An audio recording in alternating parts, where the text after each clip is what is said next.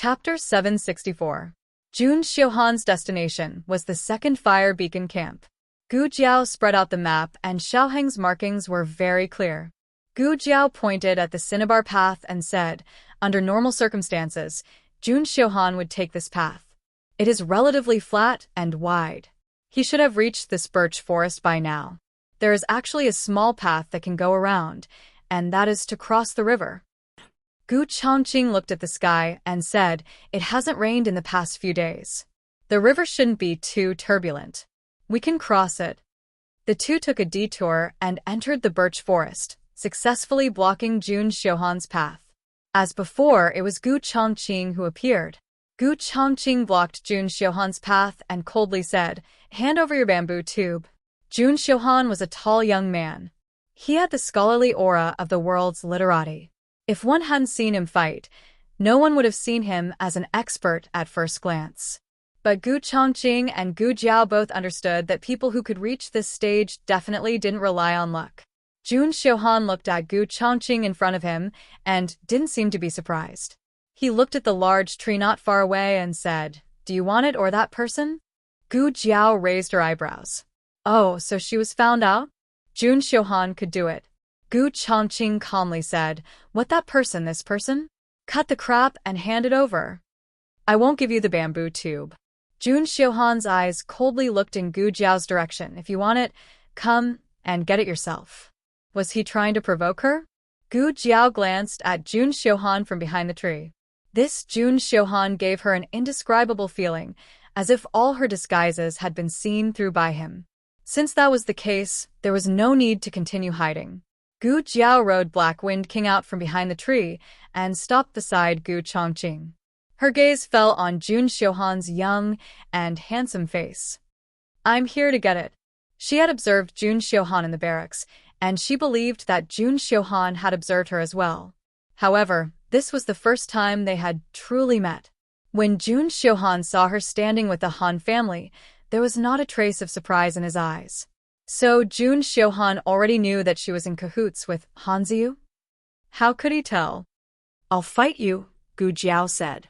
I won't fight you, Jun Xiuhan said. Gu Jiao tilted her head and looked at Jun Xiuhan. Jun Xiuhan took off the bamboo tube from his waist and threw it to Gu Jiao. Gu Jiao.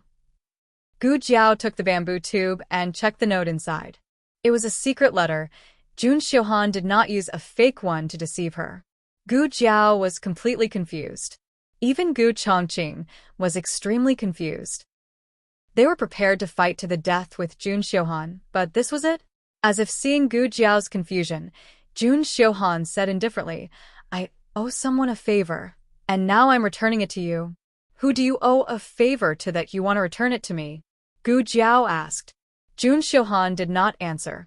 He pulled on the reins and the horse turned around, going back the way they came. But before he could take 2 steps, he suddenly pulled on the reins. There's killing intent. The next second, there was the sound of something tearing through the air from the other side of the forest. Jun Xiuhan dodged to the side. Gu Changqing pulled out his sword and blocked the hidden weapon that was aimed at Gu Jiao and himself. Gu Jiao looked at the dart embedded in the tree and said indifferently, Tang sect, Qi Xian. Ha ha ha. That's right, it's me. Accompanied by arrogant laughter, Qi Xian led a dozen black-clothed men to descend from the sky. The black-clothed men surrounded the 3 of them. In order to avoid making too much noise and being noticed by the examiners, they did not ride horses. They all used qinggong to sneak into the forest.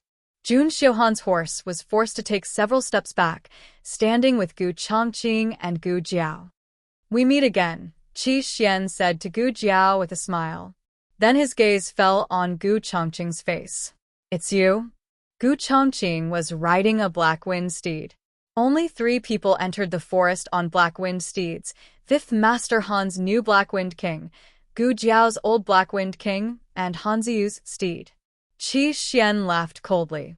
It seems that the Crown Prince made a mistake this time. He actually allowed a spy to sneak into his residence. Unfortunately, you're unlucky to have run into me. Today, I'll settle the score with you for severing Han Ye's leg tendons. Gu Jiao raised her eyebrows. Oh, your leg's healed? At the mention of this, Qi Xian's face darkened. Back in the forest, this brat had said 1, 2, 3, and then they would fight. In the end, as soon as he shouted 1, he stabbed his thigh with a spear. Stabbing wasn't enough. He even twisted his thigh, almost causing him to die from the pain. Qi Xian threatened coldly, "Xiao Lulang, don't be too proud. No matter how many times you stab me with your spear, I'll return it 10 times over." Jun Xiuhan said expressionlessly, "That's your business. I'm leaving." Qi Xian snorted, "You're unlucky. Today's matter cannot be known to anyone." In other words, he was going to kill Jun Xiuhan to silence him. Jun Xiuhan's identity was easy to guess. Among the 6 people, Jun Xiuhan was the most unfamiliar. Even without guessing, it was obvious that he was the poor student from Jia Nan Academy. Qi Xian didn't take this kind of small fry seriously. Gu Chongqing rode his horse in front of Gu Jiao, blocking Qi Xian's view. He said to Gu Jiao, "You go first. I'll settle this with him." Gu Jiao didn't hesitate and led Black Wind King out of the encirclement. Qi Xian said disdainfully, "Wanna run? Chase after them." 2 men in black jumped and slashed at Gu Jiao's back with their swords. Gu Chongqing turned around and slashed out a sharp sword aura, slashing the 2 men down from the air. On the other side, the battle between Taoist Qingfeng and 5th Master Han had reached its climax. 5th Master Han gradually felt that things were getting tricky. Although he wasn't at a disadvantage, his internal energy couldn't hold on much longer. Although he didn't want to admit it, Taoist Qingfeng's martial arts were indeed above his. Taoist Qingfeng only used 50% of his strength. If he wanted to tie with Taoist Qingfeng, he would have to use 70% of his strength. As a result, he naturally wore out his energy faster. The 2 of them punched each other again and retreated. 5th Master Han's silky silver hair had already turned into a wooden brush. He panted and said, "You're a monk. Can't you compete with me fair and square? Why did you have to use such a despicable method like stealing my secret letter?" Taoist Qingfeng said strangely, "Stealing your secret letter? I didn't." 5th Master Han said coldly, "You're still lying. Someone saw it." Taoist Qingfeng was naturally stunned. "Mu Qingchen? I've only seen him before you." 5th Master Han was stunned. If someone else said this, he would think that they were lying, but Taoist Qingfeng, he frowned. "You didn't go to Huang Shipo just now." "No," Taoist Qingfeng said. 5th Master Han said, "You didn't steal my secret letter either?" Taoist Qingfeng said, "My secret letter is mine." 5th Master Han was stunned again. "Yours?" "Yes." Taoist Qingfeng nodded and took the bamboo tube from his waist. The moment he took it, he sensed that something was wrong. He had made a mark on his bamboo tube, but this one was unmarked. "What's wrong?" "My bamboo tube has been replaced." 5th Master Han walked over to him, suspiciously. Taoist Qingfeng opened the bamboo tube. The note inside had already been taken away by Gu Jiao. It was empty. 5th Master Han pondered for a moment and reached out to Taoist Qingfeng. "Give me the bamboo tube. I have a way." Taoist Qingfeng gave it to him, without hesitation. 5th Master Han frowned. "Aren't you afraid that I'll take your bamboo tube and run away?" Taoist Qingfeng glanced at him. "I can take it back." 5th Master Han couldn't refute. "This is a military messenger tube. To prevent anyone from tampering with it, a message is left on the inside of the tube." As he spoke, he opened the bamboo tube and took out a fire roll to warm the outside of the bamboo tube. Not long after, a line of small words appeared on the inner wall of the bamboo tube. "Enter the Pine Mountain Range and ambush the enemy camp near the Purple Grass Pond. Seize the secret letter and deliver it to the 3rd Fire Beacon Camp. Personally hand it over to the left Deputy General of the garrison." 5th Master Han wasn't too surprised. He guessed that they were going to deliver the secret letter to different fire beacon camps. "This should be Mu Qingchen's," said 5th Master Han. Only Mu Qingchen and Taoist Qingfeng were going to the 3rd Fire Beacon Camp. If it wasn't Taoist Qingfeng's, then it could only be Mu Qingchen's. Taoist Qingfeng suddenly said, "Huh? His mission is different from mine." 5th Master Han looked at him in confusion. "What's your mission?" Taoist Qingfeng read out the contents of the letter from his memory. I'm a spy. I'm going to deliver the secret letter to the 3rd Fire Beacon Camp. 5th Master Han pondered. Only Xiao Luling got close to you just now. If your bamboo tube was switched, then it must be Xiao Yulong's doing. Strange. Why did he steal your bamboo tube? Don't we all have our own missions? Taoist Qingfeng thought for a moment and said, maybe it's because my secret letter is the only real one. The real letter? 5th Master Han was even more confused. Taoist Qingfeng did not shy away from reading out his mission. You are a Turkic spy. This is the real secret letter from the Turkic army. Quickly take the only secret letter to the 3rd Fire Beacon Camp and personally hand it to the right Deputy General of the rebel army in the camp. After that, he and 5th Master Han fell silent. The two of them finally realized that something was wrong. Han Ziyu, Mu Qingchen, and I have similar missions. The only difference is that we're going to rob different places and destinations. The 3 of us are all cavalrymen. If the secret letter in your hand is the real one, then the one we robbed from the enemy camp is fake. No wonder Xiao Luling stole your secret letter. Only your secret letter can complete the mission. No. Taoist Qingfeng said if there are 3 cavalrymen, then there should be 3 spies. You cavalrymen have the same mission, so we spies must have the same mission. The secret letter in my hand is not the only real one.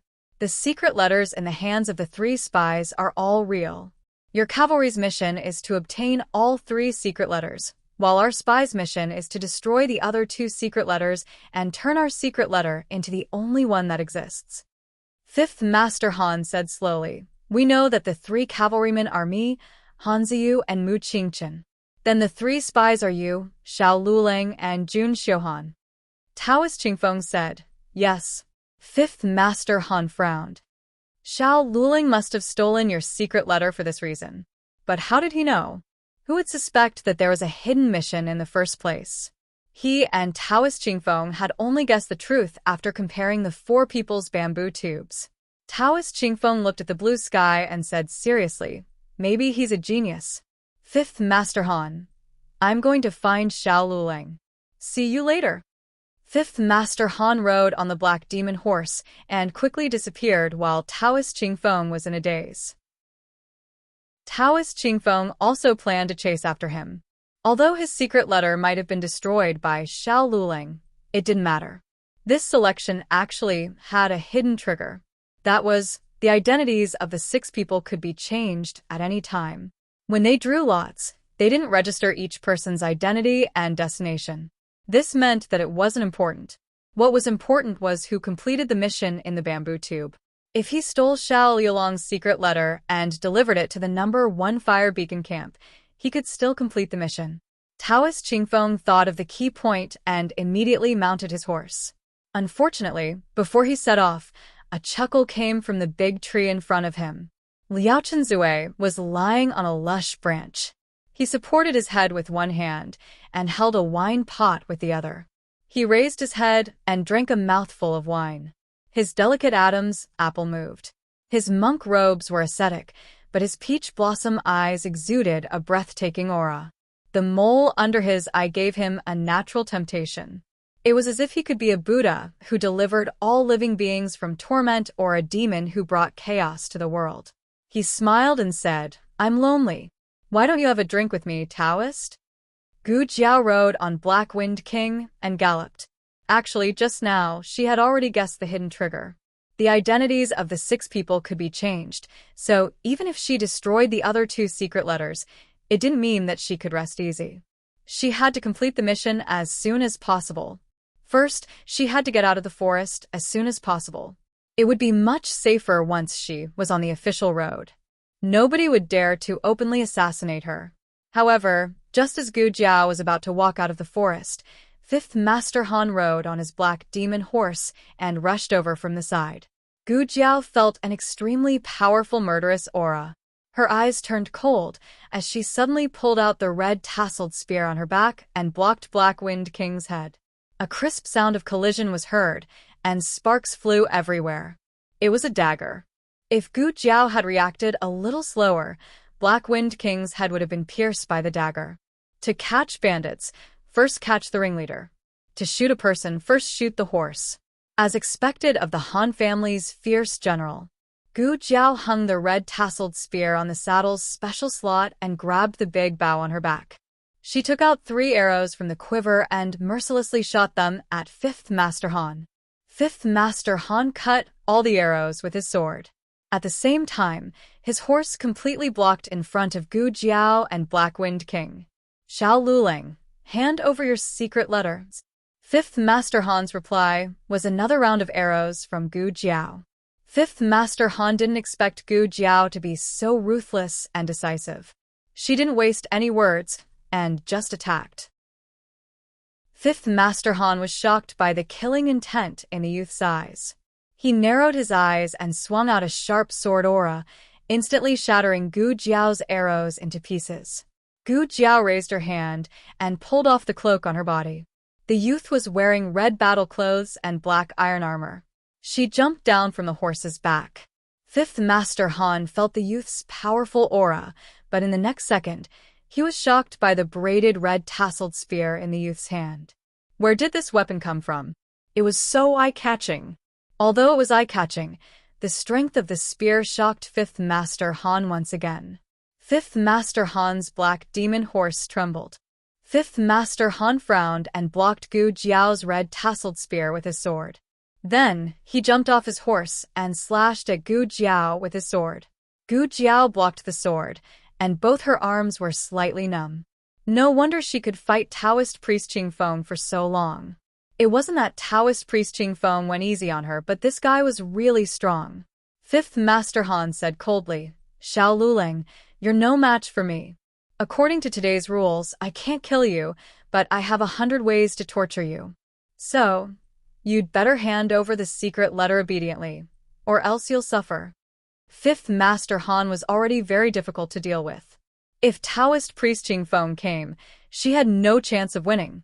She had to end this quickly. Gu Jiao didn't hesitate anymore. She looked coldly at 5th Master Han. Under his confused gaze, she took off the safety talisman on her neck. Boss, catch.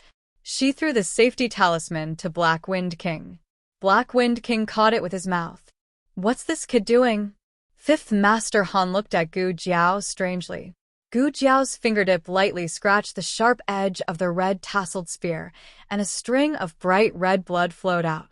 She wiped the droplet of blood on her lips. In the next second, her aura suddenly surged. 5th Master Han's expression changed. Gu Jiao pulled out the red tasseled spear, took a step forward, and jumped up. With a flip in the air, the spear in her hand was like a dragon, and it fiercely slashed at 5th Master Han.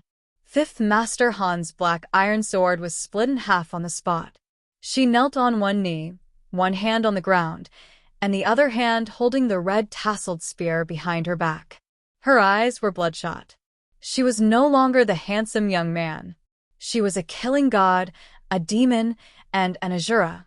5th Master Han threw away his long sword, changed his palm into a fist, and attacked Gu Jiao's vital point.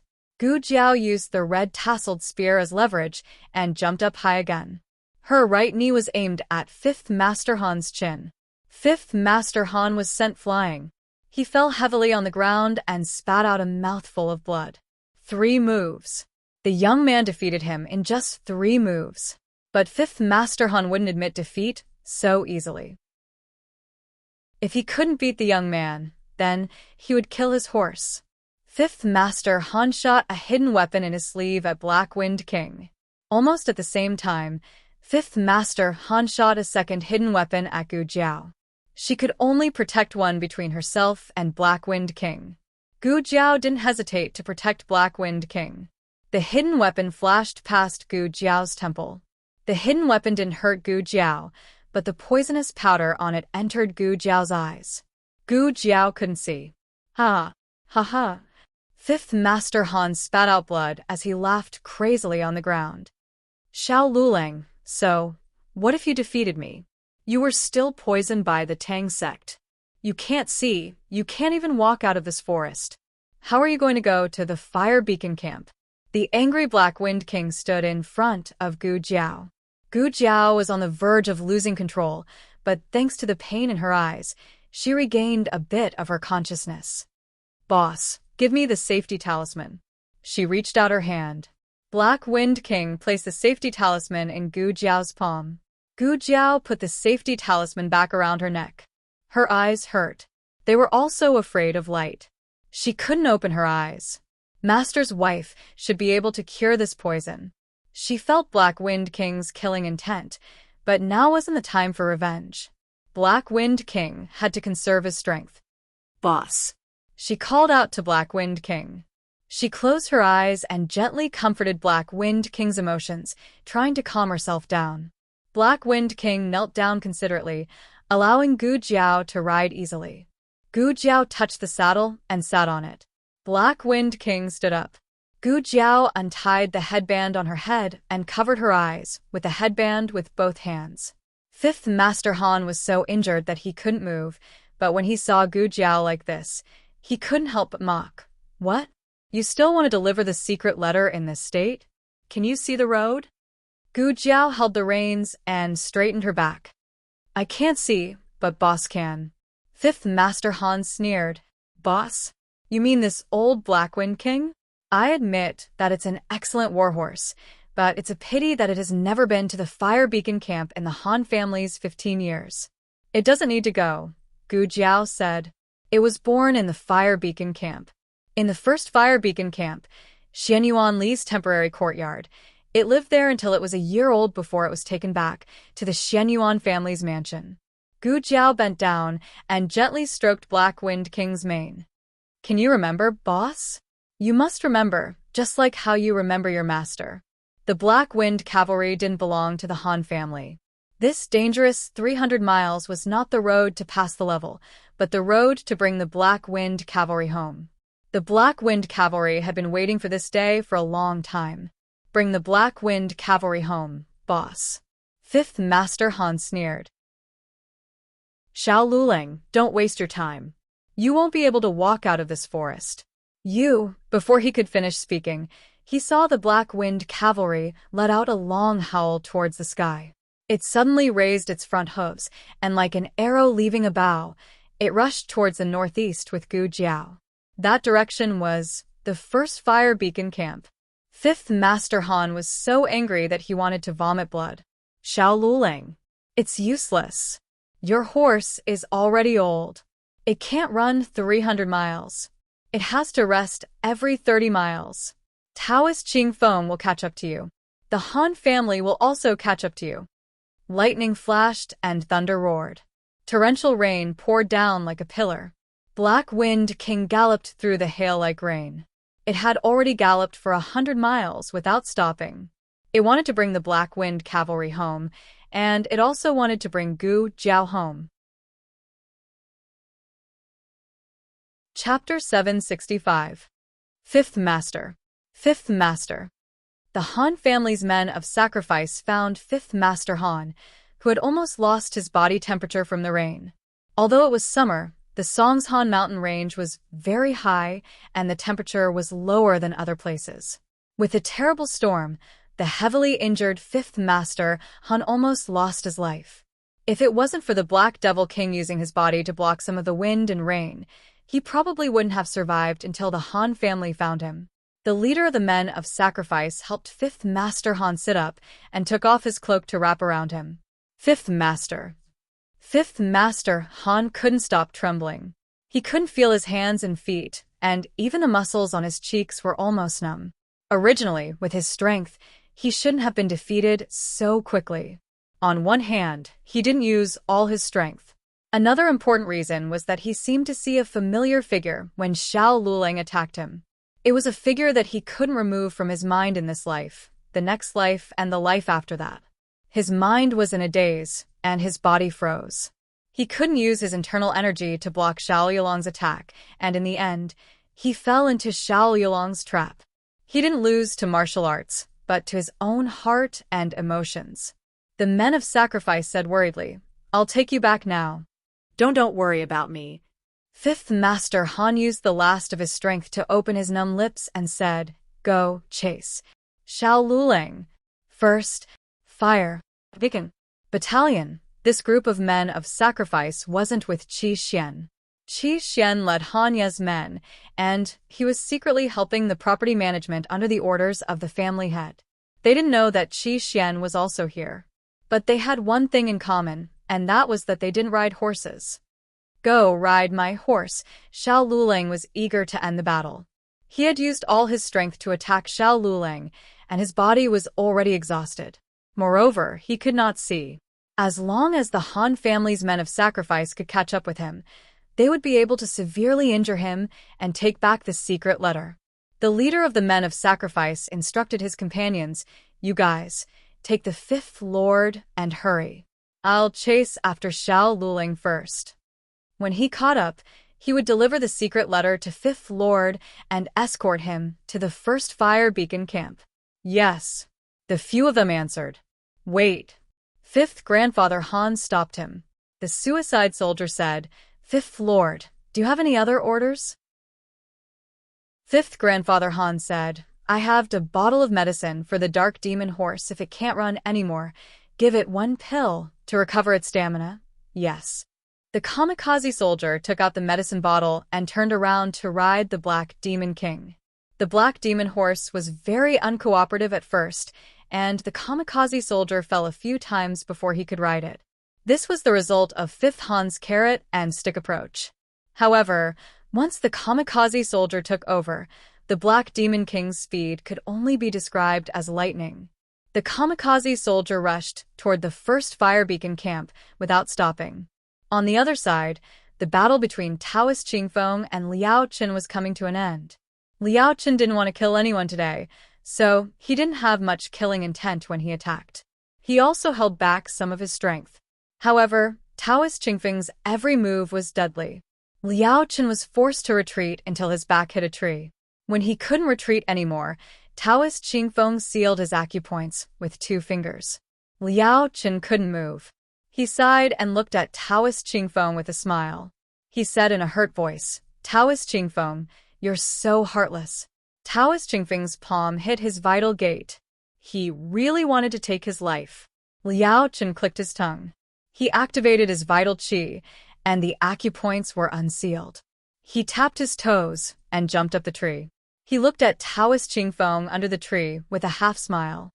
"You don't want to do this the hard way? If this continues, I'll have to be serious." Taoist Qingfeng was a cultivator. He had a tough heart and a mild temperament. He wasn't happy with material gains or sad for himself. He had already transcended the secular world. Only Liao Chen could make Taoist Qingfeng so angry that he wanted to kill someone. However, Taoist Qingfeng suppressed his desire to kill Liao Chen today. After all, he had more important things to do. He raised his head and looked at Liao Chen with his beautiful eyes. Come down. "I'll drink with you." Liao Chen curled his lips and landed gracefully. Taoist Qingfeng took out a rope from his sleeve and tied Liao Chen up. Liao Chen was speechless. Taoist Qingfeng hung Liao Chen under the tree and turned around to mount his horse. Liao Chen swayed under the tree like a small silkworm. He looked at Taoist Qingfeng's back and curled his red lips. He said with a smile, "If you dare to leave, I'll tell the world that you're the thief who was watched by thousands of disciples at Baiyun Taoist Temple on a moonlit night a few years ago." Taoist Qingfeng was about to explode. It was raining cats and dogs. The Black Demon horse kept chasing in the rain. It was very young and had a lot of stamina. It also had better endurance than ordinary war horses. It ran tirelessly, leaving the Mount Song mountain range far behind. The lightning didn't stop it. It was like the bravest warrior, chasing after its enemy without caring about the consequences. "It's not enough." The man of sacrifice grabbed the reins and wiped the rain off his face. They had already run for nearly 100 miles, but the Black Demon horse still didn't show any signs of fatigue. He had never seen such a powerful warhorse. However, it still needed to be faster. The man of sacrifice took out the pills that Fifth Master Han had given him and fed one to the Black Demon horse. The Black Demon horse quickly recovered its stamina and sped up a little.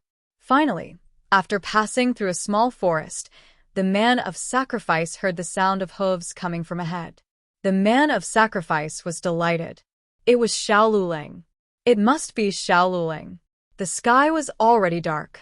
The entire world was covered in a heavy downpour. Running on a rainy night was actually a very dangerous thing to do. The cavalry's line of sight was obstructed, so they mostly relied on the warhorses' senses. Normally, warhorses would slow down. Firstly, the cavalry would request it. Secondly, warhorses had an instinct to avoid danger. However, the Black Wind King didn't slow down. It was like a bolt of lightning in the rainy night. The man of sacrifice heard the sound of hooves getting farther and farther away. He clenched his teeth. Damn it! We were about to catch up. Why does it feel like the distance has widened again? Hiya! Hiya! The man of sacrifice raised his speed to the maximum and finally caught up to the Black Wind King. This time, the distance between them was unbelievably close. The man of sacrifice unsheathed the long sword at his waist. He only needed one slash to deal a heavy blow to Xiaoluling. The Black Wind King galloped, all the muscles on its body taut. Just as the man of sacrifice slashed down, it suddenly swerved to the right and charged into the fork in the road ahead. Me. The man of sacrifice slashed down. Because he didn't expect the Black Wind King to suddenly change directions, he didn't even have time to pull the reins and stop. The Black Devil horse was too fast. In the blink of an eye, it was already 100 feet away. If it turned around and chased after the Black Wind King, it would be even harder to catch up. Forget it. You've left the fork, so you'll have to return to the main road. I'll wait for you in front. However, the Black Wind King didn't give him the chance to stop him. When he returned to the main road, he was only a horse's length away, but the Black Wind King had already run ahead. I didn't catch up again. The man of sacrifice was so angry that he didn't feel good. Wasn't it an old horse? How could it run so fast? However, it wasn't all smooth sailing ahead. There were other guards from the Han family guarding the road. When they heard the sound of galloping hooves, they drew their long swords and lined up to block the road. They were ready for battle. The Black Wind King didn't hesitate at all. As if it was breaking through mountains and rivers, it broke through the blockade of the Han family guards. 2 of the Han family guards were sent flying. It was too fast. It was too strong. This wasn't the Black Wind King they knew. The Black Wind King wasn't this strong. One of the bodyguards looked in the direction where the man and the horse had left and shouted, "Cut the rope for me." The cable bridge was in front. The guard guarding the bridge on the other side pulled out his sword and cut the ropes at the end of the bridge. The wooden bridge broke, and the broken parts hit the cliff with a loud noise. There was a distance of 10 feet between the 2 cliffs. No horse could cross it. However, the guards were surprised to find that the Black Wind King didn't slow down. What is it trying to do? It can't be trying to cross it, right? It's courting death. Are the soldiers stupid? Why aren't they stopping it? Hey. A guard shouted at Gu Jiao's back. Your horse is going to jump off the cliff. Stop it before it's too late. They couldn't let Gu Jiao jump. They hadn't gotten the secret letter from Gu Jiao yet. If Gu Jiao fell off the cliff, 5th Master Han wouldn't be able to complete his mission. Stop. You'll die. They sincerely wanted to stop Gu Jiao from falling off the cliff and dying. Gu Jiao couldn't see, but she could still sense. She heard the sound of the bridge breaking and felt the cold wind from the abyss. However, she didn't stop the Black Wind King. The Black Wind King accelerated. She wiped the blood from the corner of her mouth and grabbed the reins. She clamped the horse's abdomen and stood in the stirrups. The Black Wind King's muscles tensed as it leaped. Almost at the same time, the Black Demon Horse and the Loyalists arrived. The bridge is broken. The bridge is broken. Don't go. The Han family guard shouted. The Loyalists pulled on the reins and stopped the carriage with the Black Demon Horse at the edge of the cliff. They were able to stop the carriage because of the Loyalists and the Black Demon Horse's instinct to avoid danger. The Black Demon Horse retreated a few steps. This was a distance that even the Black Demon Horse couldn't cross. No one dared to look down. The Black Wind King and the cavalrymen were about to fall off the cliff. Ah! A guard shouted. Look! It crossed the cliff. It surpassed its instincts and overcame its fear of the cliff. It crossed a distance that no warhorse had ever been able to challenge. It was the Black Wind King, without a doubt. The guards at both ends of the bridge were stunned. For a moment, they didn't even know how to react. The Black Wind King carried Gu Jiao and smoothly ran past the Han family guards. Ah. They ran away, a guard who had been sent flying said while clutching his aching chest. However, no one dared to chase after him. The youth's unreserved trust and the Black Wind King's unwavering struggle showed them the most precious thing on the battlefield. They didn't know what kind of spirit this was, but they felt their hearts being sprinkled with hot blood. They didn't want to chase. At least not now. Fifth Master Han was right. The 3 moves that Gu Jiao used to defeat him had cost her almost all of her strength. She had never used such an overdraft fighting style in any battle before. But even so, she couldn't kill Han Ci. Han Ci was too strong. Blood flowed up her throat and spilled out from the corner of her mouth. At first, she could still swallow it, but later, she didn't even have the strength to suppress the sweet taste in her throat. Blood flowed all over the Black Wind King's back. She persevered with her willpower. The Black Wind King's situation wasn't much better. A normal horse would have to rest after running at full speed for 20 to 30 kilometers, but cavalry could only travel 70 to 80 kilometers a day. If they forced their way through, they could travel over 100 kilometers, but they still had to rest. Only when the horse ran to its death would it travel over 100 kilometers day and night. 200 kilometers. 250 kilometers. 260 kilometers. The Black Wind King approached his limit again and again. He was so tired that he wanted to collapse, but he gritted his teeth and persevered. At dawn, the rain stopped. The first rays of dawn pierced through the thin clouds in the east, passing over the peaks of the mountains and shining on the empty and quiet camp. Every day, the soldiers were awakened by the beating of the war drums. But today, they were awakened by the sound of hurried horse hooves. They thought it was an enemy attack, but when they came to the entrance of the camp, they saw a black warhorse and a blindfolded youth. A man and a horse came over with the momentum of a magnificent army. The entire mountain and river shook. Gu Jiao successfully handed the bamboo tube to the left deputy general of the garrison. The deputy general looked at the blindfolded youth and couldn't help but wave his hand at the youth. The youth didn't respond. The deputy general of the garrison was stunned. He couldn't see? Then how did he run 300 kilometers to get here? The left deputy general was about to ask Gu Jiao what happened to his eyes when he saw the man and the horse collapse to the ground. The left deputy general was shocked. Men. Call the medical officer. Is it early today?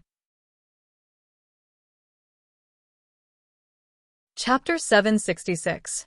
All the novels that cannot be found on the internet are available here. In the hot summer, the cicadas on the trees kept chirping. Gu Jiao woke up to the sound of cicadas. She slowly opened her eyes. Her eyes were covered with gauze. She raised her hand to remove the gauze. The dazzling light suddenly shone on her. She subconsciously closed her eyes and tilted her head. When she adjusted to the light, she opened her eyes again. In her blurred vision, she vaguely saw the familiar windowsill, the familiar table, the familiar chair, and the familiar little boy on the ground. There were no classes in the academy today. Little Jing Kong did not go anywhere. He was playing in the room while waiting for Gu Jiao to wake up. It was hot, so Xiaoheng made a mat for him on the ground. As he played, he laid down on the mat. One side of his face was pressed down until it was chubby. Saliva flowed all over the floor, and his little butt stuck up high as he fell asleep. Awake. A man's low voice came from above her head. Gu Jiao blinked and looked up at Xiaoheng. This position was too difficult. Her neck was almost broken. Xiaoheng quickly got up and sat on the edge of the bed. He stretched out his slender hand and touched her forehead. It's not hot anymore. Gu Jiao's vision was still a little blurry, but seeing that he was in a good mood, her eyes lit up. You're here too, she said. Xiaoheng pulled back his hand and snorted.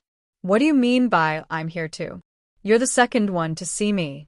Gu Jiao said seriously, "You're sitting in the wrong position. It's too high. I have to roll my eyes to see you." Xiaoheng listened to her clear words and careful logic and knew that she was fine. She was caught in the rain during the last round of selection. After being sent back to the state preceptor's palace, she had a high fever for 3 days and 3 nights. Her fever only subsided this morning. It was now afternoon. "How are you feeling? How is the Black Wind King?" The two of them asked in unison. Xiaoheng smiled helplessly. "The Black Wind King is fine." Look. As he spoke, he raised his hand and pointed outside the window. Gu Jiao looked up slightly. Unfortunately, she could not see from this angle. Xiaoheng gently helped her sit up. Now he could see everything clearly. The Black Wind King had recovered quite well. His body was wrapped in bandages, and he was enjoying the cool air under a big tree in the courtyard. The Horse King was jumping happily behind it, like an excited baby who had been injected with chicken blood, running here and there. He knew that she would be worried about the Black Wind King, so he brought it to the courtyard so that she could see it as soon as she woke up. "That's great." Gu Jiao smiled. The Black Wind King and Black Wind King Black a silent tacit understanding flowed in the eyes of the man and the horse. Gu Jiao understood that it was really fine. The Black Wind King also understood that Gu Jiao was really fine. Gu Jiao paused for a moment, then asked, "By the way, where is Gu Chongqing? Is he okay?" Gu Chongqing was up against Qi Xian. Qi Xian was an expert from the Tang sect, and he had brought many of the Han family's men of sacrifice with him.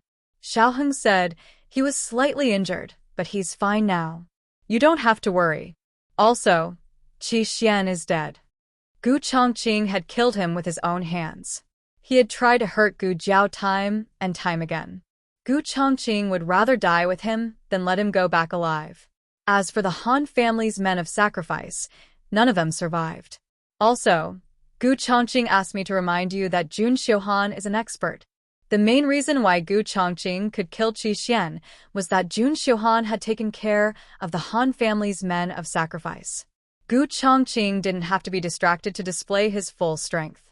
"Jun Xiuhan," Gu Jiao said thoughtfully. "I owe someone a favor, and I'm returning it to you now." Who did Jun Xiuhan owe a favor to? Why did he return it to her? Don't you care about yourself? Xiaoheng looked at her seriously. Ah. Gu Jiao was slightly stunned. "What about me?" Xiaoheng took a deep breath and told himself not to get angry. "Do you know that you had a high fever for 3 days and almost lost your sight?" Gu Jiao was confused for a moment, then nodded. "Oh, I think so. I would have forgotten if you didn't mention it. 5th Master Han used a dirty trick and poisoned me. But I can see now." It was just that she couldn't see clearly. Xiaoheng said, "Madam Nan came and detoxified the poison for you. Your eyes will slowly recover. Don't run around before that." Gu Jiao opened her mouth. "I know what you want to ask." Xiaoheng knew her too well. She didn't care about herself at all. She was worried about others. Xiaoheng said, "Gu Chongqing's antidote is almost ready. It's not a difficult poison to detoxify. It's just that some of the herbs are troublesome to dry in the sun. He'll go get it in 3 days. Can you be completely relieved now?" Gu Jiao opened her mouth again. Xiaoheng sighed. "It's not exposed. There are no side effects. Everything is very good." Gu Jiao hummed and said happily, "Mistress, you're really amazing." Xiaoheng was angry and amused. He lowered his head and chuckled helplessly. Then he held one of her hands and raised his hand to tidy up her hair. "You're amazing too, my commander-in-chief." Gu Jiao opened her eyes wide. Huh.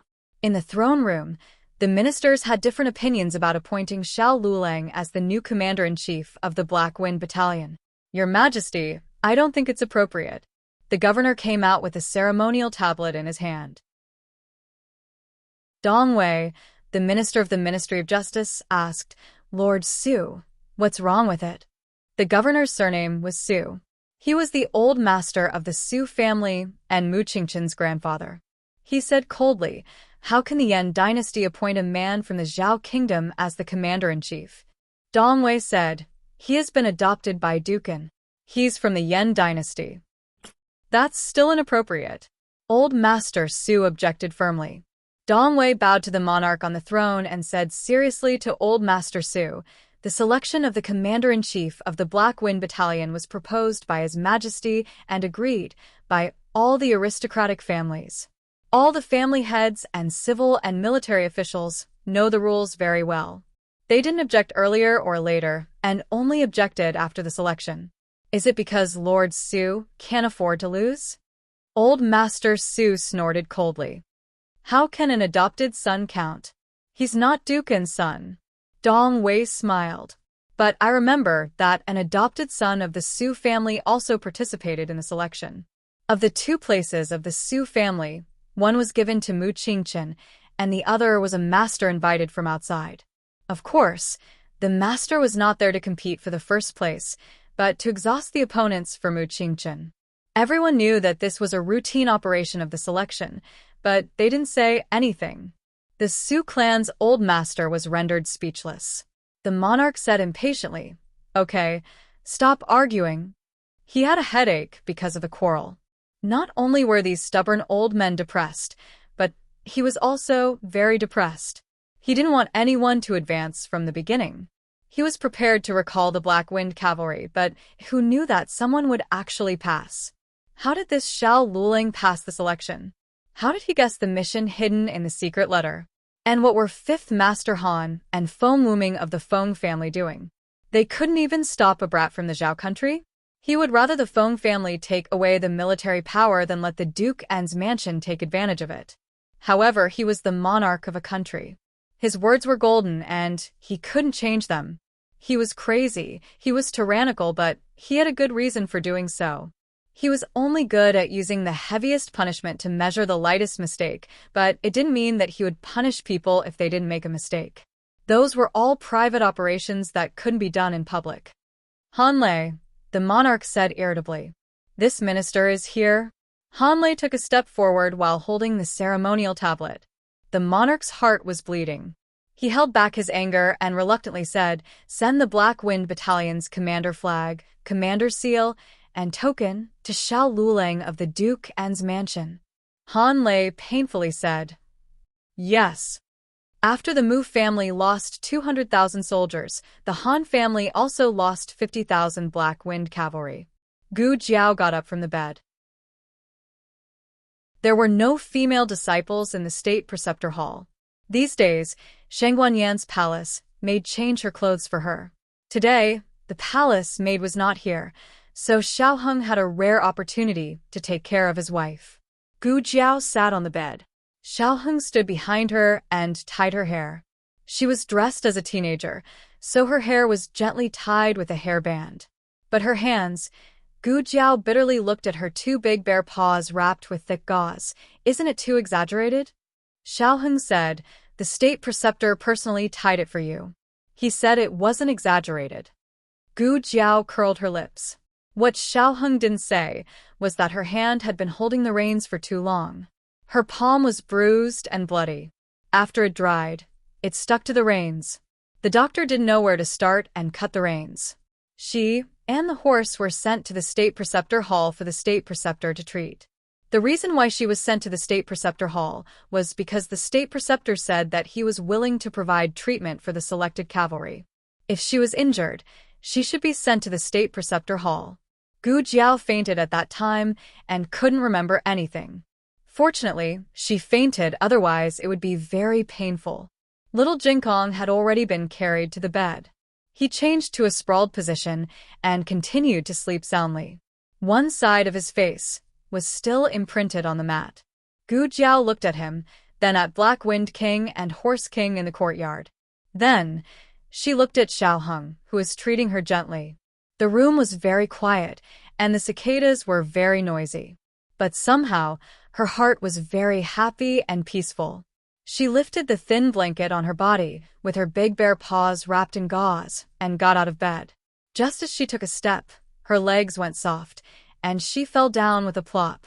Xiaoheng hurriedly reached out to catch her, but she fell too fast, and the inertia was too great. He couldn't catch her, so he had to jump forward, hold her, and fall down with her. He fell heavily on the cold and hard floor. "Are you okay?" He hugged her tightly and asked. Gu Jiao lay on his body and shook her head. "I'm fine." How about you? "Are you hurt? Am I very heavy?" Xiaoheng was still in a protective position. He held her waist with one hand and covered her head with the other. He smiled gently. "I'm not in pain. Also, you're not heavy either." Gu Jiao asked strangely, "Why are my legs so soft?" She didn't expect it at all. Xiaoheng said softly, "You used too much strength. You didn't rest for a day and night. You've been riding a horse all this time. It would be strange if your legs didn't go soft." Gu Jiao rested her head on Xiaoheng's strong chest and said with a long sigh, "My legs don't feel like they belong to me. I can't even move my toes." "Husband, you're really amazing." Xiaoheng, who didn't drive but was hit by the car, was speechless. Yu He, who just came to the door with the medicine, was also speechless.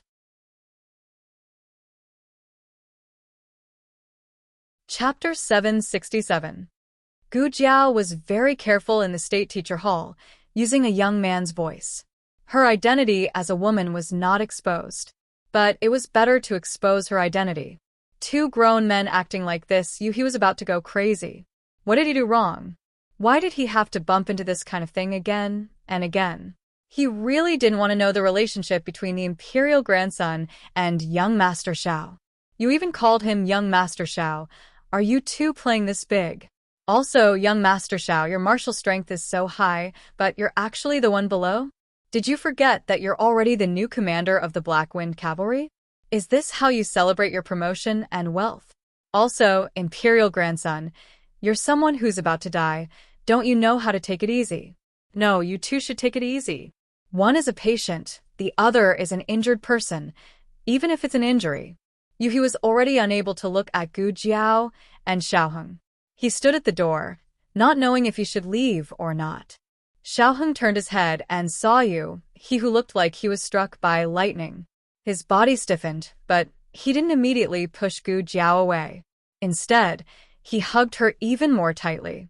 He raised his wide sleeves to tightly cover Gu Jiao's little head, and then gave he a look that said, "You'll see for yourself."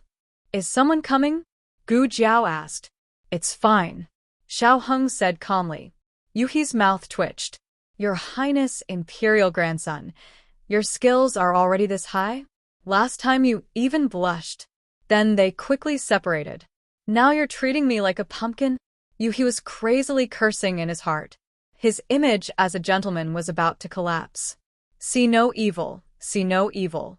Yuhi closed his eyes again and groped his way into the room. He placed the medicine on the table and groped his way out again. This kind of thing was unfamiliar the first time, but familiar the second time. He didn't bump into the pillar. He and the others had already walked far away. Xiaoheng's ears were a bit red. He was thin-skinned, so how could he remain indifferent after being seen? But compared to pushing her away, it was better to let Yuhi look at him. Thinking of her words just now, Xiaoheng was both angry and amused. "Why are you so naughty?" Gu Jiao was addicted to acting. She showed an exaggerated expression and said, "Men, you should put out the fire you started." Xiaoheng. Gu Jiao had a small notebook, and she wrote down one stroke after another. Xiaoheng didn't have a notebook, but he remembered everything. Every word, she said, had to be fulfilled. She even had to calculate the interest, the kind where interest would compound. Gu Jiao did not know that her husband had turned into a big bad wolf, thinking that one day he would eat her up. After drinking the medicine, Gu Jiao felt much more energetic. Her legs were not as sore as before, and she was able to walk a few steps. Xiaoheng felt sorry for her and brought a wheelchair over for her. "Sit on this," Xiaoheng said. Gu Jiao thought for a moment and sat on it. It was her first time sitting on it, so it was strange. "Where are you going?" "I'll push." Before he could finish his words, Xiaoheng saw someone using a big bear paw wrapped in gauze to push the wheelchair and race down the corridor. "Xiaoheng."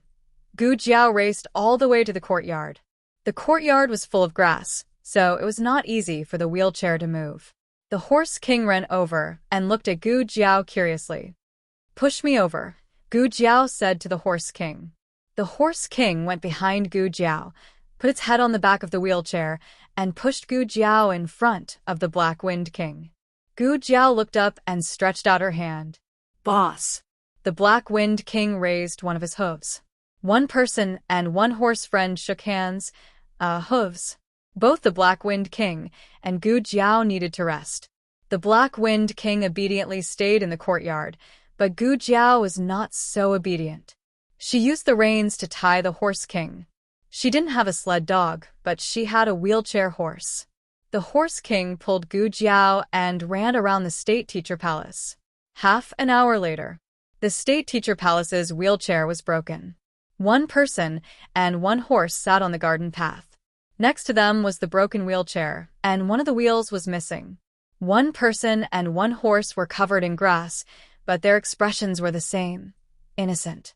When Yi Qing rushed over with the new wheelchair, seeing the mess, he wanted to say something. Gu Jiao complained first. "The quality of your State Teacher Palace's wheelchair is not good. It needs to be improved in the future." Yi Qing heard from you. That young Master Xiao woke up. So he came over for his master to see how he was recovering and whether there were any side effects. But then he saw someone crazily racing around the State Teacher Palace. He couldn't even stop him. Then he heard a loud noise. Yi Qing helped Gu Jiao back to the new wheelchair. Gu Jiao looked at the Horse King. The Horse King suddenly became energetic. Yi Qing's eyelids fiercely twitched. "Young Master Xiao, you need to rest more. You can't walk around." Gu Jiao, oh. She didn't plan on not walking around. At this time, the Black Wind King slowly walked over and took the Horse King away. The Horse King didn't want to leave, but the 2.5-year-old Horse King couldn't beat the Black Wind King. With one of the two troublemakers finally gone, Yi Qing was secretly relieved. Speaking of which, he didn't know young Master Xiao was so naughty before. Sure enough, people can't stay idle. Yi Qing went behind Gu Jiao, pushed the wheelchair with both hands, and said to Gu Jiao, "I'll send young Master Xiao back to the Qilin Palace." Gu Jiao hurriedly said, "Wait, I'm not going back to the Qilin Palace yet. Where is your master?" Yi Qing truthfully said, "Master is in the purple bamboo forest." Gu Jiao, "And take me to your master?" "Master may not necessarily see you. He's busy right now."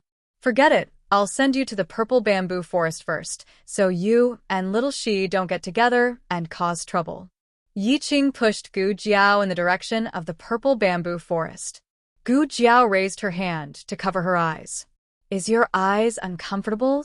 Yi Qing noticed her movements. Gu Jiao said, "Under the strong light for too long, it's a bit prickly." Yi Qing called out to a passing disciple. "Senior brother." The disciple respectfully saluted. "Go get an umbrella," Yi Qing ordered. "Yes." The disciple quickly went to the nearest courtyard to get an umbrella. "Senior brother, here." Yi Qing took the umbrella, opened it, and held it with one hand and pushed the wheelchair with the other. He had martial arts, so pushing with one hand wasn't hard at all. Gu Jiao secretly sighed. Yi Qing was quite considerate and good-looking. Did he have a girlfriend? Should I introduce one? The two entered the purple bamboo forest. The disciple in the small bamboo house was currently sweeping the front yard. The front yard seemed to have an endless amount of fallen leaves. Every time Gu Jiao came, she would see this disciple sweeping the yard. "Senior brothers." The disciple saw Yi Qing, put down the broom, and respectfully saluted. Then he also greeted Gu Jiao. "Young Master Xiao, is Master done?" Yi Qing asked. "Not yet," the disciple said. Yi Qing hesitated, but still said to the disciple, "Go tell her that young Master Xiao is here." "Yes." The disciple put down the broom, walked up the steps, took off his shoes, opened the half curtain, and entered the house. Not long after, the disciple came out and respectfully said, "Master invites young Master Xiao in." Yi Qing deeply looked at Gu Jiao. Coincidentally, Gu Jiao also looked back at him. For eyes met, Gu Jiao asked puzzledly, "Why are you looking at me like that?" Yi Qing said, You are the first to make Master break the rules again and again. Gu Jiao touched her chin. That's because your Master and I both came from another time and space, so we can be considered half of the same hometown. Yi Qing pushed the wheelchair into the yard, and the disciple laid a wooden board on the steps to facilitate the wheelchair. The state preceptor was not in the central room. Come in. The state preceptor's voice came from the study. Yi Qing pushed the person into the study and said to the state preceptor who was organizing the treasure, Master, disciple will leave first. The state preceptor faintly replied. Yi Qing turned and left the house. The study was similar to what Gu Jiao saw last time. Children's toys, rolled-up portraits, polished clay figurines. The state preceptor was currently wiping a little person on a clay figurine. The one sitting alone in a row seemed to have a very different status. The relationship between people was always progressing in getting along. There were some things that Gu Jiao would not ask before, but now, she asked smoothly, Are these three little people you, Xianyuan Li, and the state preceptor? No. The state preceptor said. Huh? Gu Jiao looked at him in surprise. The state preceptor stopped wiping the clay figurine and said, There is no state preceptor. Oh, then there are you and Xianyuan Li. Gu Jiao looked at the little clay figurine and said, I am very curious. Who is the person who can sit with you and Xianyuan Li? It seems that his status is very different. A very important person, a teacher, and a friend. The state preceptor said. Gu Jiao raised her eyebrows. The evaluation was a bit high. The state preceptor put the clay figurine back on the shelf and put down the rag in his hand. He turned and looked at Gu Jiao. You seem to be recovering well. Gu Jiao said, It's okay. My legs are a bit weak, my eyes are a bit sensitive to light, and I can't use my hands. Other than that, I am fine. The state preceptor nodded.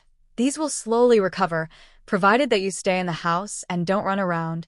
It seemed that the state preceptor had also heard the news of someone racing in the state preceptor hall. Gu Jiao decisively changed the topic. I came here today to talk to you about something. Speak. The state preceptor said. Gu Jiao said seriously, It is about what you promised me last time. You said that as long as I win the Black Wind Cavalry, you will tell me the whole truth. It is time for you to fulfill your promise. The state preceptor picked up a scroll and slowly opened it. It was a portrait of Jing Yining. He looked at the portrait and said, Last time you asked me what my relationship with Jing Yining was. But I think that you did your best not just to know my relationship with Jing Yining. You want to know more about Jing Yining. Gu Jiao also glanced at the portrait. That's right, I am very curious about Jing Yining. The state preceptor raised his eyes and looked at her with a complicated expression. Have you ever thought about why you are curious about a stranger? This question stunned Gu Jiao. Yes. Why did she like Jing Yining? The state preceptor said, You are Jing Yining. Gu Jiao was slightly stunned. The state preceptor did not keep her in suspense and did not beat around the bush. He simply put the facts in front of her. You are Jing Yining, and Jing Yining is you. Gu Jiao blinked and said, How is that possible? The state preceptor put the portrait back and said, Think about your medicine box and your experience. What is impossible? Gu Jiao was silent. The medicine box did have the ability to tear time and space. As for whether she was Jing Yining or herself in her previous life, there was no doubt about the answer. She got the medicine box during a mission in her previous life. It should have belonged to her godfather, but he said that the box was too ugly and he didn't want it, so he gave it to her. Gu Jiao thought for a while and said, That's still not right. If I am Jing Yining, why don't I have any memories of her? The state preceptor said, Your brainwaves were damaged when you traveled through time and space, which affected your memories. The state preceptor continued, Xianyuan Zi was poisoned when she was pregnant. It was a very powerful poison that could kill both a person and a fetus.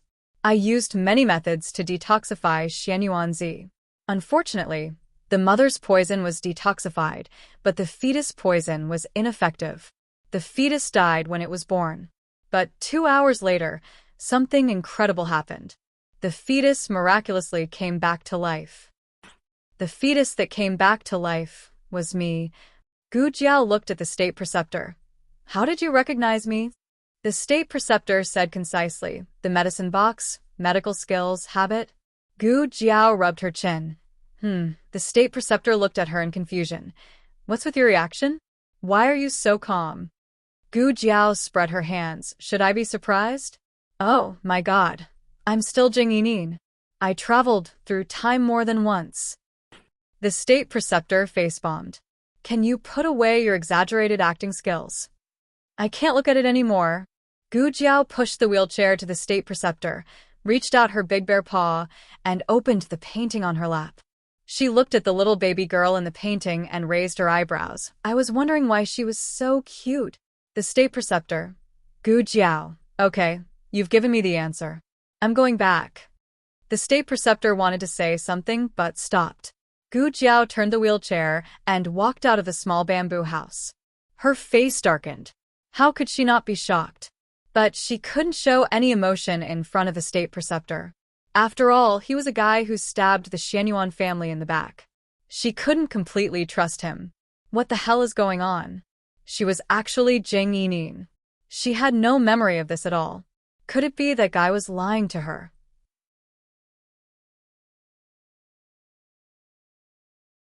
Chapter 768. It's not impossible. He put all kinds of things of Jing Yinin in the study and pretended to be very concerned about Jing Yinin. Then, he tricked her by telling her that she was Jing Yinin. He used this to win her over and make her work for the state preceptor hall. This guess is very reasonable. Moreover, that guy was obviously holding back. He still had things he didn't say.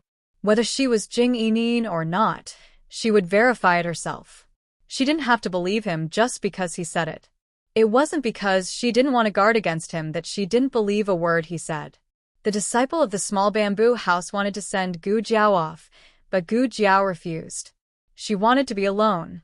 When she pushed the wheelchair out of the purple bamboo forest with her clumsy bare paws, Xiaoheng, who had been waiting outside for a long time, quickly walked over. I'll do it, Xiaoheng said. Oh. Gu Jiao let go of the wheelchair and put her bare paws on her lap. She was thinking about something when she came out and forgot to take an umbrella. The sun was so strong that it hurt her eyes. Suddenly, the light above her head dimmed. Xiaoheng opened an oil paper umbrella over her head. Xiaoheng said softly, Master's wife said that your eyes might be a little afraid of light these days. Gu Jiao's heart warmed. Her husband was so considerate. She reached for the umbrella. I'll do it myself. You can push the wheelchair. Xiaoheng rejected her hand. I still have this bit of strength. Gu Jiao thought of the young and powerful body she felt when she pressed down on him. It was indeed not as thin as it was before. Did you secretly train behind my back? Not only did he have abs, but he also had small pecs. There were also smooth lines on his arms. They weren't exaggerated and were just tight.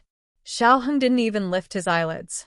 He was calm and didn't seem to use any strength. How is that possible? I don't even have enough time to study. The wheelchair was really heavy. It was indeed strenuous to use one hand. But I can't let my wife know that I can't do it. A man cannot do it. From tonight onwards, I'll have an extra hour of training every night. Xiaoheng used all his strength to push Gu Jiao back to the Qilin Hall. Just as he reached the entrance, he ran into Duke Gua and Second Master Jing, who were coming out from inside. While Gu Jiao was unconscious, and Guogong came to visit her every day. The fact that Gu Jiao was his adopted son had long been known to everybody, so he didn't have to hide it. Besides, he could also visit the crown princess in passing, but he had to be more cautious. After all, he and the crown princess were the remnants of the Xianyuan family. He had just finished greeting the crown princess when he heard that Gu Jiao had woken up and was out for a walk. He couldn't wait to come over and look for her. His luck was pretty good. Second Master Jing said in astonishment, You guys are back? My big brother is just about to look for Lulang.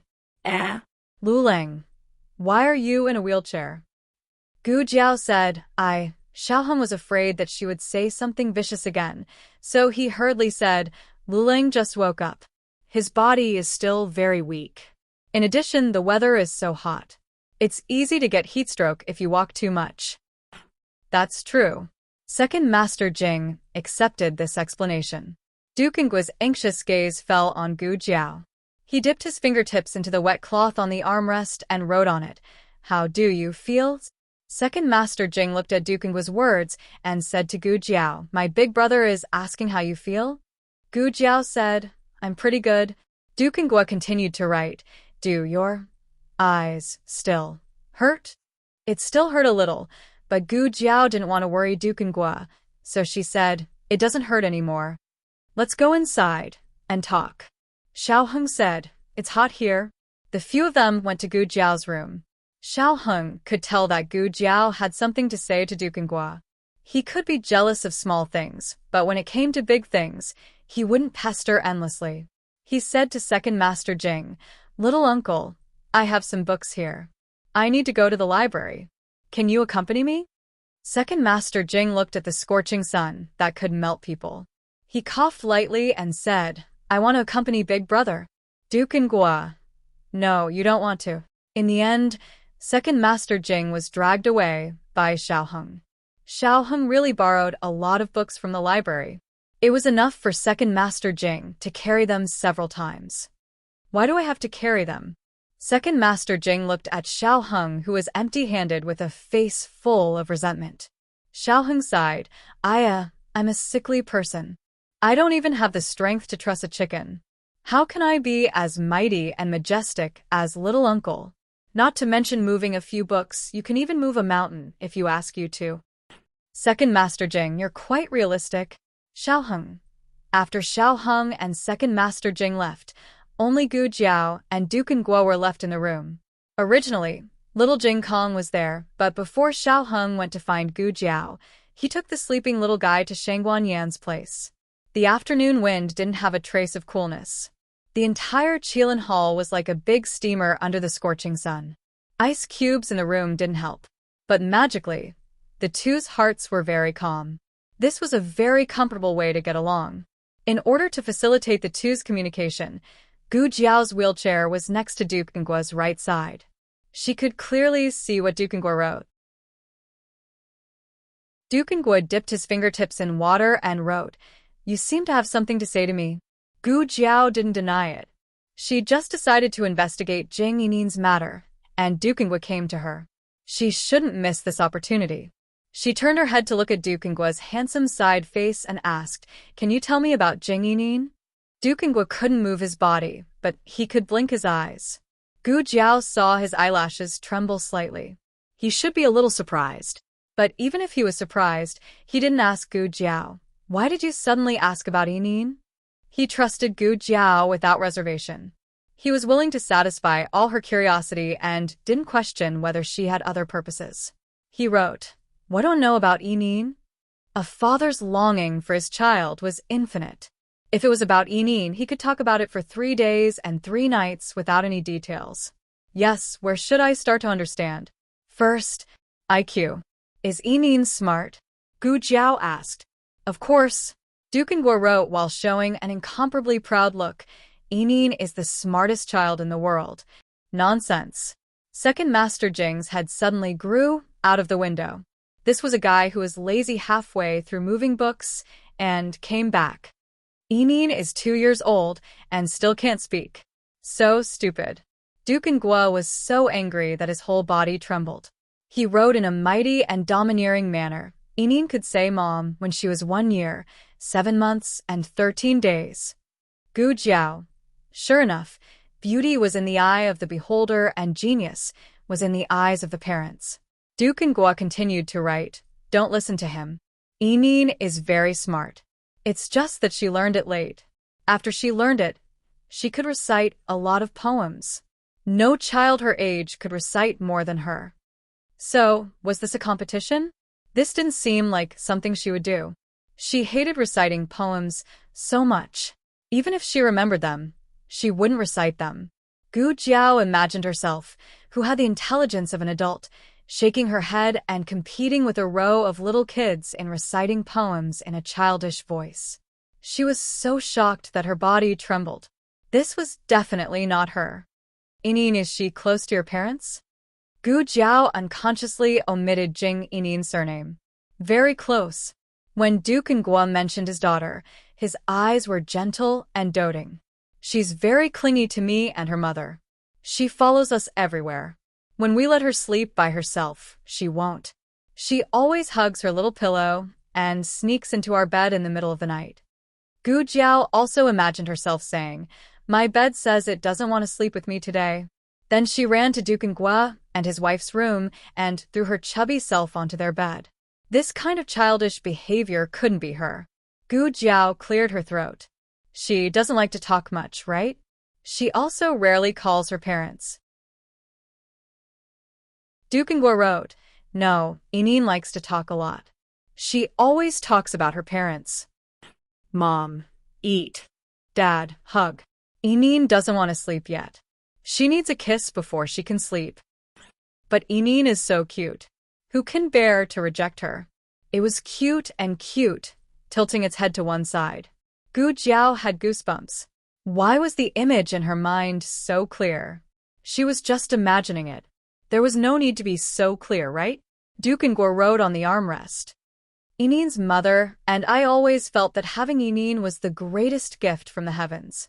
Gu Jiao looked at the words on the armrest and suddenly fell silent. Being loved by Duke Ngua and Xianyuanzi while growing up must be a very happy thing. Surnamed Gu. Take your daughter away. I don't want to see her again. Mom, I don't want you anymore. Don't call me Mom anymore. I'll be good. I won't cry. I won't eat. Open the door. Mom, I'm so cold. It's so dark here. I'm scared. Mom, this was her childhood. This was a night that would never be redeemed.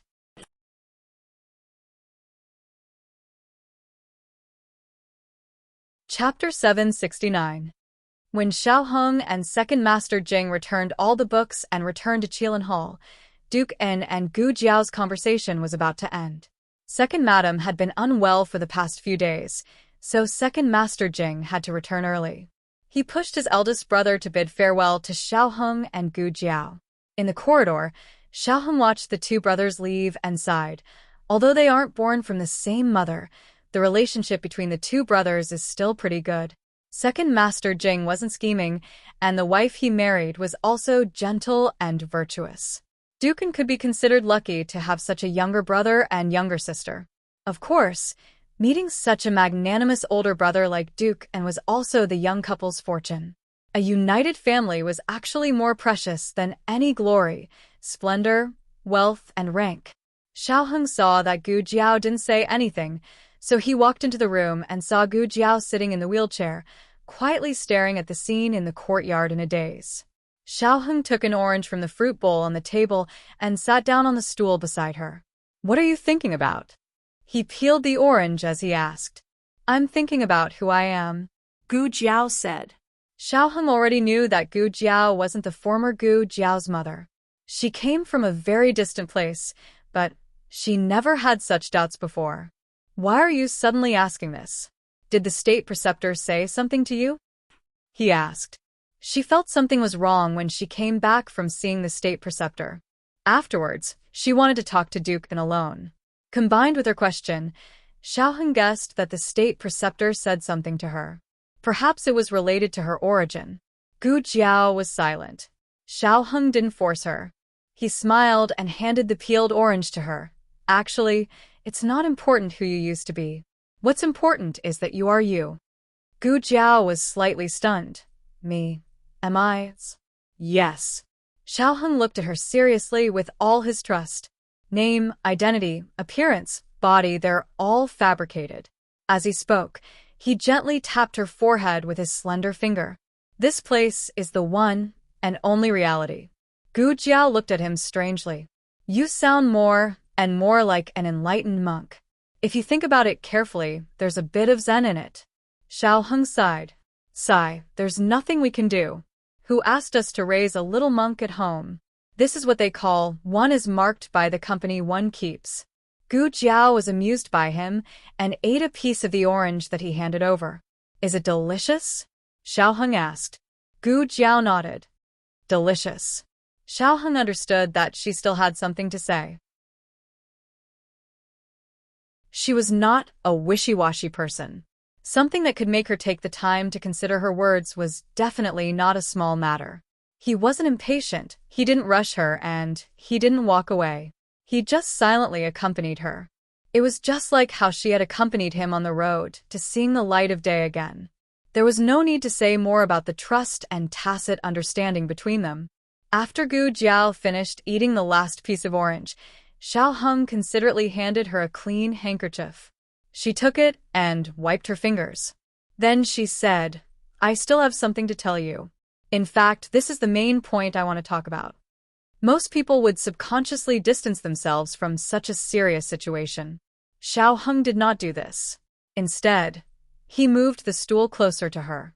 Looking at her delicate profile, he said, "Okay, I'm all ears." Gu Jiao glanced at him and said, "It's not a good thing. It's fine if you're not all ears." Xiao Heng smiled. "Then I still want to listen." Gu Jiao paused and asked, "Do you know the crimes of the Xianyuan family?" Xiao Heng nodded. "I saw the files of the Xianyuan family in the library. It recorded dozens of serious crimes, colluding with the Great Jin dynasty, betraying the country, ceding border cities, killing loyal people, embezzling money, privately making dragon robes, starting a rebellion. The crimes of the Xianyuan family are too numerous to be recorded." Gu Jiao said, "What I'm about to say is related to the Xianyuan family." Xiao Heng looked at her gently, indicating that she could rest assured and continue. Gu Jiao said seriously, "I want to redress the Xianyuan family. I want to defeat the emperor of the Yan dynasty." This was not a decision she made after learning about Jing Yinin's background. It was a seed that had sprouted in her heart since a long time ago. She said to Xiao Heng, "You don't have to join. The emperor of the Yan dynasty has no intention to hurt you. Even if your identity is exposed, you are still his real grandson. He will not hurt you, nor will he hurt Shangguan Yan. Your real enemies are only the crown prince and those who covet the throne." Those people were much easier to deal with than the emperor. The emperor was too powerful. Overthrowing his imperial power was something that even the Xianyuan family, who had millions of soldiers, couldn't do. It was too difficult for Gu Jiao to deal with him. There was almost no chance of winning. Gu Jiao could die by herself, but she didn't want to drag Xiao Heng down with her. "Haven't we been doing this all the time?" Xiao Heng held her hand and looked deeply into her eyes with a trace of astonishment. "Sending the little monk home is not your wish alone. You're not the only one who has the privilege of risking your life for the person you love. Only you can risk your life for me, but I can't go through the fire for you." When he finished speaking, his eyes were deep, as if he was hurt by her. "We are husband and wife. Do you want to leave me alone?" Gu Jiao was amenable to coaxing, but not coercion. She had no resistance to this little puppy's eyes. She sat in the wheelchair in a daze and even forgot what she was going to say next. Xiao Heng sighed bitterly. "Do you have no confidence in me or in our relationship?" Gu Jiao. This debate was not Gu Jiao's strong point. Fighting was her strong point. Even if she had 10 mouths, she still couldn't win against Xiao Heng. Gu Jiao scratched her fingers. "But he is your grandfather." Xiao Heng said, "The grandfather who slaughtered my grandmother's whole family." "That's right." Gu Jiao asked, "You really won't regret it?" No. Xiao Heng looked at her and gently pinched her fingertips. "So now, can I join you, my commander-in-chief?" What kind of flirtatious tone is this? Why did the style of a serious conversation become a bit strange at the end? Gu Jiao looked at the big bear paw and rolled her eyes. "I have to think about it and review your qualifications as an ally." "And me?" Shangguan Yan walked in with a crutch. Xiao Heng was planning to use his handsome man trick. But after being scared by Shangguan Yan, he was so shocked that he directly jumped up from the stool. "Mother, when did you come over? Why didn't I hear any sound?" "I didn't hear anything and I didn't see you do anything. I thought you knew I was coming?" Shangguan Yan whispered and came to the front of the two. She looked at Gu Jiao condescendingly and said, "I also want to join." Gu Jiao looked at her. "Are you sure?"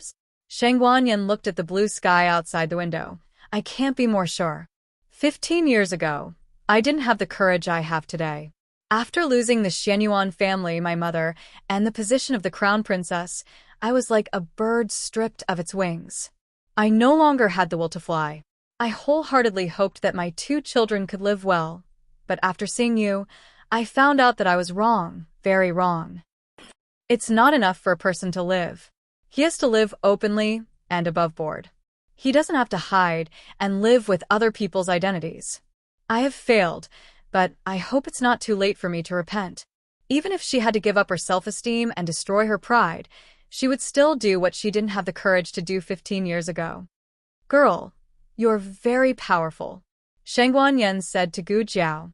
I know, Gu Jiao said. Shangguan Yan's mouth twitched. I am already very narcissistic, but I didn't expect this girl to be even more narcissistic than me.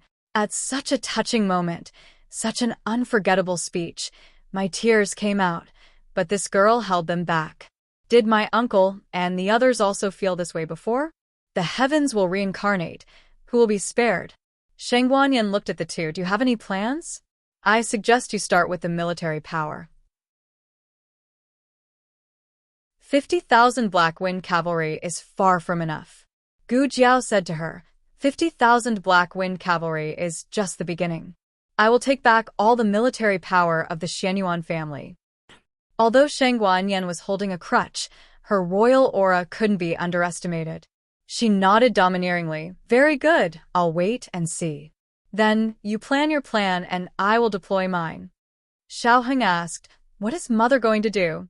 Shangguan Yan clenched her crutch. Her eyes were cold. Take back the position of the crown princess.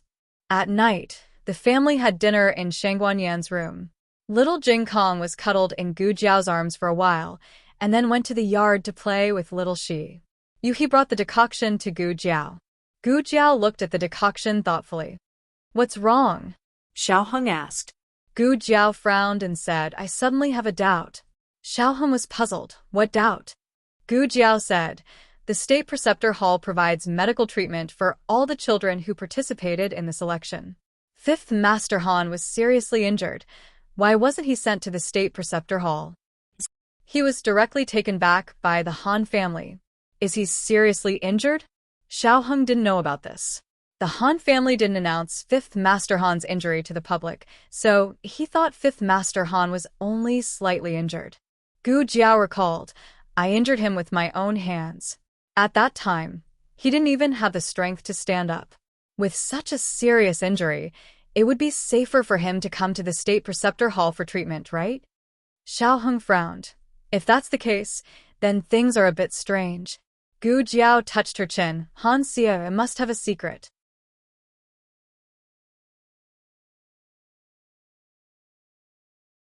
Chapter 770. The Han Family. As night fell, the servants lit up the candles in 5th Master Han's courtyard. The lanterns in the corridor were also hung up one by one. 5th Master Han was meditating in the room. Old Master Han was sitting in the hall beside him. Han Lei and 3rd Master Han were also there. Han Lei had his hands behind his back and was pacing around the room with a frown. 3rd Master Han said helplessly, Big brother, can you stop pacing around? You're making me dizzy. Han Lei said rudely, if you don't want to stay here, go back. 3rd Master Han glanced at the old man who had his hands on his cane and his eyes closed. He muttered to himself, I want to go back, but if I don't care about 5th Master, won't the old man strangle me to death? After an unknown amount of time, a long breathing sound finally came from 5th Grandfather Han's room. Han Lei's eyes lit up. It's 5th Master's. Old Master Han slowly opened his old and sharp eyes and said in a deep voice, You two go next door and check on the situation. Yes, Father, Han Lei replied. Han Lei and the sloppy 3rd Master Han went next door. There was no one else in the room except for 5th Master Han, who was meditating and healing. In the past few days, Gu Jiao wasn't the only one recuperating. 5th Master Han had also walked around the gates of hell. Han Lei quickly walked to the bed and asked with concern, 5th brother, how are you feeling? 5th Master Han took a deep breath and slowly exhaled. He opened his eyes and said, Much better. Han Lei was still a little worried. He looked him up and down and said, Are you really not feeling uncomfortable? Do you want to call a doctor to take a look? Fifth Master Han said lightly. Big brother knows my situation very well. There's no need to call a doctor. It's useless. Han Lei was speechless. Yes, Han Si's situation was indeed incurable, but there was no need for treatment. He recovered very quickly. This matter started when Han Si was poisoned when he was young. That year, Han Si was only 11 or 12 years old. He went out hunting with the elders of the clan and got separated from his family on the way. He was accidentally poisoned. At that time, many of the Han family's guards were poisoned with him. When the elders of the clan came to find them, the guards had all died from the poison. Only Han Si was lucky enough to survive. The elders asked Han Si what happened and why she was poisoned. Han Si remained silent. Since then, Han Si's body had undergone an incredible change. First, his punches and kicks became faster, and then his internal strength became more violent. A martial artist's inner strength was measured by years, but Han Si's inner strength increased every month. All of a sudden, he became the most talented youth in the clan. Logically speaking, such good news should be made known to the world. However, just as the Han family was planning to do so, they unexpectedly discovered a strand of white hair on Han Si's head. They had only seen young people with white hair in novels. They had never thought that it would happen to Han Si. Han Si's sudden talent came at the cost of overdrawing her lifespan. This strange thing happened after Han Si was poisoned, and the Han family guessed that it was the aftereffects of the poison. The stronger Han Si was, the faster she would age. In order to save her life, Han Si could only give up on pursuing higher martial arts realms. The path of a genius stopped here. Even so, Han Si still aged faster than a normal person. If it weren't for Han Ye's accident, the Han family wouldn't have let Han Si take action. Fifth brother. Third Master Han looked at Han Si's hair and widened his eyes in a daze. Han Si originally only had a layer of silver hair on the surface, but now, the inside was much whiter. Fifth Master Han said indifferently, I'm fine. Third brother. Ah. Third Master Han fell silent. Han Lei voiced his doubts. Speaking of which, fifth brother, how did you lose to Xiao Lulang? Han Si paused and told him the truth. I was distracted during the fight. Han Lei was shocked. It's taboo to be distracted. Fifth brother, how could you make such a low-level mistake during the fight? Han Si was silent for a moment before saying indifferently, I just thought of someone. Is it that person from the Xianyuan family? Fifth brother, you. Han Lei didn't finish his sentence. Han Lei sighed and said earnestly, Fifth brother, you should let it go. All these years, third brother and I have been hiding things about you from father for you, but don't always make things difficult for us. Han Si said in a low voice, Thank you, big brother and third brother. Third Master, Han waved his hand. Brothers don't talk about this. It's big brother who doesn't want to hide it anymore. I didn't say anything. I can hide it for a lifetime. Han Lei glared fiercely at this prodigal. Third Master Han shrunk his neck resentfully and didn't dare to say anything else. Han Lei continued to look at Han Si. But fifth brother, tell big brother the truth. Is Xianyuan Xiaolu really dead? Han Si looked into big brother's scrutinizing eyes and said seriously, he's dead. I killed him with my own hands. Han Lei smiled embarrassedly. Big brother isn't suspecting you. Big brother just feels that you were too close to him back then. After the Xianyuan family's incident, you still secretly hid him. If the guards hadn't discovered it in time, our Han family would have been charged with harboring a traitor, Han Si said. Big brother also saw the corpse. He is indeed dead. Han Lei was frightened by his younger brother's gaze. He smiled and said, All right, let's not talk about those unlucky things. You should recuperate well. Strictly speaking, this matter isn't your fault. It's that Xiao Lulang who is too cunning. When we find an opportunity in the future, we'll get rid of him. The Black Wind Cavalry will return to our Han family sooner or later. Han Si didn't continue the previous topic. He said, I heard that Qi Xian is dead. At the mention of this, Han Lei became angry. Qi Xian, Even hid the fact that he went to assassinate Xiao Luling from me. He almost got into big trouble. It doesn't matter if he's dead, but it won't be good if he implicates our Han family. Han Ci didn't understand and asked, how did he die? Han Lei replied, his organs were pierced by a long sword and he died. None of the guards he brought with him survived. They were all killed by the long sword. The coroner estimated that the time of his death was noon that day. Han Ci recalled and said, at noon, I was fighting with Taoist Qingfeng. No. What's wrong? Han Lei looked at him.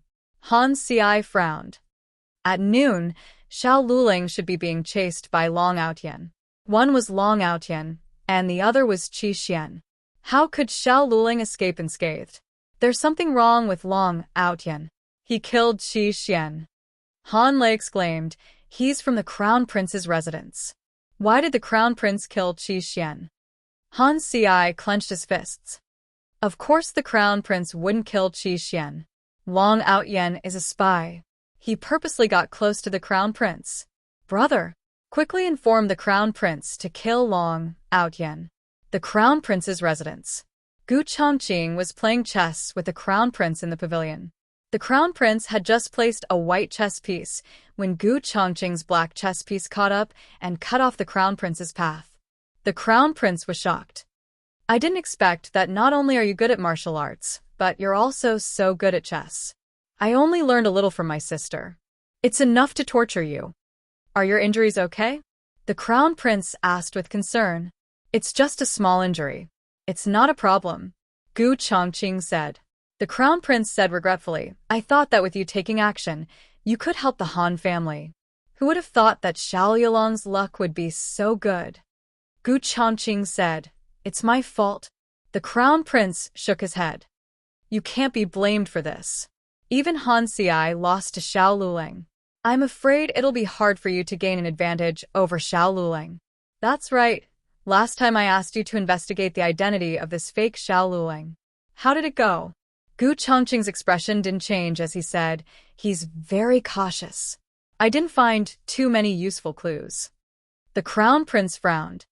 I'm afraid only Nangong Li knows who this fake Xiao Luling is. It's a pity that Nangong Li died. If he didn't die, the fact that his sister was Gu Jiao would have been exposed. It was good that he died.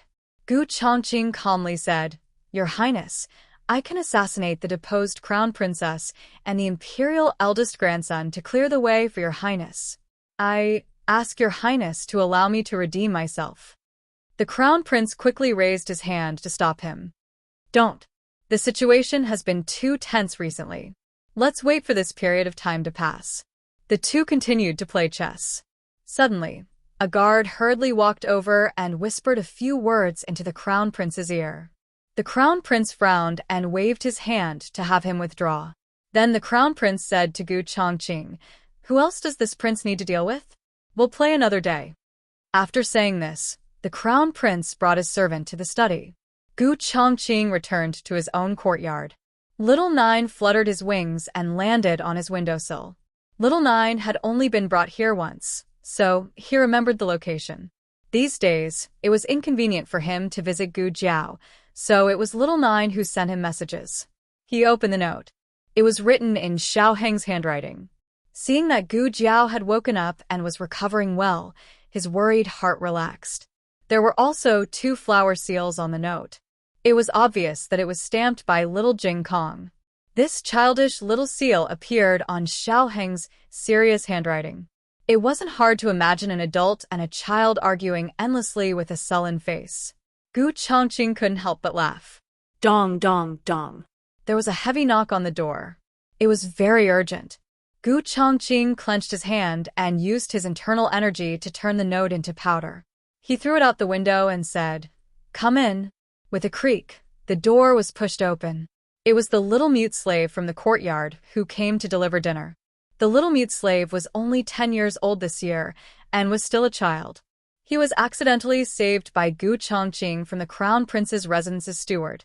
Since then, he had been following Gu Chongqing. He put the box of food on the table and anxiously gestured to Gu Chongqing for a while. Gu Chongqing didn't understand. I taught you how to write. Can you write? The little mute slave grabbed the writing brush and scratched her head. She racked her brains for a long time before she finally wrote 2 words on the paper that were missing a few strokes. Danger, danger. Gu Chongqing thought for a moment and asked the little mute slave, "Are you saying that the crown prince's residence is in danger?" The little mute slave nodded and anxiously pointed to the door. He anxiously ran a few steps. This time, Gu Chongqing understood. The little mute slave wanted him to quickly escape. Gu Chongqing stood up, grabbed the sword on the table, and rushed out the door. However, as soon as he stepped over the threshold, a long sword with a cold gleam pierced towards him, stabbing into his chest.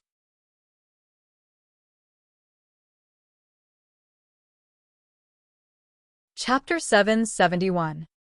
Gu Chongqing's body stiffened as he looked at the shadowy man in front of him in shock. The man was wearing a black robe and a black cloak. His face was hidden in the darkness, only revealing a pair of eyes that were colder than a sword. The man's long sword pierced through Gu Chongqing's chest.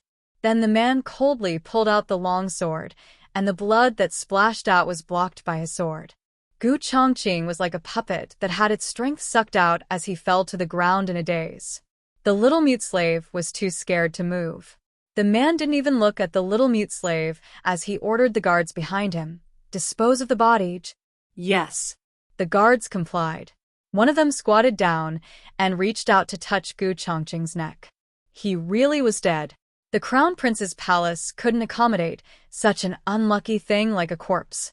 Several people found a dilapidated cart and threw Gu Chongqing's body onto the cart. The sky that had been hot all day suddenly thundered. It looked like it was going to rain. The guards covered the body with a straw mat and walked out from the back door of the crown prince's palace. Lightning flashed and thunder roared in the sky. Along the way, they met many pedestrians who were in a hurry to find shelter from the rain. "Ah, how unlucky. Why is it us again?" one of the guards driving the cart said. Another guard said, "It's not bad to come out for a walk.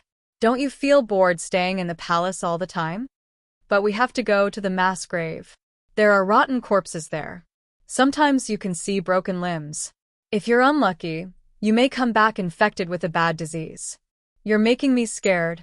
After half an hour, several people came to the mass grave that exuded the smell of death and decay. The corpses here were not buried on the spot, but were mostly abandoned. The smell of the breeze was nauseating. The shadows of the trees and the cawing of crows made people feel cold. "Quickly throw it back. This place is so fucking scary. Then stop here. Don't get too close." The two of them stopped the carriage near the mass grave and jumped off to move Gu Chongqing's body. But when the two of them lifted the straw mat that covered the corpse, they found that the corpse in the car had disappeared. Their expressions changed, and their first reaction was to look under the carriage. The guard asked, "What's going on?" "No one was under the carriage," his companion said in fear. I don't know. Could it be a zombie?" The guard frowned. "Not good. Quickly inform His Highness. You actually didn't die after being hit by my sword." When the black-robed man heard the report, he glanced at the guard, put down the teacup in his hand, and said to the crown prince, "This person is a bit interesting. I'll go and catch him." The crown prince called out to the black-robed man, "Wait, he was hit by Mr. Sword and is severely injured. I don't think he can run far. Just leave the search to the embroidered uniform guards. It's best if you don't expose your identity." The black-robed man said slowly, "That's good too. My sword injured his foundation. Even if he luckily escaped, he won't be able to live past tonight." The crown prince said, "I have to see him die with my own eyes to be at ease." It's raining again. Gu Jiao pushed the wheelchair to the window and used the hanging rod to hook the support pole of the window. Just as she was about to close the window, a wet figure fell from the sky. His body swayed twice and fell to the ground with a plop. The heavy rain poured down, scattering the pedestrians on the street. The embroidered uniform guards from the crown prince's residence, wearing straw capes and bamboo hats, ran wildly in the heavy rain. Whoosh! When they reached the entrance of the state preceptor's hall, they pulled on the reins and stopped the galloping horses. The leader of the embroidered uniform guards coldly said, "Are you sure it's here?" Another embroidered uniform guard said, "Yes, sir. I tracked him here and saw him climb over the wall into the state preceptor's hall. Sir, should we go in and search?" The leader of the embroidered uniform guards looked at the majestic plaque of the state preceptor's hall in the heavy rain and sneered, "Is the state preceptor's hall a place where you can search as you wish?" Even Commandant Guan was denied entry when he personally came to search. "You and I are just a few embroidered uniform guards. We don't even have the right to enter the state preceptor's hall." The embroidered uniform guard asked, "Then what should we do?" The leader of the embroidered uniform guards frowned and said, "The few of you, guard the entrance of the state preceptor's hall. Guard the walls well. Once he escapes, capture him immediately. I will inform His Highness." "Yes." The leader of the embroidered uniform guards rushed back to the Crown Prince's residence and reported to the Crown Prince about Long Outyen's escape into the state preceptor's hall. The Crown Prince was so angry that he slammed his fist on the table. He really knows how to hide. The only place in Shengsheng that could not be searched was the state preceptor's hall. Even if Long Outyen hid in the palace, it would not be so troublesome. After all, it was easy to find a reason to search the palace, but not the state preceptor's hall. Say that an assassin entered? The state preceptor's hall will say that we will find the assassin ourselves and that there is no need for the Crown Prince to worry. The Crown Prince gritted his teeth and said, "He knows too many secrets. We cannot let him fall into the hands of the state preceptor's hall. Men, prepare the carriage. I want to go to the state preceptor's hall." Half an hour later, the Crown Prince's carriage arrived at the state preceptor's hall. "Your Highness." The disciple of the state preceptor's hall came forward to greet him. The Crown Prince opened the window and said to the disciple, "I want to see your state preceptor." The disciple of the state preceptor's hall hurriedly went to inform the Crown Prince. Not long after, the state preceptor walked out calmly. Yi Qing was beside him holding an umbrella for him. "Your Highness." The state preceptor greeted him calmly. The Crown Prince was still sitting in the carriage. His gaze fell on the state preceptor's cold face. He had seen the state preceptor's young appearance. He was a handsome man who was not inferior to the Duke of, and time flew by and years passed. The state preceptor's face had wrinkles and vicissitudes of life. Rainy days always made people melancholy. Look at what he was thinking. The Crown Prince collected his thoughts and said to the state preceptor, "To be honest, there is a traitor in my residence." My embroidered uniform guards saw him escape into the state preceptor's hall. The state preceptor said, "Is that so? Yi Qing, take people to search. See if there is the assassin that your Highness mentioned in the state preceptor's hall." Yi Qing, "Yes." "Wait," the Crown Prince said in a deep voice, "I want to search myself." Yi Qing said neither humbly nor overbearingly, "Your Highness, this is the state preceptor's hall, not the Crown Prince's palace." The implication was that he did not have the qualifications to search here. The Crown Prince did not look at Yi Qing. He just looked at the state preceptor with his eyes like torches. "What if I must search today?" The two sides looked at each other. The Crown Prince's eyes burst out with strong murderous intent. His attitude was very firm. Today, he had to search. Even if he did not want to search, he had to search. Even if he had to shed all pretense of cordiality and be scolded by his father for being disrespectful to the state preceptor, he had to find Long Outyen. In the end, the state preceptor gave in. He said, "Yi Qing, take the Crown Prince to search." The Crown Prince said arrogantly, "No need. My people will search by themselves." The Crown Prince walked out of the carriage. The guard on the side opened the umbrella for him. The state preceptor and Yi Qing moved to the side. The Crown Prince brought the embroidered uniform guards and walked in front of the master and disciple. Gu Chongqing was heavily injured. Normally, there would be bloodstains along the way. However, the rain was too heavy. The traces on the ground had already been washed away by the rain. The Crown Prince's embroidered uniform guards were everywhere. They practically turned the state preceptor's hall upside down. They even went to the purple bamboo forest and the third floor of the library. The state preceptor asked, "Your Highness, did you find anything?" The crown prince frowned and asked the leader of the embroidered uniform guards in a low voice, "Did he really enter the state preceptor's hall?" He did. The leader of the embroidered uniform guard said. At this time, an older and more experienced embroidered uniform guard said, "Your Highness, there is still a place that has not been searched." The crown prince said, "Where's?" He said, "Qilin Hall. You can't go in." At the entrance of the Qilin Hall, 2 embroidered uniform guards were stopped by the state preceptor's hall disciple on duty. The embroidered uniform guards coldly said, "We are under the order of the crown prince to search for assassins." The disciple of the state preceptor hall said, "We don't have any assassins here. His Highness Zhongsun and the commander are resting. Don't disturb their rest." The embroidered uniform guard sneered, "Ridiculous. A mere imperial grandson dares to stop the crown prince's people. A mere dog of the crown prince's palace dares to criticize the imperial grandson?" Shang Guanyan's voice came from the back of the hall. Although she was holding a crutch, her eyes were sharp and her aura was fierce.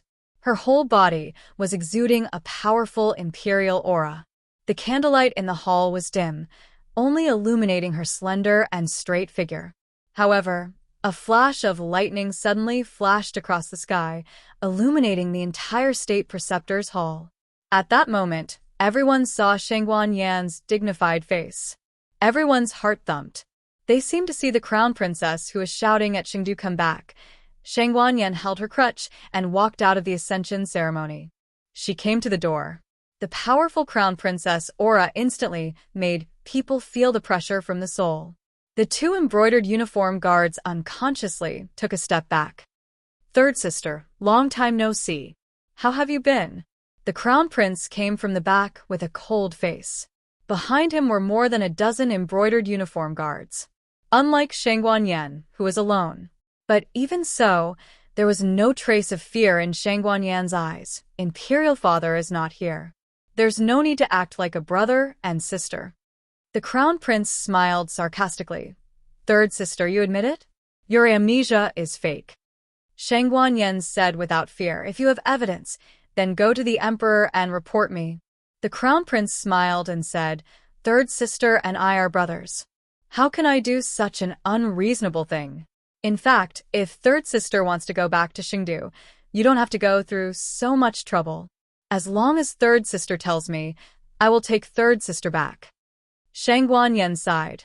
"Alas, you still like to eat sweet potatoes." The crown prince frowned. Before he could react to this sentence, he saw the embroidered uniform guard next to him was holding back his laughter. "What are you laughing at?" The crown prince frowned and asked. The embroidered uniform guard whispered, Your Highness, if you eat too much sweet potatoes, you will fart. She is saying that you like to fart." The crown prince. After so many years, third sister really hasn't changed at all. She is still so irritating. Shang Guanyan spread out her hands. "Unfortunately, you have changed. You have become a lot older. Those who know you say you are my younger brother. Those who don't know you think you are my uncle." The crown prince was so angry that he fell backwards. In these years, he has indeed experienced a lot of vicissitudes of life. Unlike Shang Guanyan, who was a salted fish in the imperial tomb, who is carefree. The crown prince clenched his fists. "Third sister, you don't have to change the topic. Today I came to catch the assassin." "Third sister, you're blocking me. Could it be that third sister is harboring the assassin?" Yes, if Long Outyan has nothing to do with the crown princess, why would he hide in the state preceptor's hall at a critical moment? "It turned out to be you, Shang Guanyan." Shang Guanyan's eyes flashed and she bluffed. "Do you have evidence? If you don't have evidence, don't slander me." The crown prince narrowed his eyes. "Do you have a guilty conscience, Shang Guanyan?" He coldly said, "Today, I came to catch the assassin. I don't have time to quarrel with you. If you don't want to get hurt, you better get out of the way." Shang Guanyan said, "What if I don't?" The crown prince smiled coldly. "Then I can only offend you. Someone come. Pull my third sister away." "Stop!" Xiao Heng shouted. he walked out of the corridor and walked through the lobby to the door. His tall body blocked in front of Shangguan Yan. A disciple of the state preceptor's hall pushed Gu Jiao out behind him. The crown prince looked at Xiaoheng and then looked at Gu Jiao in the wheelchair. His eyes gradually became cold. Wang Su had already probed. The one who lived in the state preceptor's hall was the real imperial grandson. But why did he always feel that something was strange? Xiaoheng faintly glanced at the crowd and said to the crown prince, "Isn't the crown prince's hand stretched too far? My mother was ordered to recuperate in the state preceptor's hall. If you dare to let those servants touch my mother with dirty water, you're not afraid that imperial grandfather will blame you." The crown prince snapped, "Shangguan Qing, don't use imperial father to suppress me. As the crown prince, it's natural for me to catch the assassin." Even the state preceptor agreed. "If you know what's good for you, then obediently get out of the way. Otherwise, I will also arrest you." Xiaoheng didn't show any fear. "Then you can try." The crown prince narrowed his eyes. "Do it." As soon as his voice fell, a genie guard rushed to Xiaoheng's lapel and grabbed it. Gu Jiao in the wheelchair looked cold. She took off the gauze on her right hand and supported herself on the armrest. Like a small cannon, she hit the genie guard. She grabbed the neck of the genie guard and knocked him out of the Qilin Hall. He fiercely fell on the blue stone floor. With a loud bang, the rainwater on the ground splashed 3 feet high. The water droplets could be seen. The man didn't even have the chance to fight back. He spat out a mouthful of blood and fainted on the spot. Everyone was stunned. The heavy rain fell on her body. Her black hair was wet.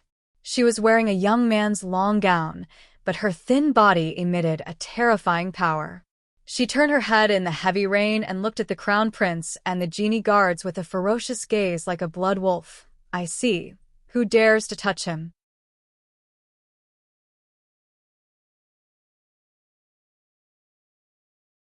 Chapter 772. The genie guards subconsciously stepped back. This was an instinctive crisis reaction. They couldn't control it for a while. The crown prince clenched his fists. He had witnessed the boy defeating the Shaolin monks in the boxing match. At that time, the boy was not so powerful. What happened? How did the boy's strength increase so much? Gu Jiao was also surprised. She found out that her strength had recovered a lot. It was almost 50% of her strength in her previous life. It seemed that the fight with Han Yi was not in vain. If there were 6 more genie guards from the crown prince's mansion, she would not be as embarrassed as before. She could defeat them all. The situation is not good. I didn't expect this boy to become so strong. I didn't bring enough people. I can't search, damn it. The crown prince clenched his fists. At this time, Zhang Dequan's voice suddenly came from behind. "The emperor has arrived. Imperial father came?" The crown prince's face changed. The next second, he secretly rejoiced. Imperial father came at the right time. As long as he said that there was an assassin inside, which may endanger the safety of Shangguan Yan and her son, Imperial father will certainly agree to search. The crown prince gave the genie guard's leader a wink and whispered, "What should we do when we find him?" The genie guard's leader whispered, "I know." The crown prince looked at the direction where the emperor came and continued to whisper, "This is our only chance. If we don't get rid of Long Outyan now, when they transfer him to a safe place and come back to expose us, we will be very passive." The genie guard's leader understood. "Your Highness, don't worry. This subordinate will not let Long Outyan have a chance to speak. When he found Long Outyan, he would kill him with a single slash." The emperor came because of the young princess. The heavy rain couldn't stop the young princess from coming to the state preceptor hall to see her little friend. The palace servants held a big oil paper umbrella for the emperor. The young princess was in the emperor's arms. Her small body was hidden under the cloak. "Have we arrived?" Her adorable little head popped out from under the cloak. The monarch's face darkened when he saw the scene. He did not let the young princess see him and only handed her to Zhang Dequan. "Bring the young princess in." Yes. Zhang Dequan carried the young princess and her cloak over. "Where are we going? Where are we going?" the young princess asked as she nestled in the cloak. Zhang Dequan's expression was solemn, but his tone carried a smile as if nothing had happened. Let's go and find the little commandery princess's schoolmate. The young princess was obedient. Oh, okay. Zhang Dequan carried the young princess to Xiao Heng and little Jing Kong's room. As the savior of the young commandery princess, little Jing Kong also had the right to recuperate in the state preceptor's hall. Everyone in the state preceptor's hall knew that he and the emperor's grandson hit it off and was willing to let him accompany him. In the house, the two little fellows met. They faced each other and flapped their little arms like two little chicks that had just come out of the nest. Light Shuai here? Yes, Jing Kong, I'm here. Zhang Dequan gently closed the door from the inside. Outside the Qilin Hall, the monarch glanced at the crown prince and Xiao Heng, who were at loggerheads. He asked in a deep voice, "What are you doing now?" Xiao Heng coughed weakly. He was no longer as overbearing as he was in front of the crown prince. He felt wronged and weak as he said, "Imperial grandfather, the crown prince bullied me." The crown prince almost choked to death. He finally understood what was wrong with his nephew just now. Before the monarch came, he was so energetic and arrogant. The crown prince gritted his teeth. "Weren't you very energetic just now? Why did you start to look so sick when Imperial Father came?" Xiao Heng did not deny it. "Isn't it because there was no one to support me and my mother just now? If I didn't try my best to stay strong, would I have to watch you bully my mother?" The corner of the crown prince's mouth twitched. What a shameless person. Xiao Heng continued to complain. He looked at the genie guard who was beaten by Gu Jiao until he vomited blood and fainted. He pitifully said, "Thanks to Xiao Gongzi's timely action. Otherwise, the person lying there now would be me." "Xiao Gongzi, don't stand in the rain. You still have injuries on your body." Gu Jiao walked to Xiao Heng's side. The monarch looked at the genie guard who fainted, and his eyes turned cold. He said to the crown prince, "Your genie guard attacked Xing." The crown prince hurriedly cupped his hands and saluted. "Imperial father, please listen to this son's explanation." Damn it, how come this kid's ability to complain became so powerful? The monarch looked at the pale Xiao Heng, and then looked at Shang Guanyan, who was holding a crutch. He said in a cold tone, "Good, I'll listen to your explanation." The crown prince secretly felt bad. If it was Shang Guanyan who was attacked just now, it would be fine. Although it was rude, Shang Guanyan was a concubine after all. But he made people attack the imperial grandson. The monarch didn't oppose the imperial grandson. The crown prince had a headache. But he can't let go of his only chance. He can only take the risk. He said, "Imperial father, there was a traitor in this son's mansion. He tried to assassinate the son, but was injured by this son's bodyguard. The bodyguard tracked him and found that he fled to the state preceptor hall. This son insisted on searching because I was worried that the traitor would hurt third sister and Qing. But I don't know why third sister and Qing tried to stop me. Did you?" The monarch looked at Xiao Heng and Shang Guanyan with a heavy gaze. The mother and son shook their heads together. No. The crown prince. Shang Guanyan sighed and said, "So it turned out to be searching for an assassin. Can't the crown prince talk nicely? You just came up and started to attack.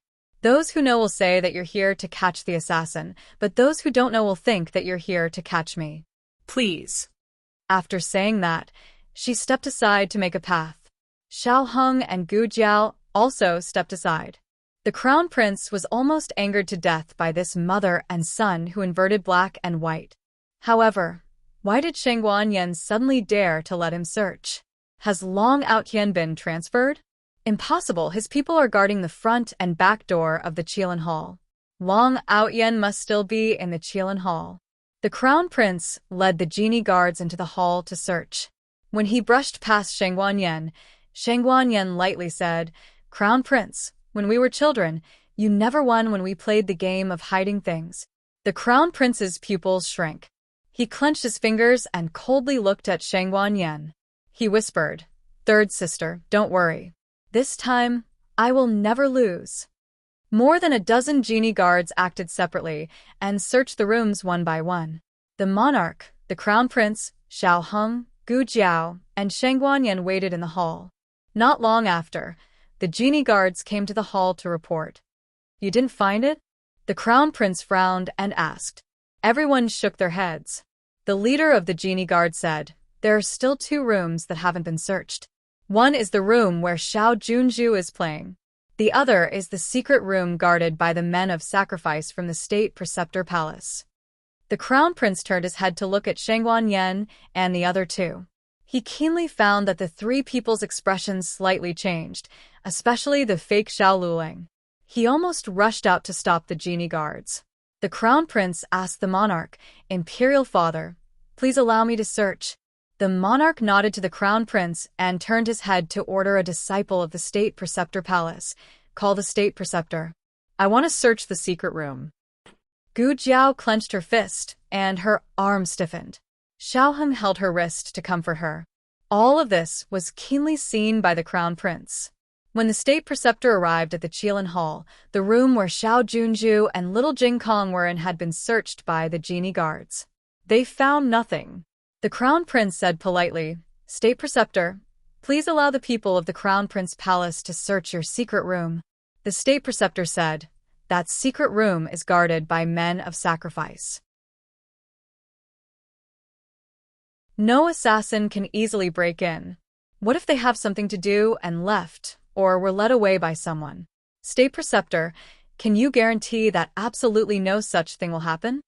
The Crown Prince did not suspect that the State Preceptor would deliberately cover up. The State Preceptor was also involved in the death of the Shenyuan family. He and the Crown Princess were enemies. The Crown Princess could recuperate in the State Preceptor Palace because of the monarch. How could he help her hide people? The State Preceptor glanced at Gu Jiao and said to the Crown Prince, does the Crown Prince not trust the men of sacrifice of the State Preceptor Palace?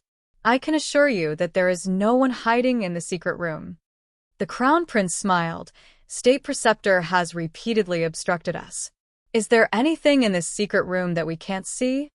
The State Preceptor opened his mouth. The monarch said impatiently, okay, stop arguing. State Preceptor, tell your people to get out of the way. The State Preceptor looked at Gu Jiao secretly. Gu Jiao clenched her small fist tightly. It was just that the monarch had issued a decree.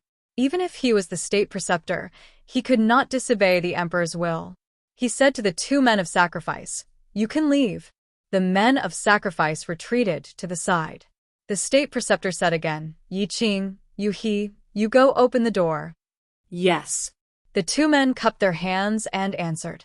The Crown Prince frowned and winked at the leader of the genie guards. In a while, when the door opens, remember to rush in and kill Gu Chongqing. The leader of the genie guards understood. Your Highness, rest assured, this little one will not use a knife. This little one will use internal force to shatter his heart meridian. Yi Qing took the key from the 2 men of sacrifice and brought Yu He to the door. When he went to open the bronze lock, he found a drop of half-dried blood under the bronze lock. Someone has been here. Yi Qing wanted to ask the 2 men of sacrifice, did you leave just now? The words were swallowed back to his lips. He did not say anything. He inserted the key into the keyhole and turned it in a big circle. When he took down the bronze lock, he deliberately touched the iron door. Is it so slow to open a door? The Crown Prince lightly asked. Yi Qing retorted, the door is very heavy. How about your Highness open it yourself? The Crown Prince humphed. Yi Qing and Yu He worked together to open the heavy iron door. Yu He's skills were not deep, and Yi Qing used less strength, so the door opened slowly. But no matter how slow it was still completely pushed open.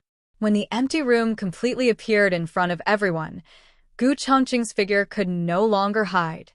It's you? Yu He blurted out. He did not expect that there was someone inside, and it was someone he knew. Yi Qing also recognized Gu Chongqing's face, but his temperament was calmer than Yu He's, so he was not surprised. The leader of the genie guards next to the Crown Prince was about to rush in and kill him, but was stopped by the Crown Prince. The Crown Prince was a very smart person. If he remembered correctly, Yu He had never seen Long Outyen. But why did He look like he saw an acquaintance? He looked back at Shangguan and the other two. Shangguan and Xiao Heng were very nervous. It seemed that there was a good show to watch. Killing Long Out Yen was the first choice, but it was not the best choice.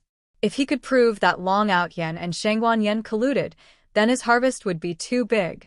This little master is called Yu He? Do you know this person? The Crown Prince gently asked Yu He. Yi Qing closed his eyes with a headache. How could he not see that his master wanted to protect Xiao Luling? Yu He, this idiot, let his master's painstaking efforts go to waste. Yu He also felt the powerful aura of his senior apprentice brother and was scared to speak. The king said, "You just say it, do you know this person?" Yu He bowed his head. State Preceptor. The king looked at the state preceptor. The state preceptor said, "Tell the truth." Yu He got his master's approval, then whispered, "He is a friend of the emperor's grandson and young master Xiao. He came to the state preceptor hall several times." The crown prince asked again, "When was the first time he came?" Yu He said the date. The crown prince laughed. "This person came to my house the next day and said he wanted to rely on me. Pang Hai of the underground martial arts arena can testify." Third sister. Third sister, so he was a spy you placed beside me. Gu Jiao bravely stepped forward. "This matter has nothing to do with the former crown princess and the emperor's grandson. He and I are both from the Zhao kingdom. Just when His Majesty ordered me to enter the palace to save the crown princess, I encountered a wave of assassination. Coincidentally, young Master Gu arrived in time and saw injustice on the road.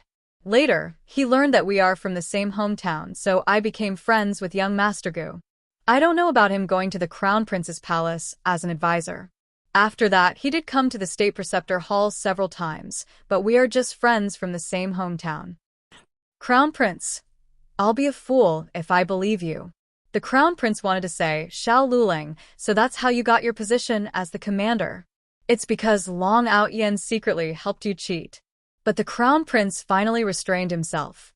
Because even if Long Out Yen was a spy sent by Shangguan, it was his idea to let Long Out Yen replace the Han family to participate in the selection. He was the one who broke the rules. Forget it. This is a small matter. As long as it can be proven that Long Out Yen really did have a relationship with Shangguan, then Shangguan can't escape the crime of murdering the Crown Prince. The Crown Prince sneered at Gu Jiao. "Don't take everything on yourself just because you are close to the emperor's grandson. Do you know what crime this person has committed? He tried to assassinate the Crown Prince of Great Yen, which is a capital crime. The mastermind behind him also can't escape the heavy responsibility." Gu Chongqing looked at the Crown Prince with a dignified expression. "I didn't try to assassinate you." The Crown Prince said, "Don't pretend. Do you dare to let someone check your injuries?" Gu Chongqing took a step back. "I'm not injured." The Crown Prince sneered. "You'll know if you're injured or not." After that, he turned around and bowed to the king. "Father, this person was stabbed by a guard in my palace with a sword. The wound is on the right side of his chest." The king looked at Gu Chongqing deeply and raised his finger. The Crown Prince was happy and said, "Check the wound." The leader of the genie guards stepped forward. Gu Chongqing tried to resist, but he was mercilessly held down by the leader. The Crown Prince thought, "You were stabbed by a teacher. Do you think you still have the strength to resist?" The leader of the genie guards pulled Gu Chongqing's lapel, but when he pulled his coat, a secret letter fell out. Gu Chongqing quickly stepped on it. The leader of the genie guards was one step ahead of him and picked up the secret letter. The leader of the genie guards opened the secret letter, took out the map and looked at it. His face suddenly changed color. The map of the Crown Prince's palace, the map of the Han family's military camp. "Well done, Long Ao Tian. You actually stole so many secret things from my hands. But you stole it really well. You never expected that I would find them on the spot." The Crown Prince only wanted to laugh 3 times. Originally, it was not easy to prove that Long Out Yen and Shangguan colluded. But now, with the irrefutable evidence, even if he didn't say anything, his father wouldn't believe that Shangguan was innocent, right? After all, besides Shangguan, Who else would deliberately deal with the Crown Prince's palace? Father. The Crown Prince emotionally looked at the king. The king's eyes fell on Shangguan Yan's lowered eyebrows. What else do you have to say? Shangguan Yan lightly said, I don't anyway. You never believe me. The king flew into a rage out of shame. Did you do it? I want you to say it. Gu Chongqing quickly said, No. It's not the Crown Princess. It's my own idea. Everything has nothing to do with the Crown Princess. Your Majesty, if you want to punish someone, punish me alone. I am willing to bear all the blame. The king ignored Gu Chongqing and looked at Shangguan Yan sternly. So, it's really you? Shangguan Yan turned her face away. The king's anger filled his chest. Shangguan Yan, you let me down. Gu Chongqing anxiously said, Your Majesty, it really has nothing to do with the Crown Princess. It's all my fault. The Crown Princess didn't know. The Crown Prince chuckled. You're about to die, but you still want to exonerate her. You're really loyal to my third sister. The king didn't want to see this spy again. Take him away. Execute him. Wait, Xiao Heng said. The king angrily looked at Xiao Heng. This matter has nothing to do with you. Don't blindly meddle. Xiao Heng's tone was calm. Imperial grandfather, I just have a doubt. Didn't His Royal Highness the Crown Prince clamor to check his injuries? Why didn't he continue after dropping this secret letter? As soon as these words came out, everyone was stunned.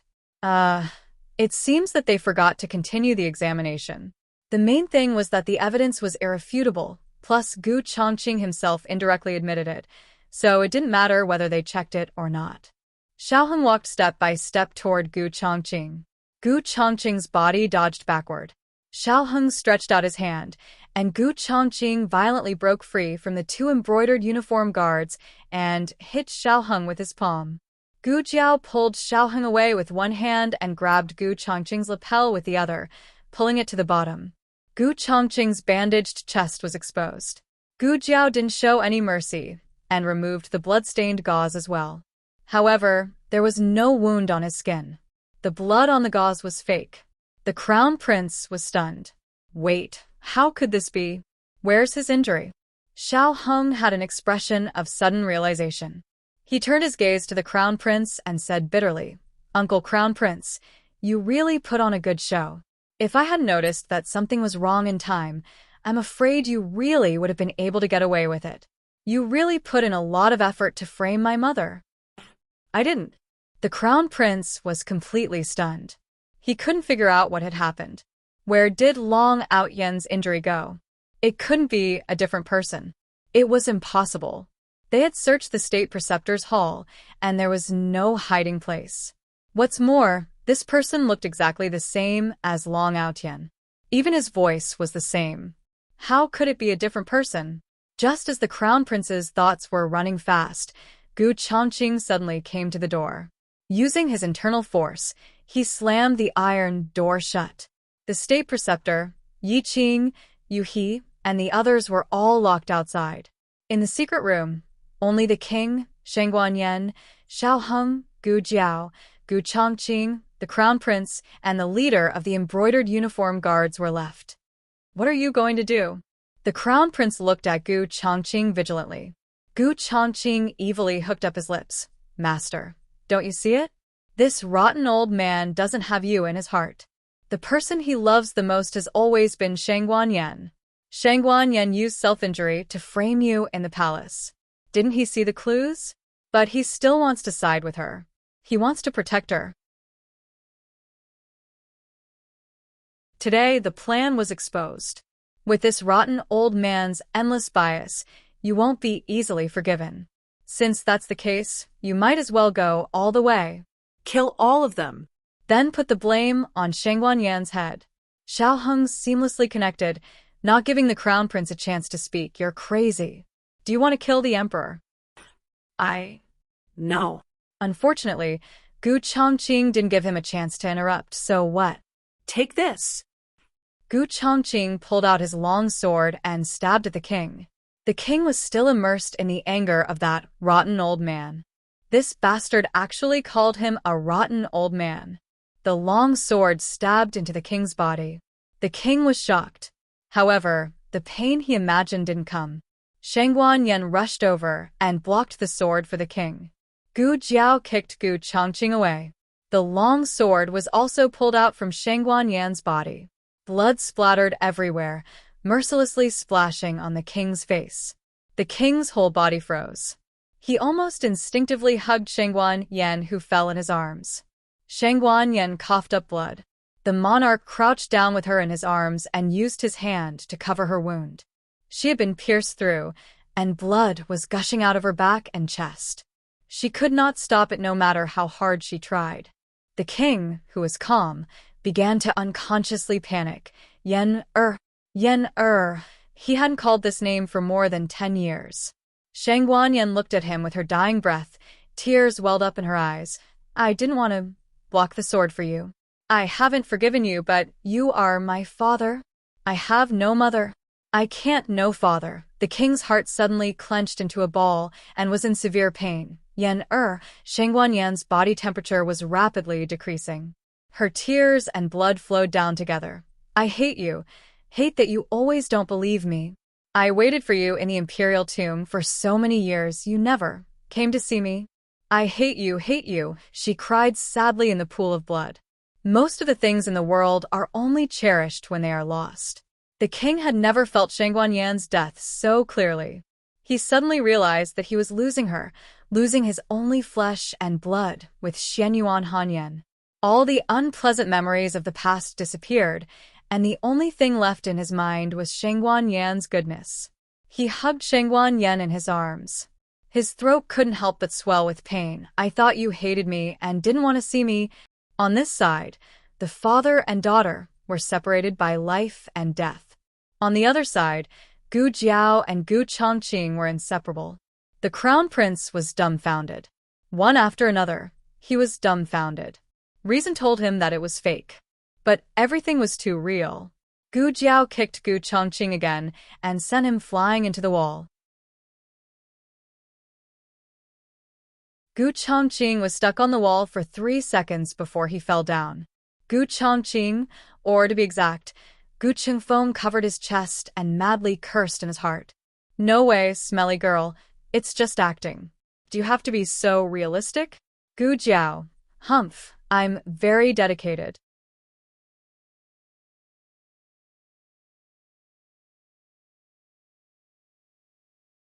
Chapter 773. Gu Jiao's literary drama is not good. It's very exaggerated and easy for people to fall out of character. But her martial arts drama is really good. Every move, every style, to their heart's content, makes people cry out in satisfaction. Genie Guard Leader. Cough, cough, it seems that this feeling is not right. What are you doing? Hurry up and help. The crown prince finally came back to his senses. In fact, he was still somewhat confused. It's mainly because Xiaoheng and the others' acting is too good. The crown prince himself was almost moved. He seems to see the emperor and Shangguan Yan have an accident.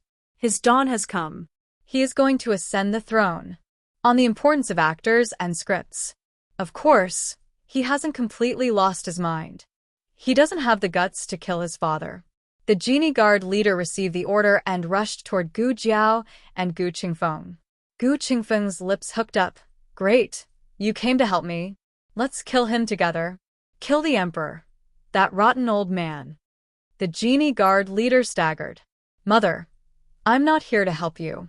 I'm here to kill you. If Gu Qingfeng doesn't admit it, you're not here to kill me. In the three-way melee, the emperor's attention was attracted by Shangguan Yan. How could he care about the 3 people fighting? That's it. Kill Xiao Luleng. Gu Qingfeng caught the Genie Guard leader's sword with both hands and opened his mouth. The Genie Guard leader was mad. Stop acting. Gu Qingfeng, you saw through me. I'm indeed injured. I can't force myself to use my martial arts. I'll leave the rest to you. I'm going to treat my injuries. The Genie Guard leader's body shook. This is also possible. Gu Qingfeng dodged and pushed him away. Gu Jiao perfectly dealt with the Genie Guard leader. The next one is Gu Qingfeng. He can't be left alive. If he dies, there will be no evidence. Gu Jiao snatched the long sword from his hand and turned around to stab his waist. The blood bag that she had hidden in advance instantly burst open.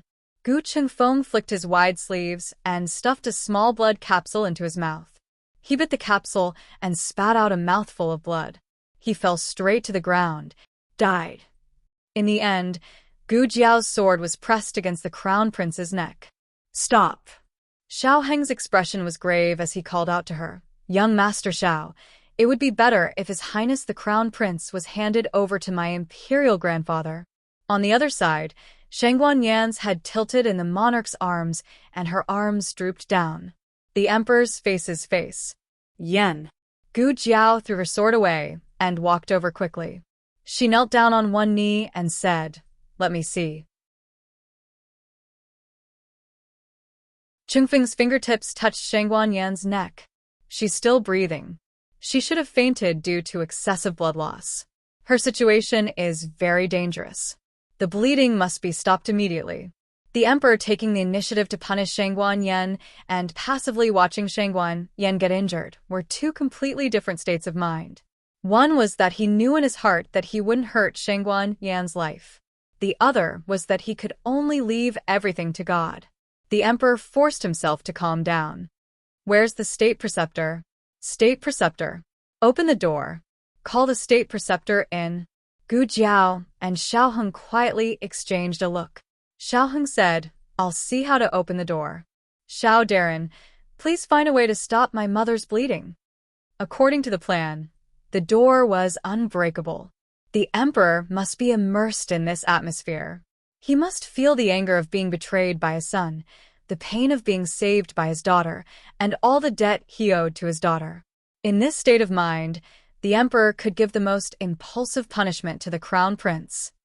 "Please give her to me," Gu Jiao said to the emperor.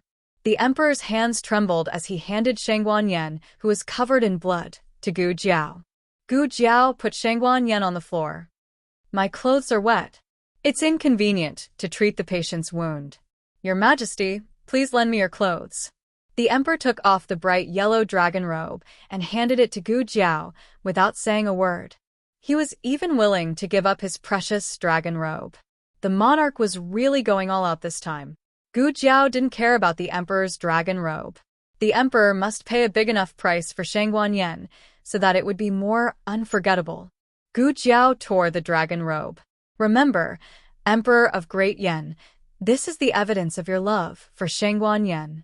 When you recall it in the future, you must be moved by today's action. Hurry up and deal with the crown prince." The secret room was suffocating. "State preceptor, how do we open this door? Can you open it from the outside?" Xiaoheng stood behind the iron door and asked anxiously. In fact, the mechanism of the iron door was pulled by Gu Qingfeng. It was impossible to open it from the outside. Outside the door, Yi Qing looked at the state preceptor with a complicated look. The state preceptor said, "We are trying to find a way. You can hold on for a while." Yi Qing was shocked. Xiaoheng said, "Hurry up, my mother's injury is too serious. "She will die soon." The state preceptor said, "I know. Yu-He, go and find some tools to pry open the door." "Yes." "Shifu." Yu-He's feet did not touch the ground as he left. Only Yi Qing was left looking at the state preceptor in surprise. He wanted to say something but stopped. Outside the door, in addition to the death warriors and disciples of the state preceptor hall, there were more than a dozen crown princes' brocade guards.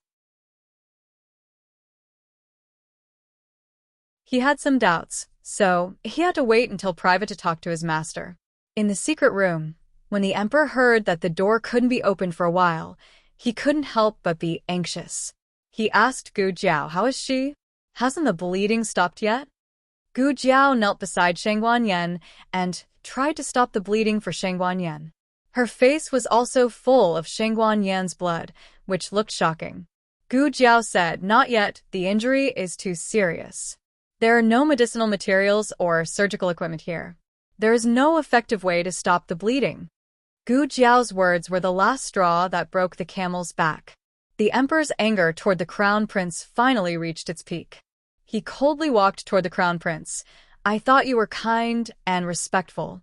Among all the princes, You have the most innocent heart. Even Elder Yang praised you for your good words and actions. You never forget the cleavage. You are neither the eldest son nor the first son. I resolutely set you as the crown prince of the great Yen. Over the years, I know you have played some political games in the open and in the dark. I allowed you to cultivate your own forces and turned a blind eye to your efforts to win over the aristocratic families. I know you can't be a scheming and opinionated emperor. As long as you don't go too far, you can use the appropriate means. But Shun never thought that Jun's indulgence would actually grow your ambition. You are not satisfied with being the crown prince, are you? You want to kill the emperor. You want to ascend the throne as soon as possible. The emperor's aura was released. The crown prince's legs went soft, and he knelt on the ground. Father, I didn't kill the emperor. I also don't know what's going on with Long Out Yen. Father, if you don't believe me, please summon Pang Hai. Pang Hai can prove that he colluded with Xiao Luling first, then go to my mansion. The emperor coldly pointed at the dead Gu Qingfeng on the ground. How can it be so coincidental that he met Xiao Luling when he was being hunted? The crown prince was startled. The emperor flicked his sleeves and withdrew his hand. His words were like ice. Do you really think I'm old and muddle-headed that I can't see through your little tricks? It was you who purposely led this person to save Xiao Luling and let him get close to Xiao Luling. He often came to the Imperial Preceptor Hall to visit Xiao Luling. Coincidentally, Yan and Qing also lived in the Qilin Hall. Thus, there was a false impression that he was in close contact with the deposed crown princess and the emperor's eldest grandson. Your arrangements were really exquisite. Even the Imperial Preceptor Hall's disciple became your witness. The crown prince was simply stunned.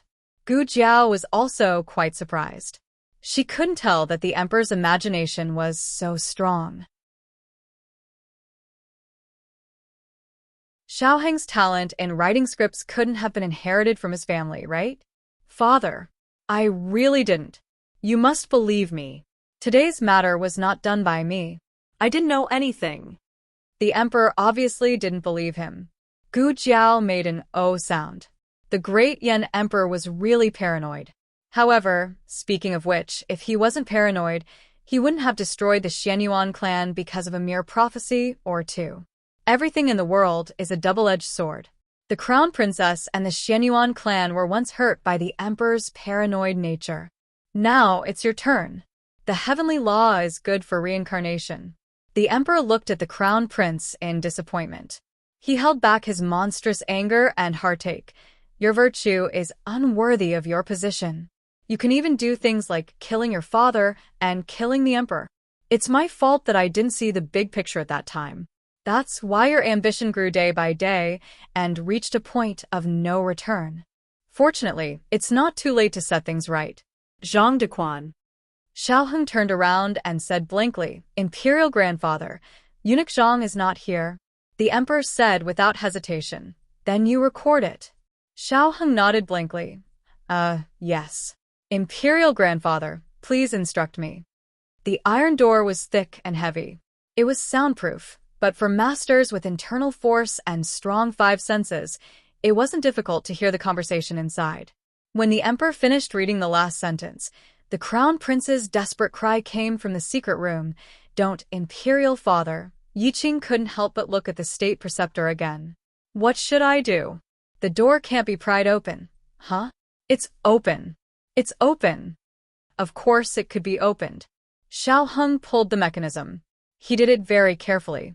In the eyes of ordinary people, it was he who pried open the iron door. But Yiqing clearly knew that this iron door couldn't be pried open with tools. The imperial grandson and Xiao Luling thought that locking it from the inside would prevent them from breaking in, but in fact, there was a main mechanism outside the iron door. A gentle pull could make the iron door collapse instantly. This was the main mechanism that only Yiqing and the state preceptor knew. Yiqing wanted to ask his master, why didn't he open the door? But in the end, he didn't ask anything. He was his master's disciple. He only needed to believe in his master and follow his master. After everyone had entered the secret room, Gu Jiao said without changing her expression, all of you can leave. It's not easy for her to move around. I'm going to stitch her up here. Your Highness Zhongsun, please go to my room and bring my medicine box over. Okay? Xiao Heng said. State Preceptor. The emperor looked at the state preceptor. Gu Jiao was really worried that this guy would say, "Let this lord take a look," then she would be exposed. The state preceptor said, "Your Majesty, let's leave first."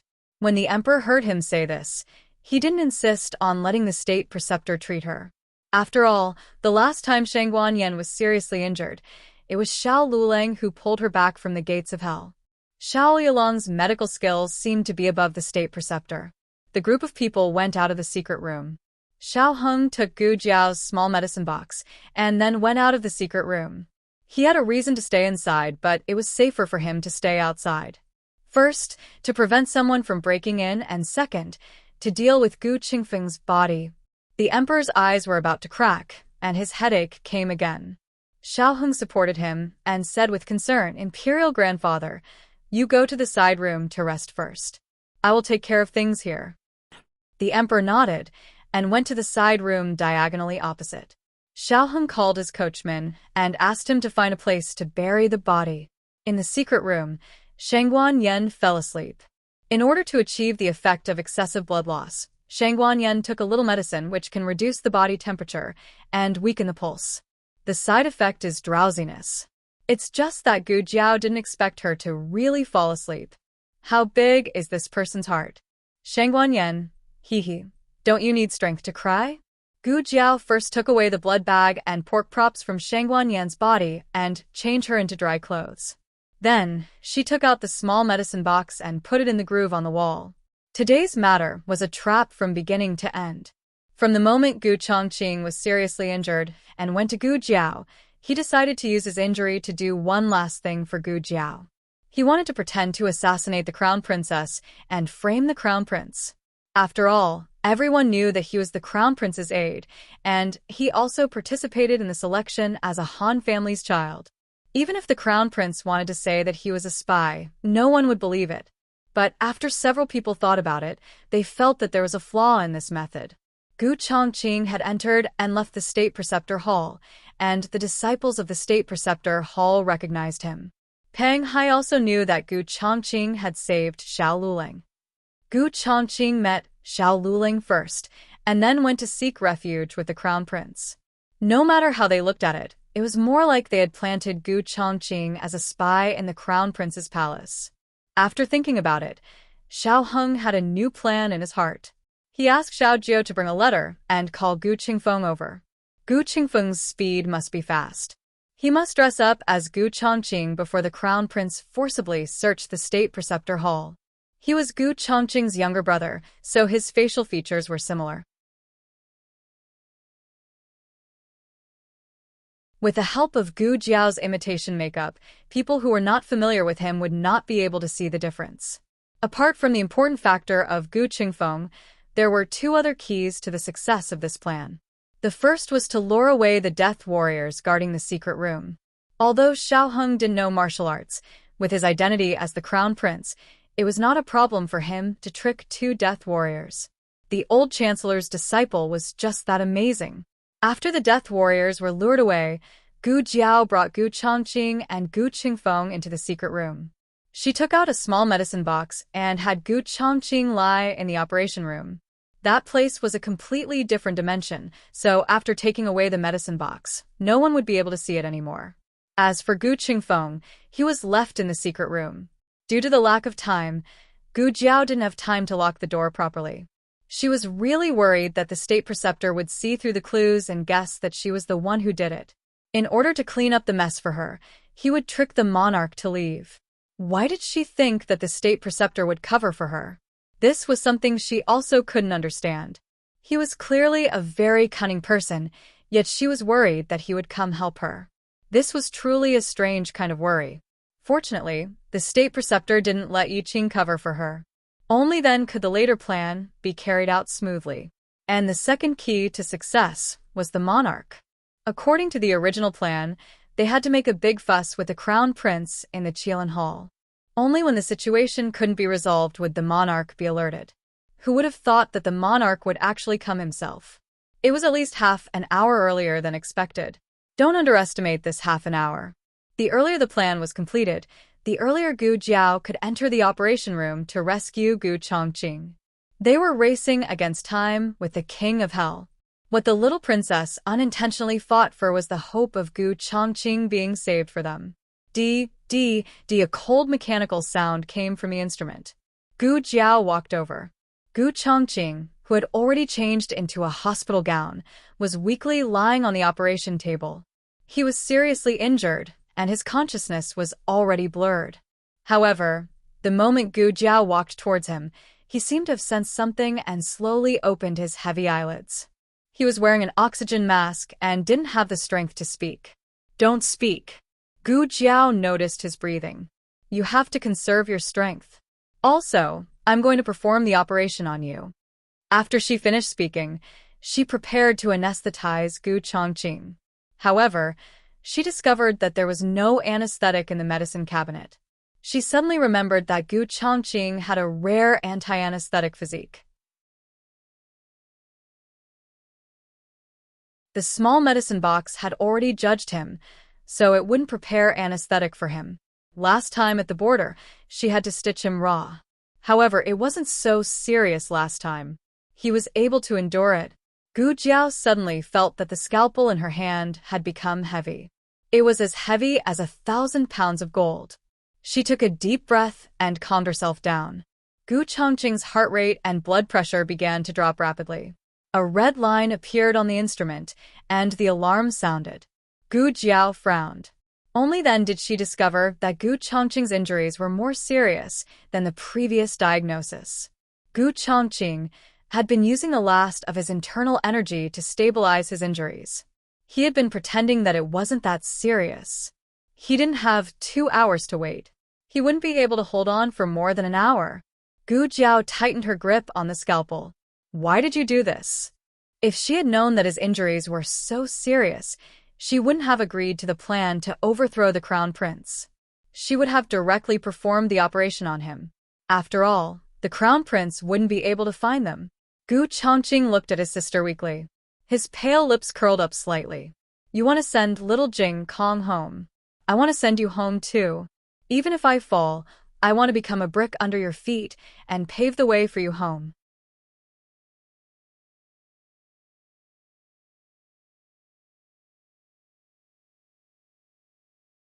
Chapter 774. In the middle of the night, the crescent moon hung high in the sky. Renshou Palace was silent. Jiao Jiao. On the phoenix bed, Empress Dowager Zhuang woke up with a start. She opened her eyes and saw the familiar top of the bed. She was in a trance for a moment. Empress Dowager, what's wrong? Eunuch Qin, who was on duty outside the door, heard the movement. He pushed the door open and came to Empress Dowager Zhuang's phoenix bed. He lifted the curtain and hung it with a hanging hook. This summer was not as hot as previous years. In addition, there was an ice basin in the bedchamber. Eunuch Qin came in and felt cool, but Empress Dowager Zhuang was sweating. Empress Dowager Zhuang was panting in shock. Eunuch Qin looked at her worriedly. Empress Dowager, did you have a nightmare again? Did you dream of Miss Gu again? I just heard you call Miss Gu's name. Empress Dowager Zhuang lifted the thin silk quilt. Eunuch Qin knew that she wanted to get out of bed and quickly reached out to help her. Empress Dowager Zhuang sat up with his help. Eunuch Qin wanted to kneel down to help her put on her shoes. She waved her hand. It's okay. In Bai Shui Alley, no one served her. She had to work. She was used to it. Empress Dowager Zhuang walked to the window with her shoes on. Eunuch Qin put down the curtain and walked over to open the window. He lit a piece of incense that Gu Jiao made before she left. Empress Dowager Zhuang looked at the stars in the sky and the lonely crescent moon. She sighed. I've been gone for so long. I don't know how things are over there. Did Gu Yan survive? Eunuch Qin smiled.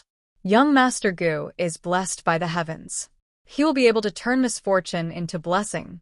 What's more, he has Miss Gu and Lord Shao by his side. Empress Dowager, are you still worried about their abilities? Empress Dowager Zhuang's eyes. The Yen Kingdom is an unshakable mountain. A person's ability is small and ridiculous in front of this mountain. But even so, these two children will not give up, right? Empress Dowager. What was she talking about? Why did he not understand? Empress Dowager, Zhuang said faintly, a mayfly trying to shake a tree. How ridiculous is that? The more eunuch Qin listened, the more confused he became. Empress Dowager, Zhuang looked in the direction of the Yen Kingdom. I have been dreaming of bad things these days. Eunuch Qin asked respectfully, what did you dream of? Empress Dowager Zhuang said with lingering fear, I dreamed that Jiao Jiao fell in a pool of blood on the land of the Yen Kingdom and could never return to my side. Eunuch Qin hurriedly said, you're too worried about Miss Gu. What you think about in the day, you dream of it at night. What's more, dreams are the opposite of reality. Seeing blood in a dream. Unexpected wealth in a dream. Empress Dowager Zhuang nodded thoughtfully. It seems that there is such a thing. Eunuch Qin smiled and said, how can I coax you? Empress Dowager Zhuang still stared into the distance. I remember telling you that before I was 16, I was the legitimate daughter of the Zhuang family. After 16, I was the empress of the Zhao Kingdom. At 40, I became the Empress Dowager of the Zhao Kingdom. I have been living for the Zhuang family, the imperial court, and the Zhao Kingdom all my life. At this age, I don't have many years left to live. I want to live for myself. Eunuch Qin was scared by these words and hurriedly said, Empress Dowager, you have to live a long life. Empress Dowager Zhuang said calmly, I don't want to live a long life. I just want my Jiao Jiao back. Clearwater Alley. The old chancellor finished writing the last memorial and put it on the table with an inkstone. He took a deep breath and said, there should be no more, right? What should be explained has been explained clearly. But even if it was not explained clearly, it doesn't seem to be a big problem. I am not the only one in the imperial court. He was good at the study of thick black in the officialdom. When it came to dealing with people and things, he alone was better than thousands of soldiers and horses. But to help the emperor govern the country, he still needed someone like Grand Secretary Yuan. If I have neglected anything, old Yuan will naturally think it over for His Majesty. There is no need for me to worry about this. As the old chancellor spoke, he took out a bag that had been packed a long time ago from the cabinet. Finally, he picked up the document that took more than a month to successfully forge.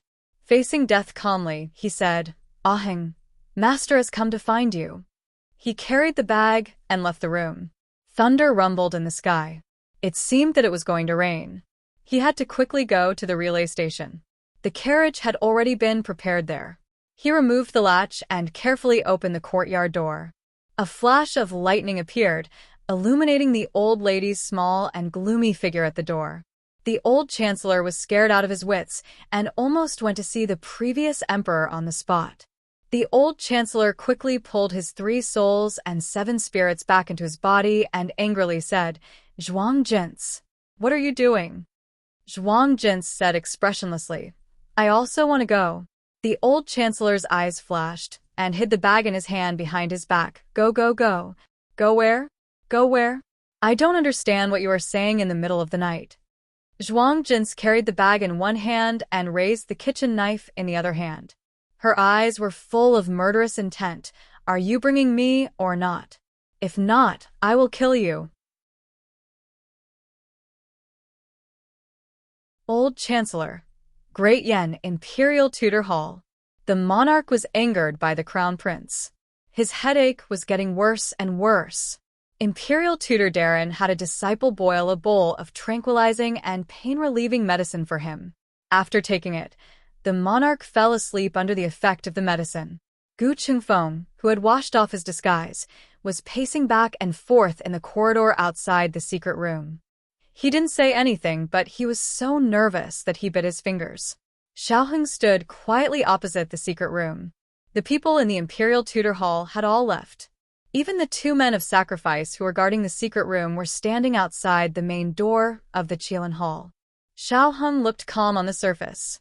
In his heart, he was very worried about Gu Chongqing's situation. However, the monarch came earlier than expected. The rescue for Gu Chongqing was also carried out earlier. There should be hope for him to be cured, right? My eldest brother will be fine, right? Gu Qingfeng asked. This was the 37th time he asked.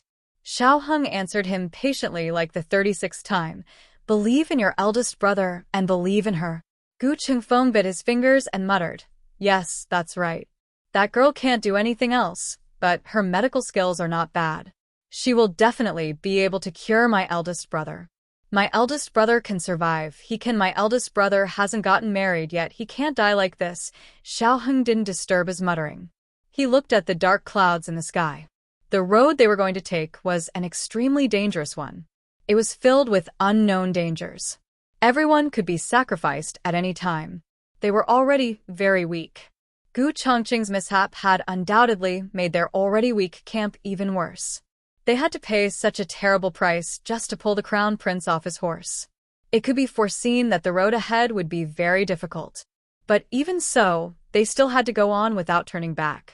After 6 hours, Gu Jiao finally came out of the secret room. The moment the iron door opened, Gu Qingfeng rushed in. How is my eldest brother? Xiao Heng followed closely behind. Gu Jiao took the small medicine box and closed the passage to another dimension. At first glance, the secret room returned to its previous emptiness. But Xiao Heng and Gu Qingfeng had both seen the operating room when they sent Gu Chongqing in. It was real, but it had really disappeared. This was the first time they had felt Gu Jiao's secret so clearly. Gu Jiao said, he is in the intensive care unit. His life is not out of danger yet. It was strange. In the past, she could only see the operating room. There were several doors in the operating room. In the past, she could only open the door that connected to the secret room. Today, another door was opened. Behind the door was an intensive care unit. She guessed that with the recovery of her strength, the damaged brainwaves had also been repaired to a certain extent. This allowed her to have more connections with the small medicine box, which also allowed the small medicine box to open more dimensions. My eldest brother will get better, right?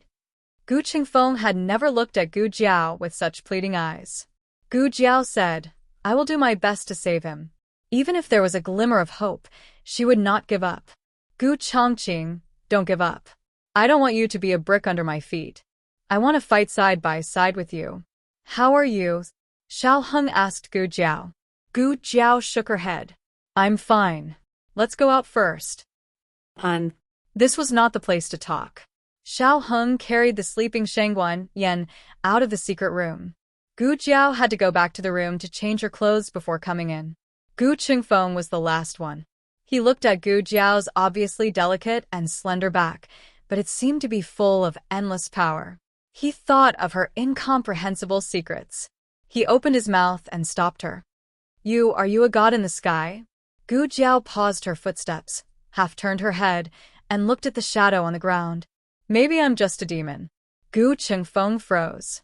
This road is very dangerous. I'll go alone. Don't come near me. Don't make any more sacrifices. It doesn't matter. Gu Qingfeng clenched his fists and looked at her back. Whether you're a human or a ghost, a god or a demon, it doesn't matter. You're not afraid. Gu Jiao stopped and asked him. Her ability and her knowledge were not something that people in this space-time could understand. It was easy for people to regard her as a monster. Gu Qingfeng's heart was terrified, but his mouth didn't admit it. How can a demon be injured? It also bleeds the same blood as us. Gu Jiao, is it? Gu Qingfeng coughed softly. Hey, big brother is injured. I'll protect you from now on. Gu Jiao continued to walk forward, faintly pulling her lips. Beat me first. Gu Qingfeng's face darkened.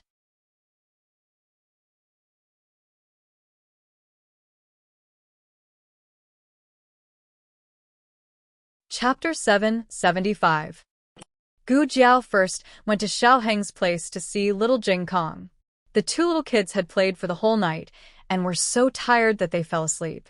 Because the monarch's headache had flared up and he was resting in the side room of the Qilin Hall, the young princess didn't return to the palace. The two little kids fell asleep on the bed. Gu Jiao bent down and touched little Jing Kong's forehead, then touched the young princess's forehead. She said softly, "Thank you, Light Shui." If the young princess hadn't brought the monarch to Gu Chongqing in advance by a freak combination of factors and bought an hour for Gu Chongqing would have been a cold corpse by the time they finished fighting with the crown prince. Although Gu Chongqing wasn't out of danger yet, at least she had a chance to save him. The young princess naturally couldn't hear what her teacher was saying. She was sleeping very soundly. Her small mouth opened and closed, and she was happily snoring. Gu Jiao returned to her room. She fetched water from the side room to wash her hair and shower, then changed into a set of dry clothes. Just as she fastened her belt, there was a knock on the door. "It's me," Xiao Heng said. Gu Jiao walked over and opened the door for him. She had just taken a bath and was wearing loose pajamas. It was late at night, and her black hair was casually tied up with a cloth towel. A strand of black hair slipped out and drooped on the left side of her face. The black hair was as black as ink, and the water droplets on the ends of her hair seemed to be falling, but not falling. Her skin was crystal clear and delicate, and the red birthmark on her cheeks was as beautiful as a peach. Xiao Heng really just came to see her, but this scene gave him a huge impact. His breathing stopped, and his throat moved. Gu Jiao lowered her head and looked at her clothes. She was wearing them very well. Nothing was exposed. Xiao Heng cleared his throat and forced himself to calm down. He handed her a bowl of hot ginger soup to cover up his gaffe. "The kitchen just made this ginger soup. You were drenched in the rain just now. Drink some to avoid catching a cold." Oh. Gu Jiao reached out to take the ginger soup. "I'll do it," Xiao Heng said, then paused. "Is it convenient for you to come in?" Sure. Gu Jiao stepped aside and gestured for him to enter. Xiao Heng brought the ginger soup into the house. Gu Jiao had just taken a bath in the side room. The air was filled with the cold fragrance of a Chinese honey locust flower and her enchanting body fragrance. Xiao Heng had to expend a great deal of effort to prevent himself from being distracted. Gu Jiao opened the window. The rain had stopped, and the smell of moist soil and grass came from the courtyard. It was refreshing. "Drink the ginger soup," Xiao Heng said. "Okay." Gu Jiao walked over and sat down on the stool. She picked up the bowl and drank the brown sugar ginger soup. "Did you add sugar?" "Didn't you?" Xiao Heng's gaze swept over her flat stomach. He said calmly, "Yes, I added a little." Gu Jiao's period was coming, but she didn't remember it. Gu Jiao said, "Oh, well." She remembered it again. Xiao Heng moved the stool and sat down in front of her. "How's your injury?" Gu Jiao reached out her hand. "It's been a long time." Her injury healed very quickly. The flesh on her palm that was badly mangled by the rains had already scabbed and fallen off. She didn't feel anything during the operation. "Your leg," Xiao Heng said again. During the day, her legs were so weak that she had to sit in a wheelchair. A person could stimulate infinite potential in a critical moment, but after that, she would feel twice as exhausted and weak. Gu Jiao looked at her legs that suddenly didn't listen to her. She frowned. "It's fine if you don't say it. Now that you mention it, it's a little bit." Xiao Heng didn't know whether to be angry or laugh. He bent down and put Gu Jiao's leg on his lap. His slender fingers gently kneaded her leg. He rubbed it so comfortably that Gu Jiao couldn't help but squint her eyes in enjoyment. She was like a kitten that wanted to yawn after being stroked. Xiao Heng looked at her and smiled. He thought of something and stopped. Gu Jiao noticed his expression and asked, "Do you have something to ask me?" Xiao Heng thought for a moment and nodded. "Indeed. I have some doubts." Gu Jiao said, "It's about the operating room?" Xiao Heng said, "That's right." Gu Jiao could almost guess that what she showed today was beyond the knowledge of this time and space. It was a miracle that they didn't ask her on the spot. Gu Qingfeng couldn't help but ask when he entered the secret room for the second time. He was more powerful and had been holding back until now. "What do you think?" Gu Jiao asked. Xiao Heng thought of a sentence that he heard in the corridor. Gu Qingfeng asked if she was a god. He said, "I almost thought that you were a fairy in the sky and used the magic of the 9 palaces in the sky." Gu Jiao smiled. It's actually not magic. It's science. Xiaoheng was slightly stunned and looked at her in confusion. Science? Gu Jiao chose her words carefully and said, there are many dimensions in the universe, and each dimension has its own space. Maybe there is a car in front of us, but because of the different dimensions, we can't see each other. Xiaoheng didn't quite understand. However, he had read an entire book of the Yen Kingdom and received a lot of knowledge in the field of mathematics that didn't belong to this time and space. Compared to Gu Qingfeng, who couldn't digest such information at all, his acceptance level was much higher. Can you tell me about it? He was full of curiosity. Gu Jiao said, of course. Let me think about it. Where should I start? The difference between them was not their identities in two different time and space, but their philosophical and scientific worldviews. Gu Jiao decided to start with the origin of the universe, the Big Bang.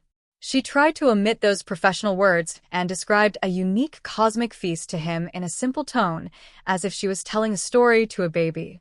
Even so, Xiaoheng still had a lot of things that he couldn't understand immediately. He secretly remembered it. He wasn't the kind of person who would deny the existence of something if he hadn't seen it. Compared to the 8-legged essay of the imperial examination, what Gu Jiao said aroused his strong interest. There are also people who don't agree with the theory of the Big Bang, Gu Jiao said. What do you think? Xiaoheng asked. It doesn't matter.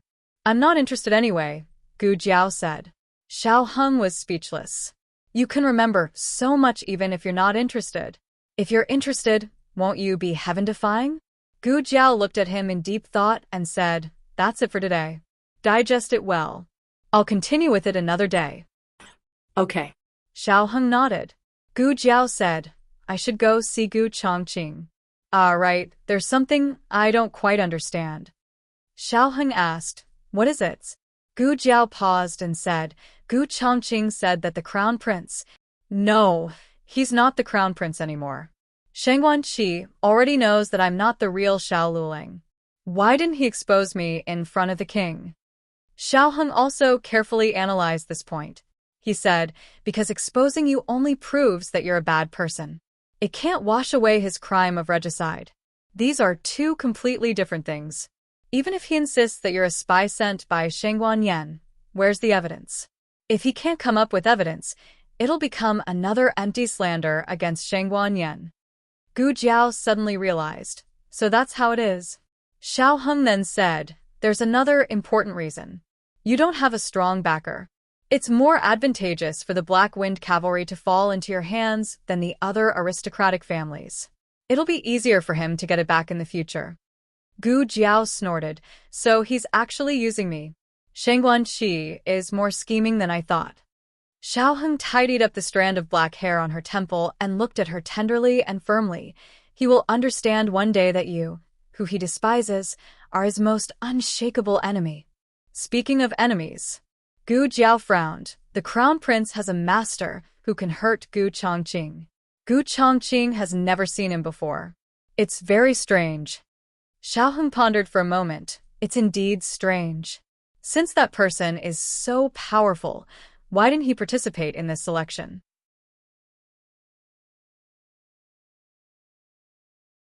He should be a more suitable candidate than Gu Chongqing. Gu Jiao touched her chin. I'll find an opportunity to go to the Crown Prince's palace to investigate. I'll go. Xiaoheng said, I'm the Crown Prince's grandson.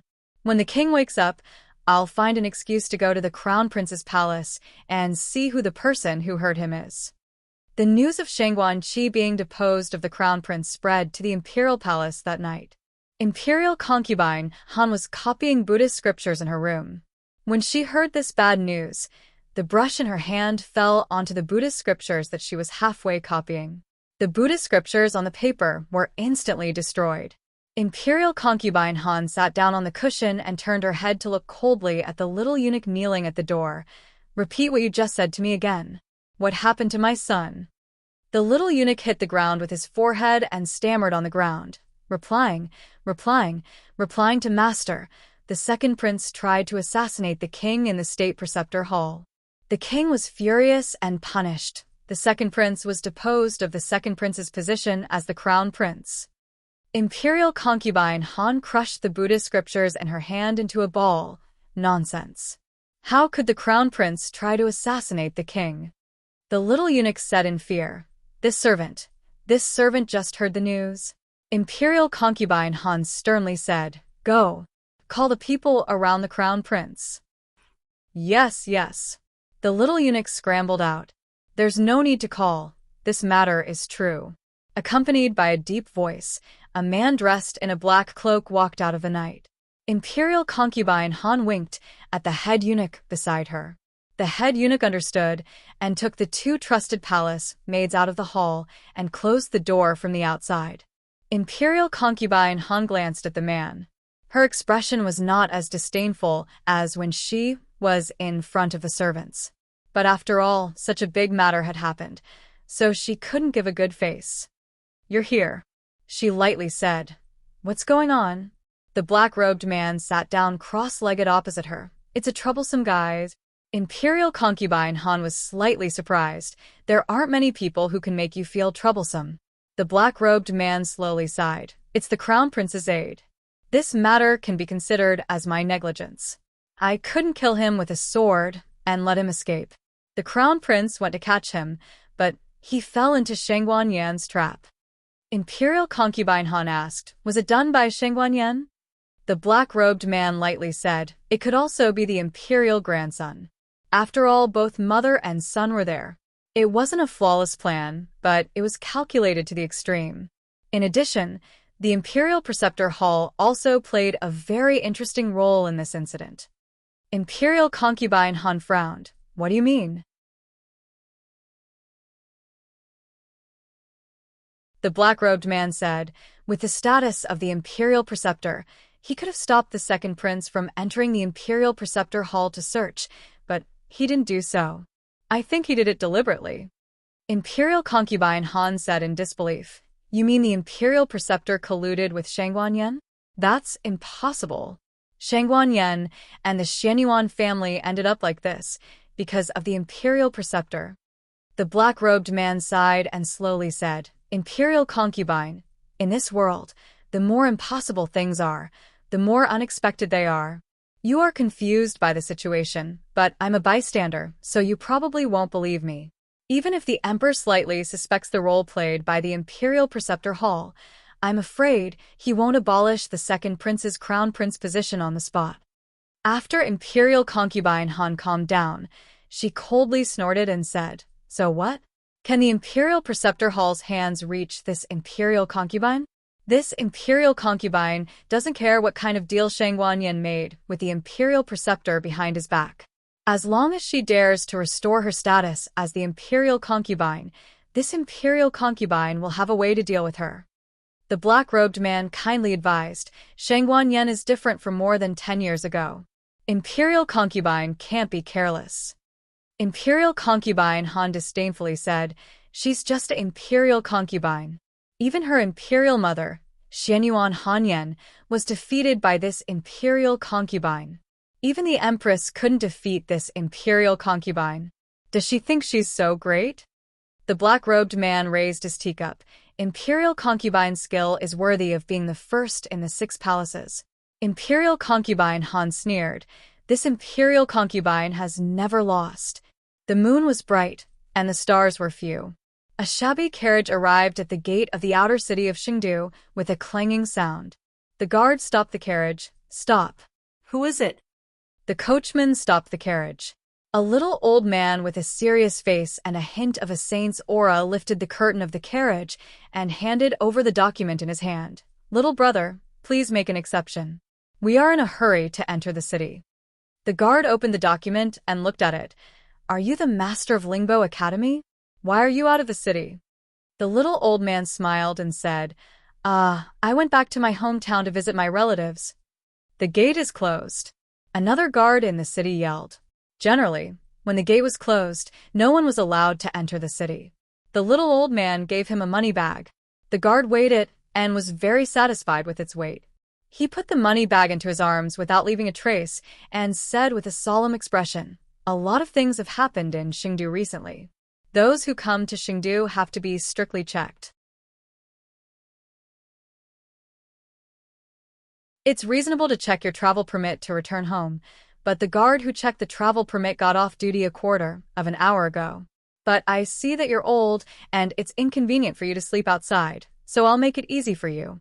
Wait, who else is in the carriage? The little old man said with a calm expression, "It's my wife." The guard glanced at the curtain. He saw a plainly dressed old lady holding a jar of candied fruits and nibbling on them. What are you looking at? The old lady glared at him fiercely. The guard was stunned by the scolding. They want to check the household register. Are they a couple just because they say so? At this moment, the old lady's back was itchy, and she wanted to scratch it. As soon as she raised her hand, the guard saw the little old man beside her and reflexively covered his head. The guard was speechless. She wouldn't be able to do this without being oppressed for decades. There was no need to check. If they weren't a couple, he would chop his head off.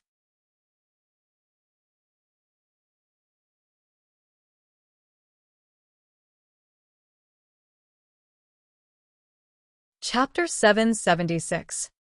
At this moment, Gu Jiao and Xiaoheng did not know that their great-aunt and son-in-law had already entered the city in a small broken carriage that was leaking wind and rain. After Xiaoheng returned to his room, Gu Jiao tied her already dry hair into a single bun on top of her head and then went to the secret room. It had to be said that Xiaoheng's skills were very good. Her legs really were not as sore as before. Gu Jiao put the small medicine box into the groove and changed into sterile clothes before entering the intensive care unit. The flow of time in the two dimensions was the same. 2 hours passed in the outside world, and 2 hours passed in here. However, the place where the date was displayed on the major instruments seemed to be broken. Only the time could be seen. Right now it was 1:39 in the morning. Gu Chongqing wore an oxygen mask and his body was covered in tubes as he lay on the bed without any temperature. The room was very quiet. Only the soft mechanical sounds of the instruments could be heard.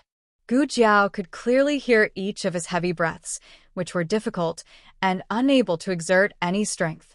That person's sword energy had shattered his internal energy. All of his internal organs had been damaged, and half of his meridians had been broken. She had given him the best medicine, but it still could not guarantee that he would be out of danger. Beep. The door behind her opened. It was the state preceptor, wearing sterile clothes, who calmly walked in. "How did you get in?" Gu Jiao asked. She clearly remembered that she had locked the metal door from the inside. "The door can be opened from the outside," the state preceptor said as he walked in front of the bed.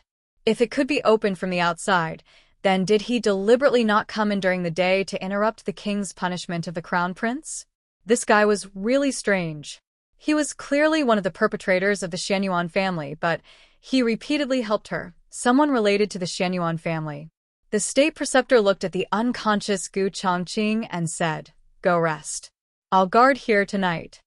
Gu Jiao did not move.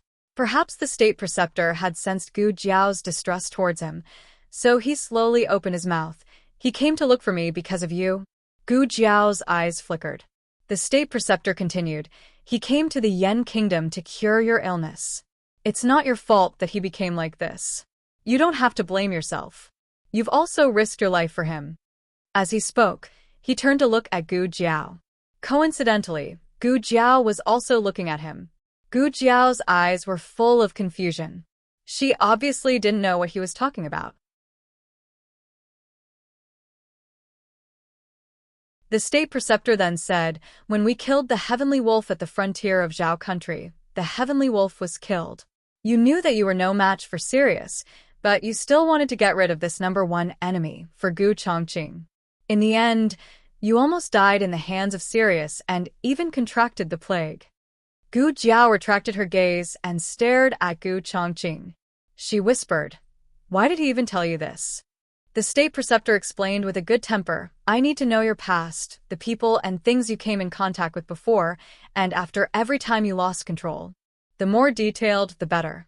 In this way, I can give the most accurate diagnosis." Gu Jiao asked, "Have you diagnosed it?" The state preceptor shook his head. "No.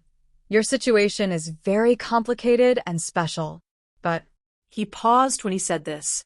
But what? Gu Jiao looked at him. The state preceptor said, I've met a few people who are similar to your situation in some aspects. Gu Jiao said, Why do you speak in such a roundabout way? The state preceptor coughed softly. It's a little similar to your situation, but not exactly the same. They will also lose control, mostly when fighting. The reasons for losing control are different. Some are provoked by anger in their hearts, and some are in a life-threatening situation. When they don't lose control, they're no different from normal people. Gu Jiao thought for a moment. Will their strength increase after losing control? The state preceptor said, Yes, but not as much as you. That's why I said that your situation is similar, but not exactly the same. It was indeed different. The violent factors in her body were always there, but she had already gotten used to their existence. It was like a person who was born with pain. It was normal for him to feel pain. Blood would induce her to lose control and make her suffer more. But after so many years of training, she had already controlled it very well. The uncontrollable situation was in battle. Blood, struggle, death. All the unfavorable factors added together would urge her to lose control. The state preceptor said, I've been studying why those people lost control in the first place. I found that they were not born like this. It was all after they were poisoned. You've seen Fifth Han. What do you think of his skills? Gu Jiao said to the point, Not bad. Wait, he can't be one of them, right? The state preceptor said, He's the most normal one. He almost never loses control. The reason why I included him is because his internal strength increased sharply after he was poisoned. The price was aging. Gu Jiao touched her chin. So this is the reason why his hair turned white at such a young age. What kind of poison is so powerful? The state preceptor shook his head. I'm not sure. I haven't found out. The rest of them have lost control at least 3 times. These people are all very powerful experts. Among them, there are 2 people who are the most dangerous. He used the word dangerous. With his current status, it was definitely not an ordinary level of danger to describe them like this. Gu Jiao licked her lips curiously. Who? The state preceptor said faintly, I don't know their real names. I only know their code names. One is an Hun. The other is Shirtian. What an amazing name. Even my Xiong is weak in comparison. The state preceptor saw her bitter and vengeful look. How would he know that she was fussing about their code names? He thought that she was thinking about the identity of the other party. He said, An Hun is now the aide of Imperial Concubine Han. If I didn't guess incorrectly, the person who injured Gu Chongqing is him. Very good. Even the real name of Gu Chongqing was known. The state preceptor faintly said, I want to remind you, don't easily find an Hun for revenge. You are not his opponent. The only person who can deal with an Hun is Shirtian. Unfortunately, Shirtian disappeared from Yan Empire in 21 years. No one knows where he went. Until now, there is no news. 21 years ago. Wasn't that the year when the late emperor of Zhao Empire passed away? Before the late emperor of Zhao Empire passed away, he bestowed Princess Xinyang with 4 dragon shadow guards. He also left behind a posthumous edict for Princess Xinyang and Marquis Xianping to get married during his mourning period. That year, Long Yi had entered. Gu Jiao looked at the state preceptor and asked, How old is Shirtian's? The state preceptor recalled in his mind and said, when he disappeared, he was still young. He was around 13 or 14 years old. It matched with Long Yi's age. Could it really be Long Yi? Gu Jiao couldn't help but think of the portrait she saw last time in Book Collection Pavilion. The youth in the portrait was very similar to Long Yi. Gu Jiao calmly asked, Can I see the portrait of an Hun and Shirtian? Dawn was breaking. The monarch woke up from his sleep. In the end, he had taken medicine. The medicine was still in effect, so his whole body was dizzy. Hearing the movement, Zhang Dequan hastily got up from the mattress and quietly came to the bedside. Your Majesty, you woke up? Does your head still hurt? Do you want the slave to go and invite State Preceptor? No need. The monarch sat up and slowly asked, whereas third princess and light shuas. Third princess? The monarch called third princess before Shangguan was 1 month old. Since Shangguan was conferred the title of crown princess on the 1-month-old banquet, the monarch only called her 2 names, crown princess in front of people and behind people. The monarch might call her crown princess, but the monarch would never call her third princess. It seemed that the little mistress of Dragon stranded in Shallow Beach was going to restore her identity as an imperial princess. Zhang Dequan hurriedly reported, "Replying to your majesty, little princess is resting in the next room." This slave asked the wet nurse in the palace to come and take care of her. The third princess was rescued in the secret room for 6 hours before she came out. The third princess already had an old injury, and there were nails in her spine. She also took a sword for your majesty. Commander Shao said, whether she could wake up or not depends on the third princess' luck. After the monarch woke up, for a moment, he felt that the punishment he gave to Shangguan seemed to be too much. In the beginning, Shangguan didn't want to kill him. It was the assassin who took the initiative to bewitch the crown prince to kill the monarch. But when he heard that Shangguan might not survive, the monarch's anger rose again. Why didn't Shangguan rush over to block the sword? His people plotted a rebellion, but Shangguan was stabbed instead. He didn't say anything to stop it. Scared silly? I'm afraid, he acquiesced to the actions of the assassin. The monarch began to imagine again. The more he imagined, the angrier he became. I should have crippled him earlier. The monarch went to Shangguan room. Shangguan injury was made with a prop. When the gauze was removed, the stitched wound could really be seen. But in fact, the monarch didn't really want to remove her gauze. The monarch looked at Xiao Heng, who was waiting by the bed, and sighed, "Your own body is more important. Don't overwork yourself. There are palace servants here." Although it was said that there were palace servants, in fact, there was only a little palace maid. The monarch felt more guilty in his heart. "Zhang Dequan, this slave is here." Zhang Dequan stepped forward and said knowingly, "After this slave returns to the palace, I will immediately pick a few clever palace servants." The monarch still had to go to court, so he stood by the bed for a while and then left. "Respectfully send off imperial grandfather." Xiao Heng cupped his fist and saluted. Gone? Shangguan opened the mosquito net and poked her head out of the mosquito net. Xiao Heng hurriedly pressed her back into the mosquito net. "Imperial grandfather, take care. She hasn't stepped out yet."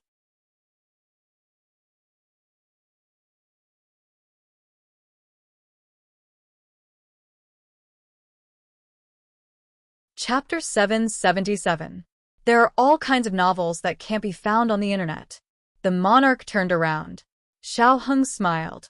He was smiling too much. He changed his state in a second. He was so weak and pale that he couldn't smile. "Take care of yourself." "Okay." The monarch nodded with a complicated expression. He put his hands behind his back and led Zhang Dequan and the wet nurse who was holding the little princess out of the Kylin Hall. Gu Jiao stayed in the intensive care unit until dawn. She sat on the chair and fell asleep by the bed in the middle of the night. When she woke up, the state preceptor was gone. 2 men of sacrifice were guarding the iron gate again. They didn't react much when they saw Gu Jiao come out. "What did the state preceptor say to you?" Gu Jiao asked them. One of them said, "The state preceptor said that no one can enter except for him and Mr. Xiao." Gu Jiao nodded and muttered to herself, "That's more like it." Xiao Heng opened the door and walked to Gu Jiao.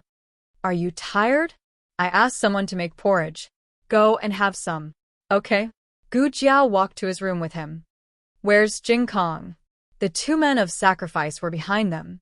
Xiao Heng said carefully, "He went to school. His sister came to pick him up." He was telling Gu Jiao that little Jing Kong was safe with Gu Qingfeng. Gu Jiao was relieved. She went to Xiao Heng's room to have a bowl of porridge. Although the summer was hot, she was exhausted. She still had a good appetite. She ate a big meat bun. "Where's the little princess?" she asked. Xiao Heng said she went back to the palace with the monarch. Also, The monarch seems to have restored my mother's identity as the empress. Xiaoheng didn't go to the imperial court, but the monarch called Shengguanyan the third princess this morning. It must be true. Gu Jiao nodded in satisfaction. That's great. After paying such a huge price, it wasn't just to depose the crown prince. First, she would restore her status as the empress. The next step would be to scheme for the position of the crown princess. Speaking of this, Gu Jiao suddenly remembered the conversation with the state preceptor in the ICU in the middle of the night. She took the handkerchief, wiped her mouth, and said to Xiaoheng, "You don't need to find an excuse to go to the crown prince's mansion. I already know who stabbed Gu Chongqing. He's Imperial Concubine Han's advisor, a very powerful expert. People call him Enhan." Enhan? Xiaoheng muttered. She didn't understand what he was saying, but it sounded impressive. "Did the Imperial tutor tell you?" he asked. Yes. Gu Jiao nodded. He also told me about Fifth Master Han's secret. Fifth Master Han's hair turned white because he was poisoned and aged prematurely, but it also increased his power. Xiaoheng was puzzled. Premature aging.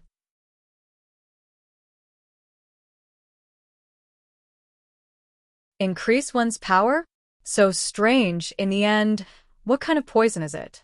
Gu Jiao shook her head. I don't know. Later, I'll find an opportunity to ask Madame Nan. But I think Qi Xian has been in Han family for so long, but he still hasn't cured the poison in Han Si's body. I'm afraid the origin of this poison is not simple. In addition, the state preceptor also mentioned a person, but I don't know whether it's Long Yi or not. In those years, the late emperor left behind a total of 8 dragon shadow guards. Among them, the younger one was given to the emperor of Zhao country, and the older one was given to Princess Xinyang.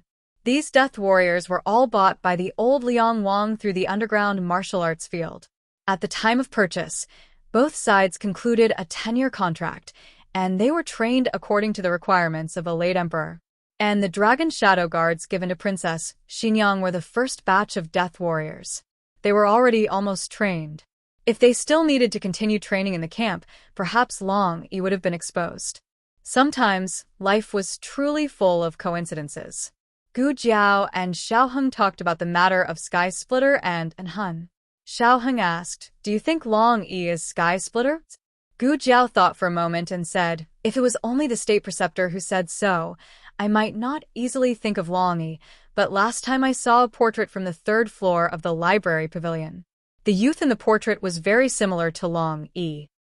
Xiaoheng was silent. 3rd floor. The entire state preceptor hall, no, to be exact, the biggest secret of the entire Yan country was there.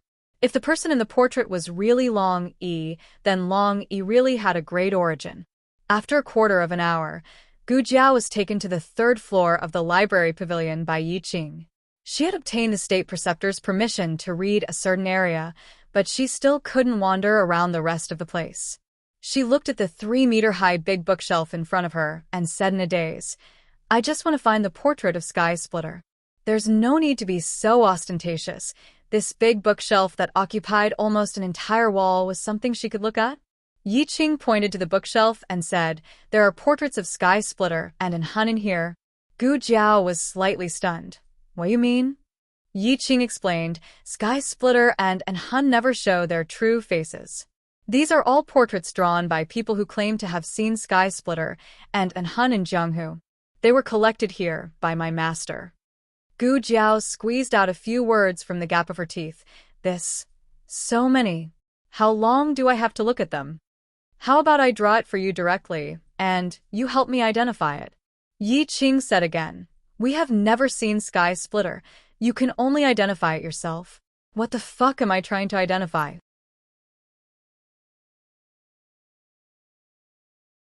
So even if I see the portrait of Long Yi, you can't be sure that he is Sky Splitter, right?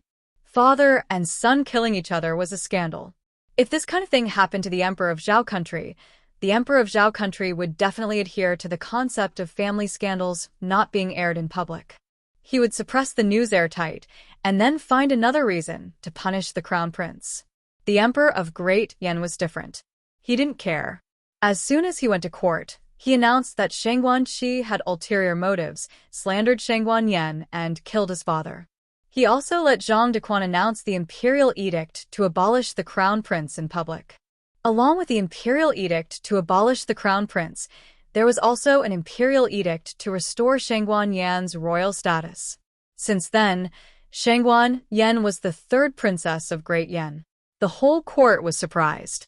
Although they had already received the news last night, when it really came from the throne room, it still made imperial concubine Han very angry. She was so angry that her chest was about to explode. What assassination! What slander! That person called Long Outyen is clearly a spy placed in the Crown Prince Palace by Shangguan Yan. Is His Majesty old and confused? How can he not even see such a big flaw?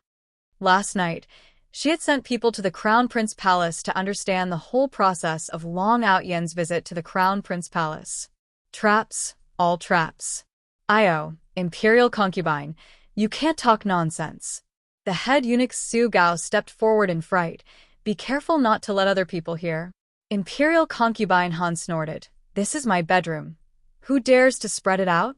Su Gao dryly smiled. That's true, but it's better to be careful. Su Gao went to the Crown Prince Palace to inquire about Long Outyen. To be honest, the third princess's move was really exquisite. She could predict the emperor's thoughts. He had been in the palace for so many years, but he rarely saw anyone who could predict the emperor's thoughts. Whether the monarch punished or not, it was usually the monarch's own will. Those who took advantage of the situation and took advantage of the opportunity to trip up the victims were actually just the monarch turning a blind eye to it. They were not considered very smart. Su Gao said, Imperial concubine, I'm afraid there's a master behind the third princess. Imperial concubine Han thoughtfully said, what you said makes some sense. I watched Shangguan Yan grow up. She's a straightforward person and doesn't have many thoughts. Otherwise, she wouldn't have been schemed against in the past. Su Gao hurriedly said, Isn't that so, imperial concubine? If she has such a mind, why wait until now? She would have returned to Shangdu to compete with the second prince for the position of crown prince. Moreover, the eldest grandson's temperament is different from before.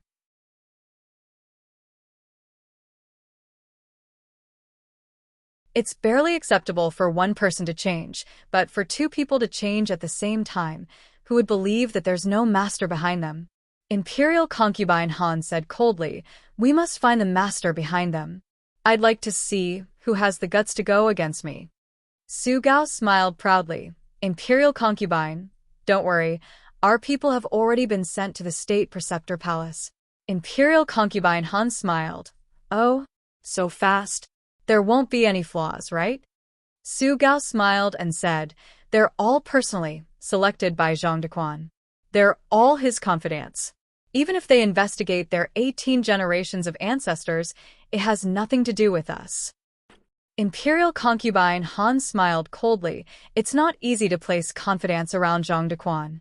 I've buried so many chess pieces for so many years. I originally planned to use them in more important places. But who told Shangguan Yan and her son to be so annoying? I'll borrow eunuch Zhang's hand to eradicate these two eyesores for me. Su Gao flattered. Imperial concubine is wise. Imperial concubine Han had already begun to imagine the fruits of victory. After the matter is done, who should I frame? I think Imperial concubine Wang Xian is good, and Imperial concubine Dong Chun is also not bad. As she said this, she burst out laughing. On the other side, Zhang Dequan took 4 palace maids to the State Preceptor Palace. Gu Jiao went to the library pavilion, leaving only Xiao Heng in Shangguan Yan's room. Zhang Dequan respectfully bowed to Xiao Heng, who was sitting in his seat. Your Highness Zhang-san, the few palace maids outside are selected by this slave. They're nimble, diligent, and clever. Let them serve the third princess and Your Highness Zhang-san first. Your Highness Zhang-san, please rest assured that their background is very clean. I know, Xiao Heng said. Zhang Dequan smiled. If there's nothing else, this slave will return to the palace first. Xiao Heng nodded. After Zhang Dequan left, Xiao Heng opened the curtain and looked at Shangguan Yan, who was sitting cross-legged on the bed holding half of a watermelon and eating it with a spoon. Can Zhang Dequan be trusted? Shang Guanyan ate a spoonful of watermelon ball. Oh, he's not bad. Xiaoheng said. So, those people outside can stay? Shang Guanyan thought for a moment. Keep them first. Zhang Dequan is the only person in the palace who won't harm me. Lingbo Academy. A carriage stopped in the alley diagonally across from it. This alley was originally for the students of the academy to park their carriages. Because this carriage came first, it occupied the first position. Arriving here, the coachman's task was completed. The old chancellor gave him the fare. The coachman took his reward and left with satisfaction. The old chancellor and Empress Dowager Zhuang sat in the carriage and waited. Are you sure we should wait here? Empress Dowager Zhuang asked.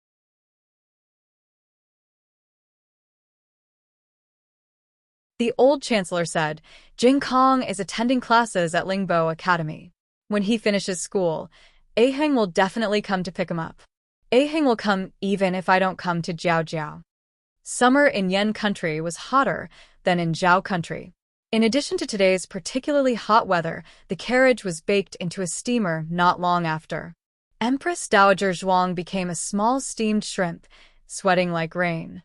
She leaned against the wall of the carriage, feeling hopeless. Didn't it just rain at night? How come it didn't cool down for long before it became hot again? The old chancellor picked up a fan and fanned her. He was also sweating profusely. Yen country is really hot. I don't know if the children can handle it. Empress Dowager Zhuang did not even have the strength to speak. She felt as though she had caught a heat stroke. Her legs went soft, and she collapsed in her seat. The old chancellor saw that she was so hot and could not bear it, saying, There is a tea shop next door. You go to the tea shop to drink some tea. I will wait here. Empress Dowager Zhuang glared at him and weakly said, Does drinking tea not cost money? Things in Yen country were so expensive. The children definitely did not have enough money to spend. She needed to save for Jiao. Of course, there was another important reason.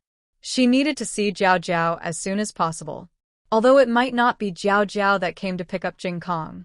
The two waited from morning until afternoon. It was so hot that they lost their temper. Finally, Lingbo Academy began to dismiss classes. Students wearing the academy's uniform walked out of the academy in high spirits. Empress Dowager Zhuang looked around anxiously. Why don't I see any children? Go and ask around. Has the prodigy class ended? The old chancellor went. However, since the young commandery princess had been kidnapped near the academy's vigilance had increased a lot. They were vigilant against strangers who came to inquire about information, especially about the prodigy class. The guard said sternly, You are not allowed to inquire about the academy. If you don't leave, I will report you to the officials and arrest you. There were more officials patrolling nearby. The old chancellor was an unregistered citizen. Naturally, he could not fall into the hands of the officials. He wanted to say that he was a family member of a student. However, he looked down at his shabby appearance and swallowed the words that were on the tip of his tongue. Along the way, in order not to be remembered by thieves, they dressed very poorly. Their clothes were the plainest, and their carriage was the worn out. The old chancellor planned to go to the nearby shop to ask around. As soon as he turned around, he heard the guard say to his companion, Keep an eye on that old man. The old chancellor's mouth twitched. Was he being treated as a thief? What was wrong with the Academy of Yen country?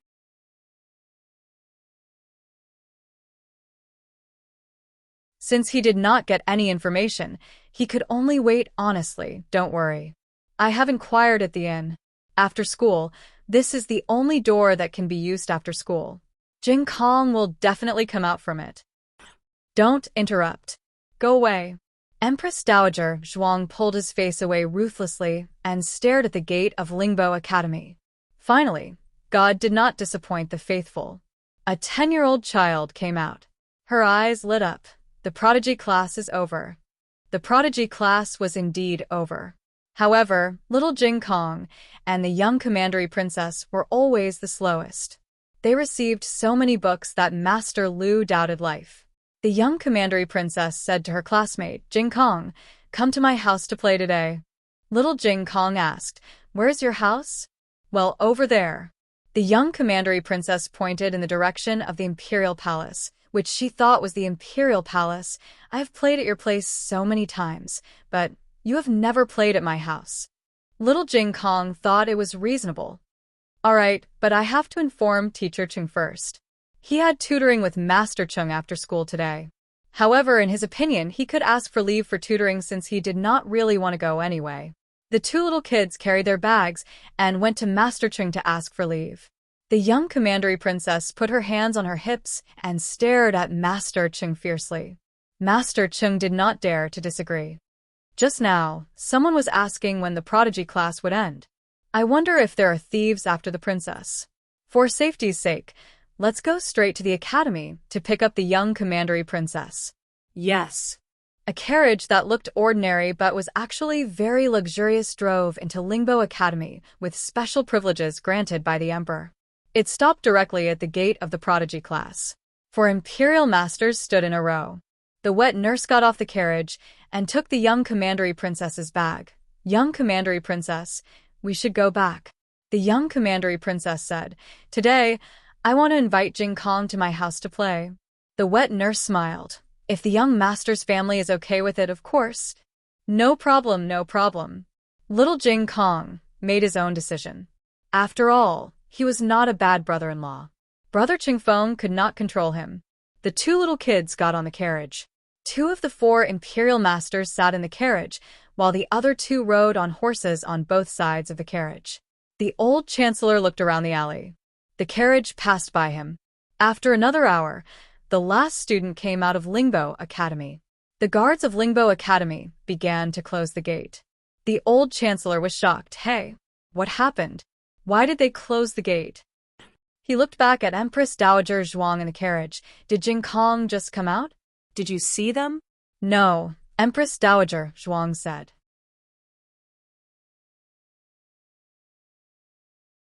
She was old, but she was not blind. She was very sure that she did not miss anything. The old chancellor said suspiciously, "Could it be? Jing Kong did not go to school today. Could it be that something happened to them because they did not come to Lingbo Academy?" Empress Dowager Zhuang said coldly, "Shut up." The old chancellor shut his mouth resentfully.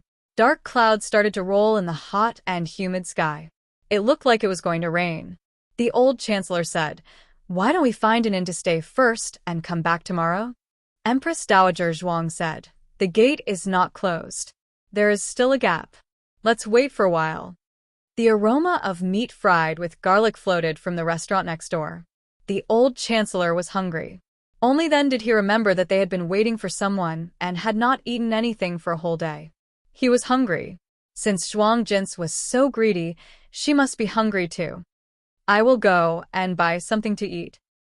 As he spoke, he touched his shriveled money bag and coughed lightly.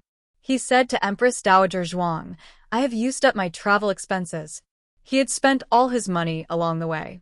Empress Dowager Zhuang held the bag in her arms vigilantly, for Jiao Jiao. Not a single coin could be spent. The old chancellor had no choice but to search his pockets. Finally, he found 2 knife coins that had fallen into the broken compartment of his sleeve. He was lucky. Usually, 2 knife coins could only buy 1 steamed bun. Today, it was going to rain.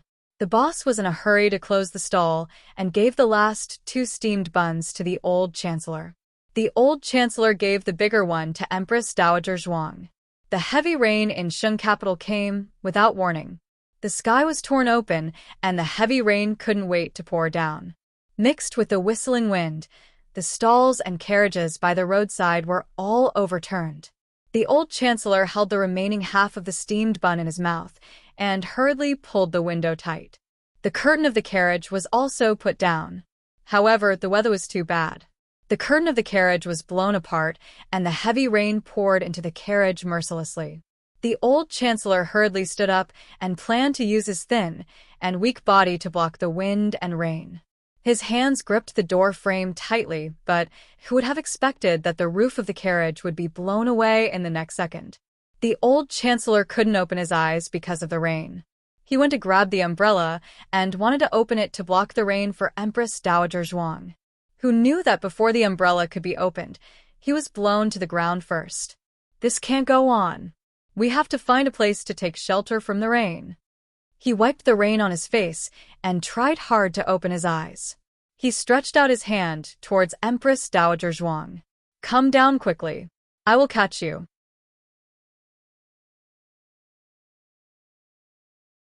It was very dangerous for two elderly people to be exposed to such extremely bad weather.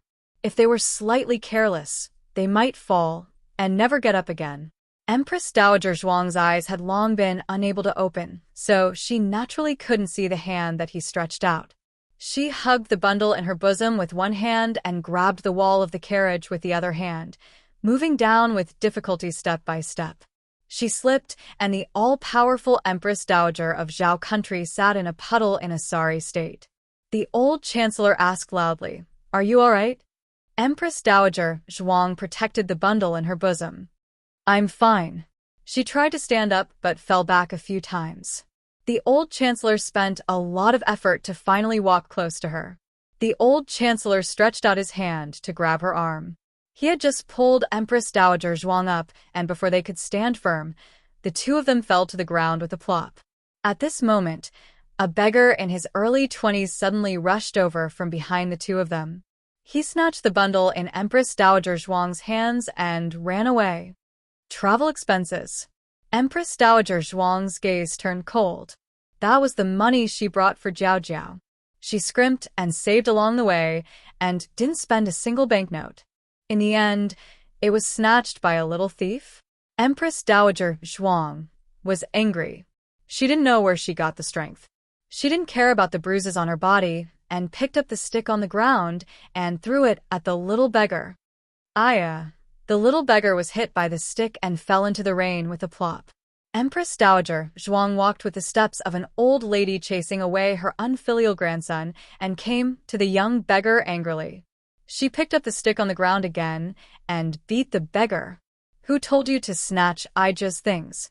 Who told you to snatch Jiao Jiao's money? Who told you to steal chickens and dogs? Who told you to not do proper things? The rain was heavy and Empress Dowager Zhuang spoke the language of Zhao country in anger. The beggar didn't understand a word, but the stick on his body was clearly hit. Aya! Stop hitting! Stop hitting! I'll give it back to you. I'll give it back to you. You damn woman! How can you be so strong? The beggar was almost beaten into a pig's head. How could he have expected that a little old lady who fell and couldn't get up would be so ruthless in beating people? She was too heavy-handed. Empress Dowager Zhuang hit him with the stick again and almost killed his thousands of children and grandchildren. The beggar trembled and looked at the stick that fell between his legs. If the stick moved half an inch forward, he would. He looked at the old lady in front of him again and saw that the other party's eyes revealed a strong murderous aura. He felt fear from the bottom of his heart. He didn't even dare to play tricks and threw the bag in his hand at the old lady.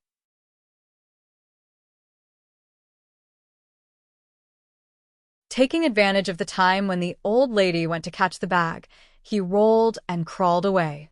The bundle was blown apart, and the silver ingots inside fell to the ground with a crash. The banknotes were blown out by the strong wind and floated all over the alley. Empress Dowager Zhuang squatted down to pick up the banknotes. The old chancellor just sprained his ankle and limped over after a long time. He looked at Empress Dowager Zhuang, who was squatting on the ground to pick up the silver and banknotes. He suddenly had mixed feelings. She was the legitimate daughter of the Zhuang family. She was born honorable and became the empress when she entered the palace. When the late emperor passed away, she became the regent Empress Dowager. She had been standing on top of the clouds all her life and had never stooped down to pick up things from the ground. Not to mention a mere stack of banknotes. Even if a valuable antique fell on the ground, she would never take a second look at it. But now he opened his mouth. Zhuang Jin's. Empress Dowager Zhuang picked up a banknote that floated into the sewage pit and wiped it on her sleeve. When she just came to the countryside, her family wasn't rich.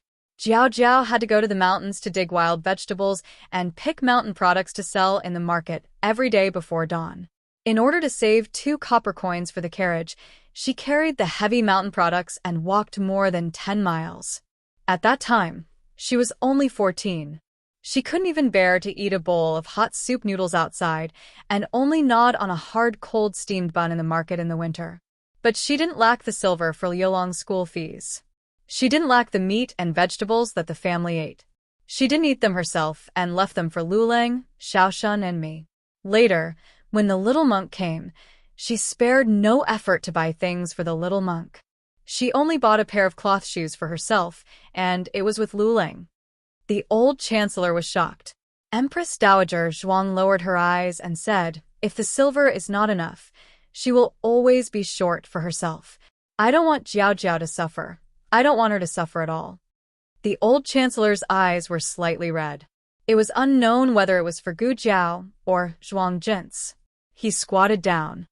"I will pick it up with you." Both of them squatted on the ground and silently picked up their rain-soaked banknotes. Empress Dowager Zhuang picked up the banknotes and suddenly felt that someone was coming. She moved her body forward and blocked the banknotes in the puddle in front of her. A young man wearing a straw raincoat, a bamboo hat, and holding a red tasseled spear entered the alley from behind her. Empress Dowager Zhuang didn't care too much and continued to pick up the banknotes. The young man walked past her. When he reached the entrance of the alley, the young man's footsteps suddenly stopped.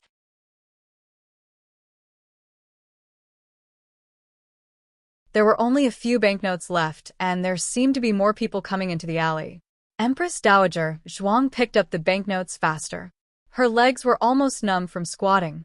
Suddenly, a familiar voice came from behind her. "Great Aunt?"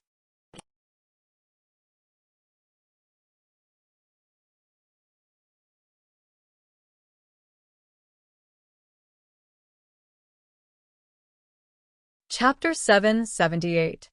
Novels with content that can't be found on the internet are all here. Empress Dowager Zhuang stopped picking up the banknotes. The rain was heavy and the wind was strong. If Empress Dowager Zhuang looked up, she couldn't open her eyes at all. She squatted stiffly on the ground in the rain, like a little old lady in the countryside picking vegetables in the ridge. She paused for a moment and then continued to pick up the banknotes. She must have wanted Jiao Jiao so much that she heard wrong. How could Jiao Jiao appear here in such a heavy rain? "Great Aunt." It was another familiar voice. This time, the voice was directly above her head. A young man wearing a straw raincoat and a bamboo hat knelt down on one knee beside her. Empress Dowager Zhuang still couldn't raise her eyes, but she caught a glimpse of the ugly red tasseled spear, the little braid, and the big red flower. She couldn't be more familiar with it. However, Empress Dowager Zhuang's eyes suddenly stopped looking up. She lowered her head and brushed her messy hair on her cheeks in the rain, trying to straighten her hair so that she didn't look so embarrassed. She also moved her feet that were numb from squatting, as if she also wanted to make a squatting posture that wasn't so embarrassing. Gu Jiao tilted her head and looked at her. "Great Aunt, is it really you? Why are you here?" This time, Great Aunt's tone was no longer questioning. She was really sure that she had met the person who was least likely to appear in the Great Yen Kingdom. It was also the person she had been thinking about. The old lady suddenly felt wronged. She was robbed on the street, stuffed into a steamed shrimp in the carriage, beaten by the wind and rain, and fell down again and again, but she didn't feel wronged at all. However, Gu Jiao's great aunt broke all her strong feelings in an instant. Her eyes turned red. She was like a child who had been bullied outside and was finally found by her parents. Her small mouth and nose twitched. She said with a crying voice, "Why did you come so late? I've been waiting for you all day." Gu Jiao didn't know what to do. She said blankly, I just walked too slowly. I'll pay more attention next time. I won't take a carriage. I'll ride a horse, the Black Wind King." The old lady didn't understand what the Black Wind King was. She squatted on the ground with the banknotes in her hand, sobbing in grievance. "I'm not crying," she said stubbornly. Yes, Grand Aunt didn't cry." Gu Jiao hurriedly took off her straw raincoat and draped it over Empress Dowager Zhuang. Aijia doesn't need it, you wear it, Empress Dowager Zhuang said. Not only did she refuse Gu Jiao's straw raincoat, but she also took off the bamboo hat on her head. Gu Jiao stopped her.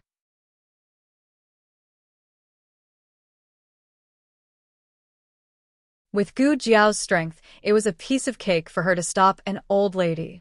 She tied her bamboo hat and straw raincoat tightly, making it impossible for Empress Dowager Zhuang to take them off.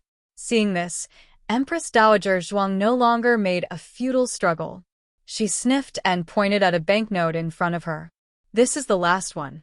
My feet are numb. Gu Jiao went to pick up the banknote and handed it to Empress Dowager Zhuang. After Empress Dowager Zhuang took the banknote, she didn't put it away immediately. Instead, she handed it to Gu Jiao along with the rest of the banknotes in her hand. Here, this is for you. Many years later, when Gu Jiao galloped on the battlefield, she would always recall this scene.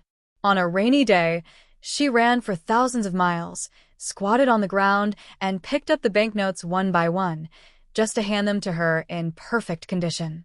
When she lived in the school in her previous life, she never understood why her roommate's mother would transfer several cars from the distant countryside to the city. She was so carsick just to give a jar of pickled vegetables to her daughter, who lived in the school. She thought that she understood that kind of feeling. Gu Jiao carried her grandaunt to a restaurant near the alley, and I came back to carry the old chancellor. I want 2 rooms, Gu Jiao said. The old chancellor had been pacing back and forth in front of Lingbo Academy and had long been watched by the nearby shops. The innkeeper originally wanted to check the 2 elders' identities, but Gu Jiao directly showed the token of the Imperial Preceptor Hall. The innkeeper instantly tensed up. Old master, old madam, please. Young master, please. Get 2 buckets of hot water, Gu Jiao ordered. The innkeeper hurriedly responded, yes. Yes. Coming right now. Empress Dowager Zhuang looked at the innkeeper, whose attitude had changed abruptly.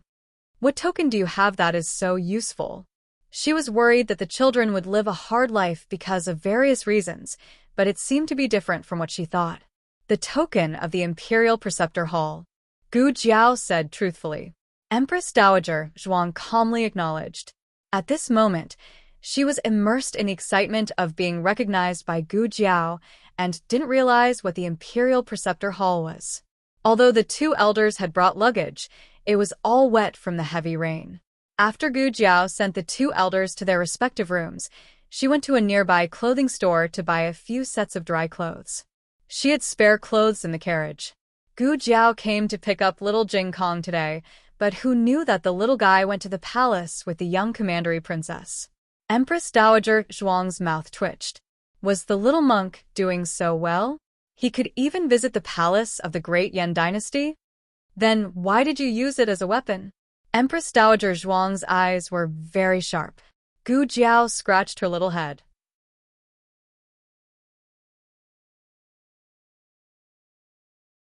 I have a lot of enemies recently, so I used it for self-defense.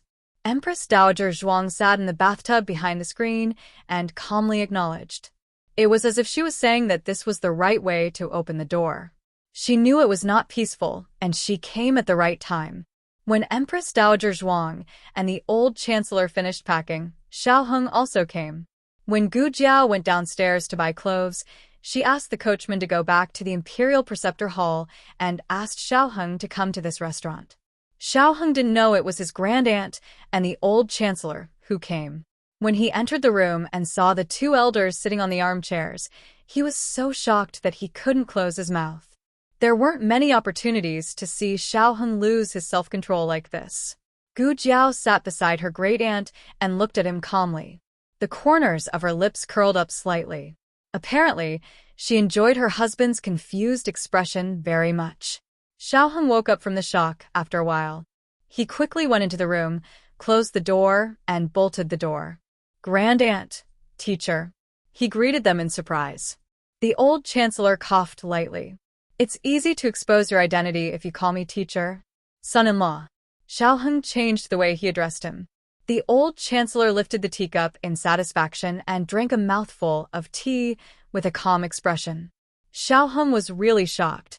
He couldn't believe what he saw, but the two elders really did appear in the Great Yan's capital. Xiaoheng took a deep breath and suppressed the remaining shock in his heart. He asked the two elders, "Grandaunt, granduncle, why did you come to the Yan kingdom?" The old chancellor asked with an accent, "Are you asking for the reason or the methods?" Xiaoheng said, "Don't be so picky. Before answering your question, can you tell me what happened to your face?" The old chancellor looked at the mole under his right eye and asked. This mole was originally removed by Princess Xinyang. Xiaoheng touched the mole under his eye and said, "I painted it."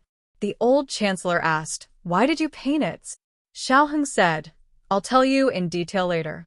First, tell me why you and Grandaunt came." The old chancellor looked serious. "Isn't it because I'm worried about you? You've been gone for so long and didn't even send a letter. We've only left Zhao country for 3 months. You left a month ago and only waited for 2 months. Even the war in Zhao took longer than this." "What's the method?" Xiaoheng asked. The old chancellor flicked his wide sleeves and said proudly, "I forged an employment letter from Lingbo Academy." Xiaoheng was speechless. You don't have to emphasize Grandaunt. As for why the old chancellor knew what an employment letter from Lingbo Academy looked like, it was because Elder Feng had received it before. Elder Feng's talent was underestimated in Zhao country.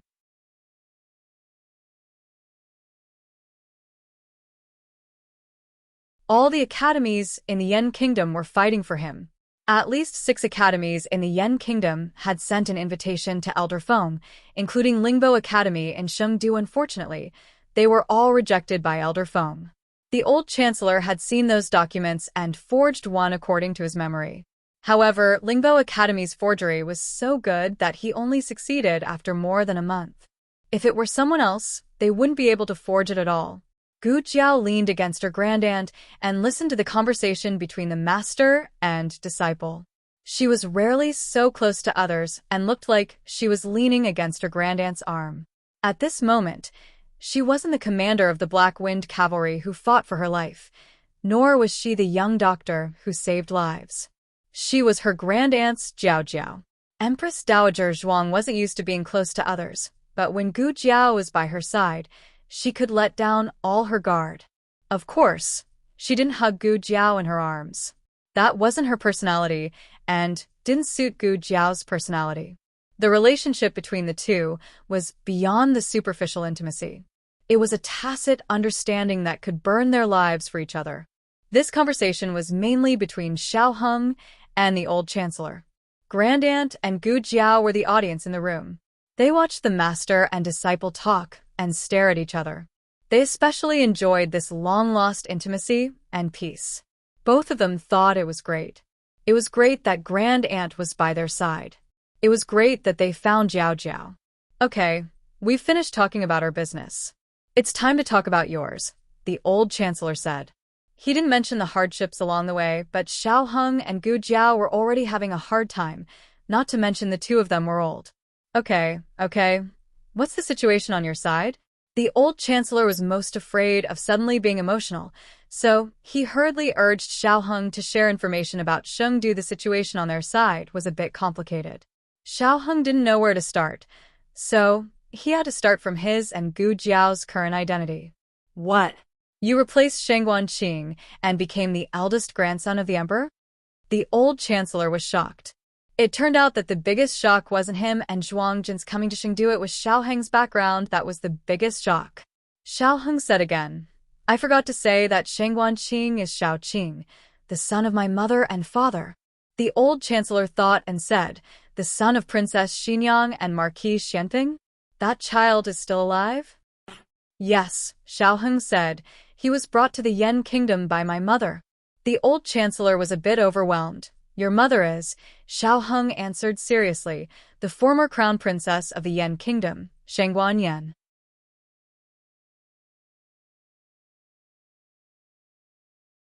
So the woman brought back to the capital by Marquis Xianping wasn't a slave of the Yan kingdom, but a princess of the royal family. Was Marquis Xianping so lucky? Empress Dowager Zhuang came from the palace after all, so she was more sensitive and receptive than the old chancellor in this aspect. Her reaction was still calm. But when Xiaoheng talked about Gu Jiao, she couldn't calm down. The foster son of Duke's mansion, the commander of the Black Wind Cavalry, the public enemy of the top 10 aristocratic families, Empress Dowager Zhuang's mouth twitched. She knew it. How could this girl not cause trouble? Look at her. She almost turned Sheng Du upside down. She did it all by herself. Xiaoheng and the old chancellor talked for a full 2 hours before they finally finished exchanging all the information. The two elders fell silent. The little ones caused trouble here and there. With too many tricks, they were already too shocked. They needed time to digest it. Although Xiaoheng and Gu Jiao had obtained quite a few victories at this stage, in the eyes of the experienced Empress Dowager Zhuang and the old chancellor, the little ones' tactics were not perfect. They acted as they pleased, lacking a tight organization and plan. Thinking back to the time when Empress Dowager Zhuang and the old chancellor fought so fiercely, it was from the court to the inner palace, from the inner palace to the officialdom, it even indirectly affected the battlefield. The two little ones' tactics were just a drop in the ocean. Empress Dowager Zhuang snorted. If you only had Aheng's tactics back then, I would have exiled you 3,000 miles away, never to return to the capital for the rest of your life. The old chancellor snorted. If you were like Jiao Jiao back then, I would have let you sit in the cold palace for a long time. Xiaoheng and Gu Jiao, you two can quarrel, but can you not drag us into it? Don't we want face? Also, you two did not need to hide your identities back then. Of course, you can fight however you want. I'll have you try changing your identities to the country of Yen. So infuriating. The young couple turned their faces away. Cough, cough. The old chancellor was defeated by Empress Dowager Zhuang's death glare. Aheng, where are you living now? An hour later, a carriage entered the imperial tutor's hall. The heavy rain had just stopped, and Yuhi walked over from the west side of the corridor while holding a bowl of medicine. He immediately saw Xiaoheng and Gu Jiao leading an unfamiliar couple into the Qilin Hall. He was puzzled and said, Your Highness Zhang's son, young Master Xiao. They are. Xiaoheng had a calm expression and said, They are young Master Zhao's patients. They came from outside the city and had nowhere to go due to the heavy rain. Thus I made the decision to bring them in first. I will speak with Imperial Tutor later on. Yuhi quickly said, No need. It's a small matter.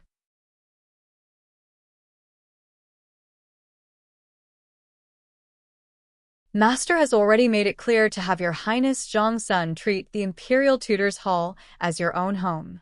There's no need to be polite. After all, Your Highness Zhang's son has never been polite with the Imperial Tutor's Hall. It's not the first time you've brought those scoundrels from Jiang who to spend the night.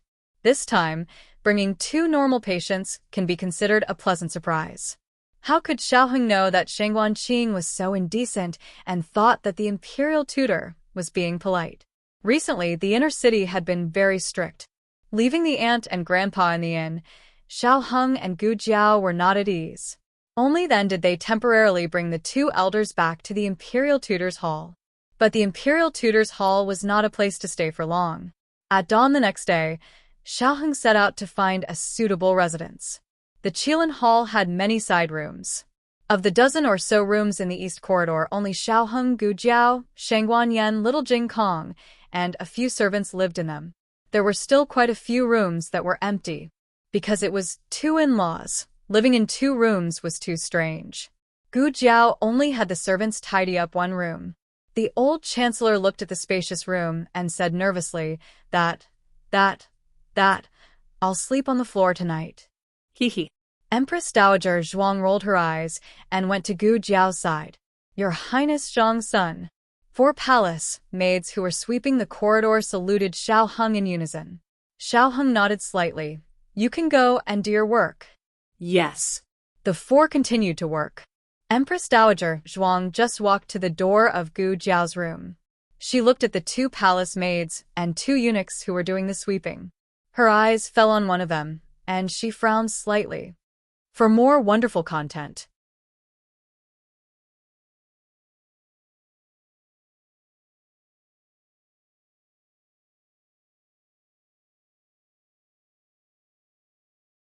Chapter 779. Xiaoheng went to Sheng Guanyan's room. There were a total of 5 palace made serving Shangguan Yen. One was the little palace maid Huan brought from Zhaoyang Hall, and the rest were the 4 people sent by Zhang Dequan this morning. These 5 people didn't know that Shangguan Yen was pretending to be sick, but because Huan served Shangguan Yen for the longest time, Xiao Heng left her in the room. Did my mother wake up? Xiao Heng asked Huan. Huan bowed and said, replying to His Highness Zhang's son, the 3rd princess hasn't woken up. It seems that she didn't expose herself. She won't drop the chain at the critical moment. Xiao Heng stood in front of the bed for a while and said to Huan, well, you continue to guard her. If my mother wakes up, remember to inform me. I will be with young Master Xiao. Huan respectfully replied, yes, His Highness Zhang's son. Shangguan Yen, who had been lying under the mosquito net all night. Leaving just like that? Gone? Son, I want to go out. Xiao Heng went to Gu Jiao's room. Empress Dowager Zhuang was storing candied fruits. She hasn't eaten for 3 days. The 15 candied fruits that she saved with great difficulty were broken in the heavy rain. Gu Jiao promised to give them to her without missing a single one. While putting the candied fruits into her new jar, she casually said, who are the 4 people outside? Xiao Heng said, the palace maids and eunuchs sent by His Majesty. Strictly speaking, they are my mother's people. Empress Dowager Zhuang asked, they were just sent. Xiao Heng said, yes, they were sent this morning. Empress Dowager Zhuang lightly said, that little eunuch with protruding ears, keep an eye on him. Xiao Heng realized something and asked with a frown, is there a problem with him? Yes. Empress Dowager Zhuang gave him an affirmative answer, without hesitation. Xiao Heng was slightly stunned. That little eunuch seems to be the most honest of the 4. Moreover, the 4 of them were sent by Zhang Dequan. My mother said that Zhang Dequan is a trustworthy person.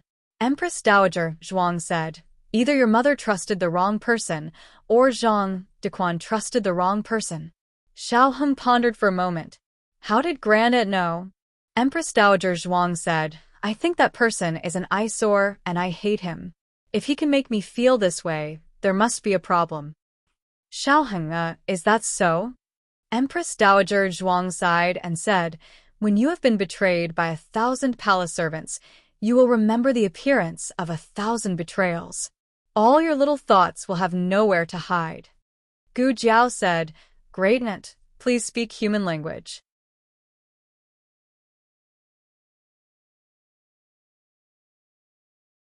Empress Dowager Zhuang said, I want a candied fruit.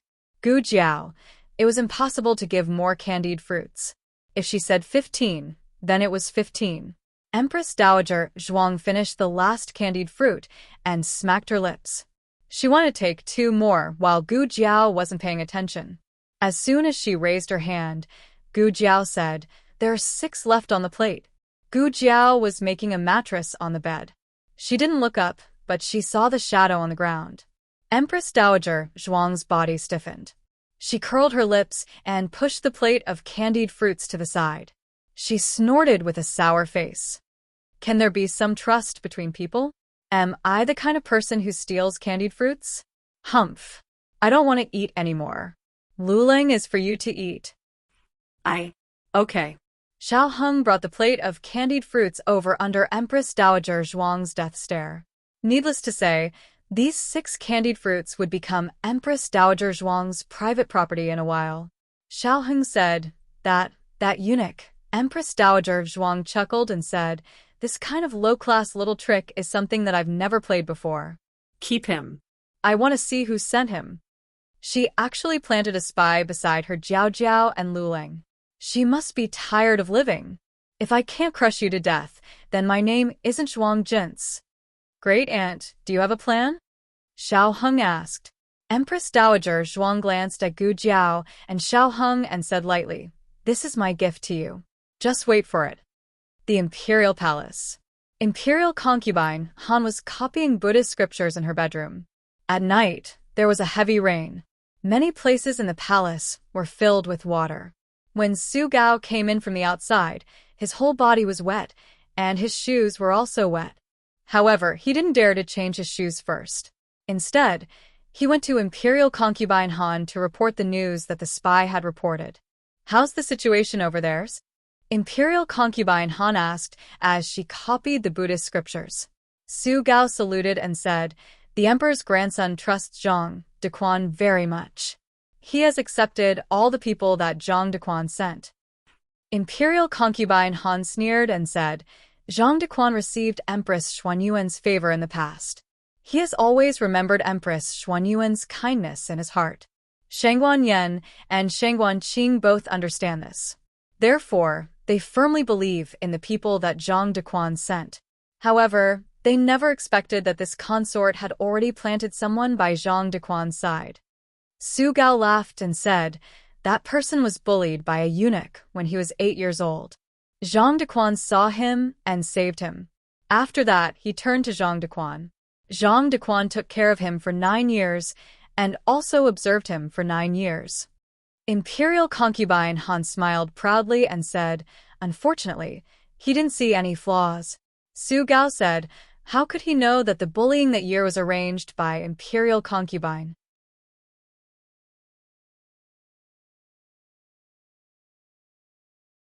Imperial concubine Han dipped her finger in ink and said proudly, "That little eunuch is also smart. Over the years, we have cultivated a lot of people in the dark, but also exposed a lot. He is very smart. Go back and tell him that if he can help me overthrow Shangguan Yan and her son, I will ask for an imperial edict for him to be transferred to the palace supervisor." The palace supervisor just happened to be gone. Although he is still young, it is not difficult for me to help him get the position. Su Gao exclaimed, "This is really a great grace. Even this servant is jealous." Imperial concubine Han said, "Then I will transfer you to the palace supervisor." Su Gao hurriedly smiled and said, "Look at what Imperial concubine is saying. This slave is jealous that he got Imperial concubine's appreciation. How can I be jealous of the position of the palace supervisor? To be able to serve Imperial concubine is this slave's good fortune. This slave will follow Imperial concubine for a lifetime." Imperial concubine Han smiled and said, "You really know how to talk." Su Gao smiled and stepped forward to grind the ink for Imperial concubine Han.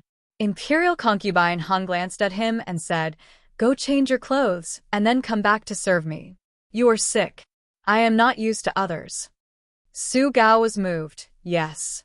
Just as he was about to withdraw, a burst of laughter came from outside the bedchamber. Imperial concubine Han hated noise. She frowned and said, "What's that noise?" Su Gao listened carefully and said, "It seems to be the young commandery princess's voice. This slave will go and take a look." At this moment, the rain was not heavy. There was only a light drizzle floating in the sky. The 2 little kids were barefooted, wearing small straw raincoats and small bamboo hats. They were treading water in the puddle. So fun! So fun!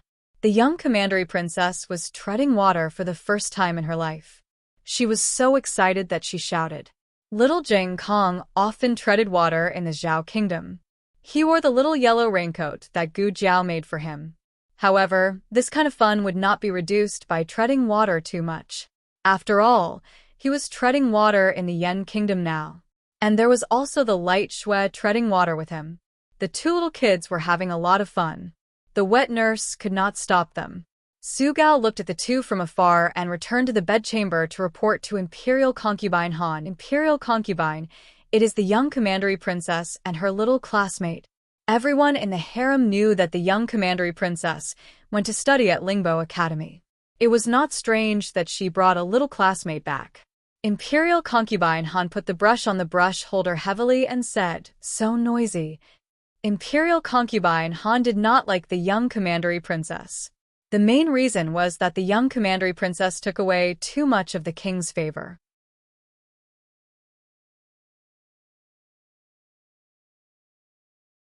This made the women in the harem very jealous. Imperial concubine Han listened to the childish laughter outside and felt more and more annoyed.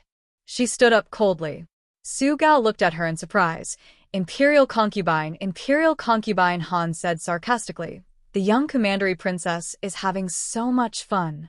This concubine also wants to see what she is playing." "Yes. So, He couldn't change out of his wet shoes and clothes? Su Gao braced himself and followed Imperial Concubine Han out of the bedchamber. He held an umbrella for Imperial Concubine Han. Imperial Concubine Han stood at the door of the bedchamber and looked at the two innocent little kids. There was not a trace of love or affection in her eyes. Instead, there was a strong sense of disgust. She restrained her disgust and walked over with a smile. Isn't this the light Shui? Why did the light Shui come to Imperial Concubine Auntie's place? Are you looking for Imperial Concubine Auntie? The two little kids' puddle game was interrupted. The young commandery princess looked up at her and said seriously, "You are not my auntie. You are Imperial Concubine." The young commandery princess did not mean to embarrass Imperial Concubine Han. She was just stating the truth. Her auntie was the Empress, and the Empress had already passed away. The palace servants were all present. Imperial Concubine Han only felt that she had been slapped on the face. She clenched her fingers and said with a smile, "The light Shui can call this concubine whatever she wants to call this concubine. Are you tired after playing for so long? Do you want to come to this concubine's place? This concubine has delicious food in this concubine's palace." Although she hated this little girl, it seemed not bad for the king to come to her palace in a while. At her age, she had long stopped seeking favor for herself. However, there was nothing bad about being an old married couple with the king, just like the king and Empress Xianyuan. The young commandery princess, Jing Kong, do you want to eat? Little Jing Kong, what about you? The young commandery princess, I'm not hungry. Little Jing Kong, I'm not hungry either. The young commandery princess, then we won't eat. Let's continue playing. Little Jing Kong's first impression of Imperial Concubine Han was not very good. She spoke arrogantly and did not even bend her back. As a child, it was very tiring to look up at her, and she did not even ask for his name.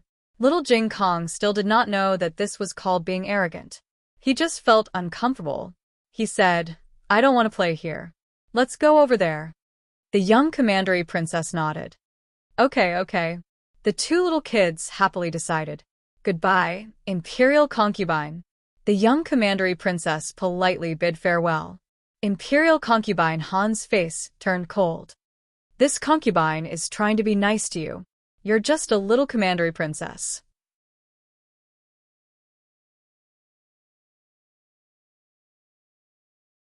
You don't even have real power in your father's hands.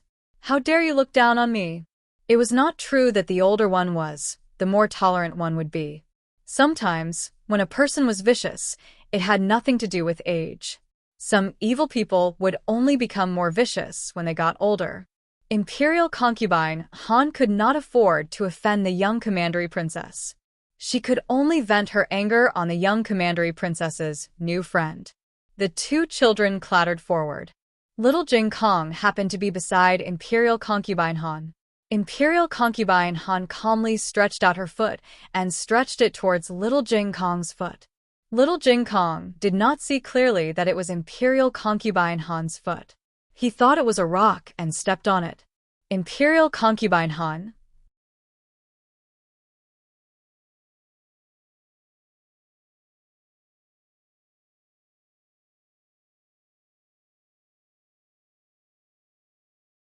Chapter 780. The novel will be updated faster. The child's kick seemed weak, but it was a different story if the child was Little Jing Kong. This was Little Jing Kong, who had been practicing martial arts in the temple since he was a child and had started practicing martial arts not long ago. The strength of his kick was incredible.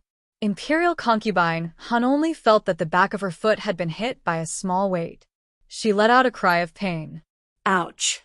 Then, she lost her balance and fell backwards, awkwardly sitting on the muddy path. Mud splashed everywhere. Little Jing Kong pulled the young princess and jumped to the side. In the end, only Imperial Concubine Han's face was splashed with mud.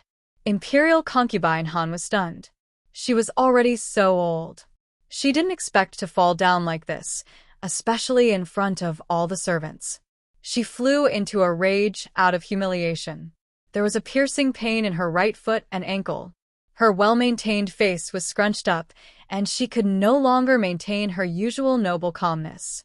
The palace servants were frightened. Su Gao hurriedly walked forward. Imperial concubine, imperial concubine. Are you okay? The two little kids stared at her blankly, not understanding what had happened. Although the touch of stones and feet were different, how could children be so sensitive in this aspect? Little Jing Kong was completely surprised. Why did this old granny fall down? Imperial concubine Han was about to be helped up by someone, but the word granny made her so angry that her entire body exploded and she fell down again. Old granny. Little kid, do you have any eyesight? Imperial concubine Han was of first-class beauty when she was young. Even though she was old, she paid special attention to her daily maintenance. She looked like she was less than 50 years old. She was an elegant beauty. Little Jing Kong tilted his head and looked at Imperial concubine Han. He didn't understand why adults cared about the title. After all, his master was 27 or 28 years old and already called himself an old granny. In addition, his grandaunt didn't care about her appearance or her age at home.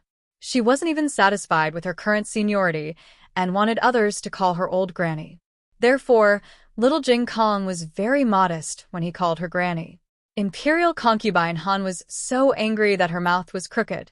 While the atmosphere was extremely solemn, the monarch walked over with Zhang Dequan.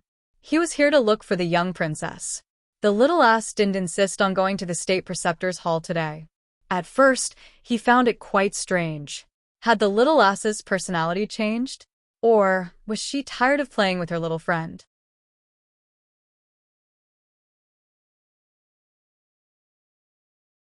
Then, he heard that she had brought her little friend back to the palace. This little girl had even learned to bring people home. But he couldn't say anything.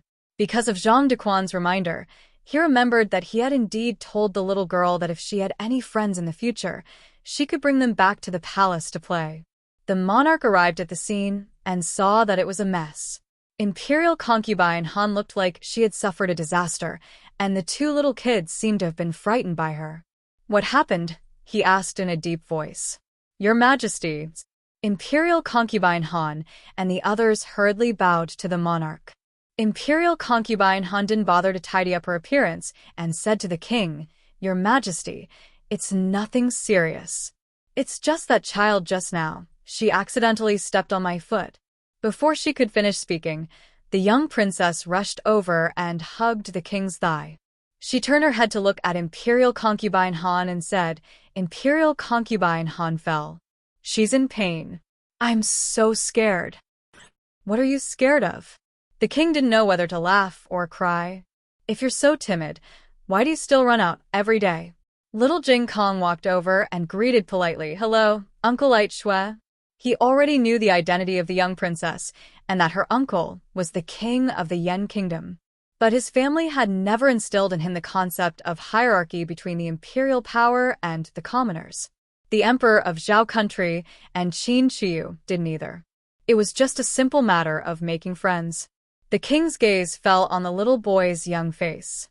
It was normal for him to be calm when he didn't know his identity. But now that he knew he was the king of the Yen Kingdom, he could still be so fearless and calm.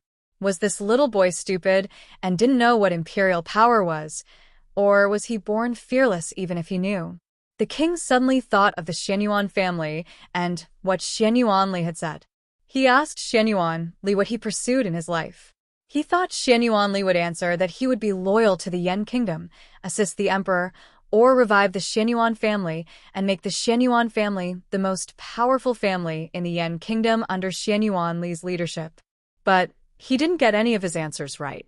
Xianyuan Li stood under the bright sky and said with a solemn expression, Set your heart for heaven and earth, set your life for the people, inherit the lost knowledge of the past, and bring peace to the world. Set your heart for heaven and earth, set your life for the people, inherit the lost knowledge of the past, and bring peace to the world. He had lived for half his life and had never heard such enlightening words. At that moment, he felt that as the king of a country, he had become narrow-minded. Uncle, why aren't you saying anything? Jing Kong said hello to you. The young princess hung on his leg and grabbed the jade pendant on his waist.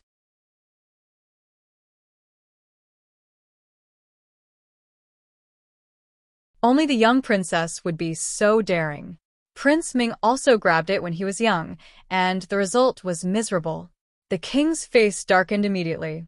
The king came back to his senses and gently took away the young princess's hand. "You're not allowed to grab this." "Okay." The young princess obediently took back her little hand. The monarch didn't want to think about the past anymore. Under the gaze of his little niece, he greeted Jing Kong respectfully and asked, "Why are you treading water?" "It's fun," the young princess said. "A girl should act like a girl." The king was about to say this when he remembered that Shangguan Yen was even more naughty than the young princess when she was young. The young princess only stepped on puddles, but Shangguan Yen jumped into mud. The palace didn't let her jump, so she ran to the Xianyuan family to jump. Thinking of Shangguan Yen, the king's expression became complicated. Since the king was here, it was impossible to continue the game of treading water. "Imperial concubine, please return to the palace," the king said to Imperial concubine Han. Imperial concubine Han smiled softly and said, "It's raining. Your Majesty, why don't you bring the young princess and her little classmate to my palace? I'll let people prepare dinner. There's crispy meat that the young princess likes to eat." The king looked at the young princess, but the young princess shook her head. "I don't want to go to Imperial concubine's place." The king took the two little kids back to his bedroom. Imperial concubine Han saw that the king didn't care about her at all. She was so angry that her feet hurt even more.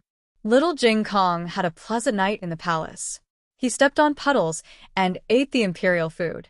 Although he could only eat vegetarian dishes, the taste was very good. It was getting late. The king called Zhang Dequan, "Go to the rearguard commandery and ask Wang Su to send Jing Kong to the imperial teacher hall." The imperial grandson liked children very much and asked him to accompany him in the imperial teacher hall. The king was very tolerant towards a grandson who was about to die. As long as he didn't kill or set fire, the king would let him do whatever he wanted. Wang Su had a friendship with the imperial grandson. Asking him to send Jing Kong back was also a disguised way for the imperial grandson to see more of his former friends in the last days of his life. However, Wang Su was not there. He went out to do something. "Then you will personally send him back," the king said. Yes. Zhang Dequan brought two imperial experts and sent little Jing Kong back to the imperial teacher hall. Little Jing Kong held the bag of books and said, "Okay, I can go in by myself." "Goodbye, eunuch Zhang." Zhang Dequan said, "I will send you in." Little Jing Kong waved his hand. "No need. I know the way." He had walked from the entrance to the Qilin Hall many times. It was no longer raining.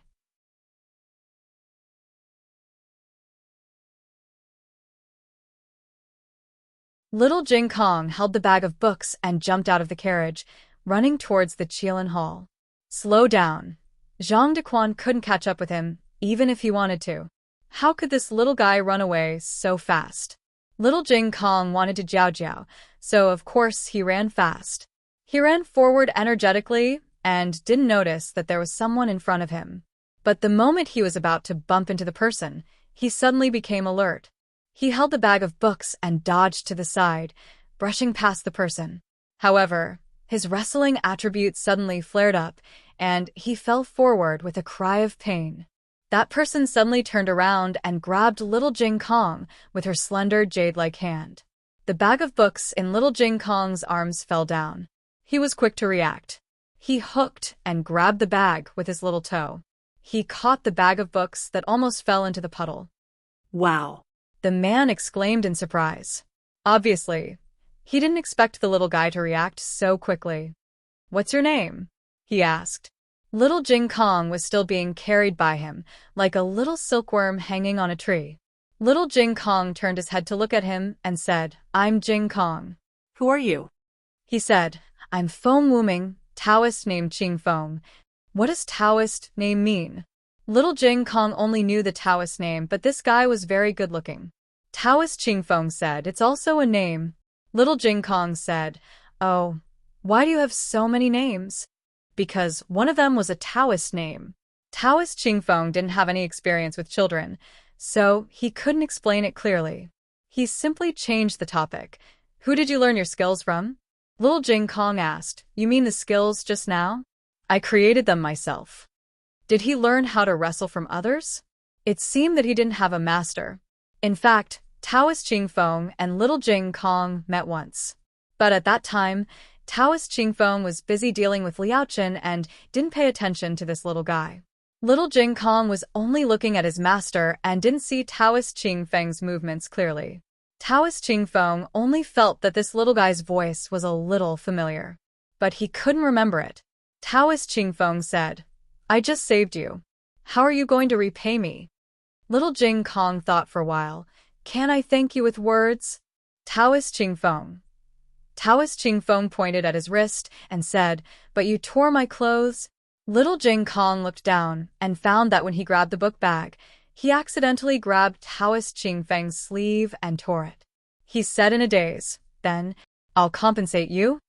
Jiao Jiao said to be a little man brave enough to take responsibility. Taoist Qingfeng said without changing his expression, This set of clothes is very expensive. You can't afford it unless you compensate me with yourself. He wanted to take this kid as his disciple. Little Jing Kong exclaimed in surprise.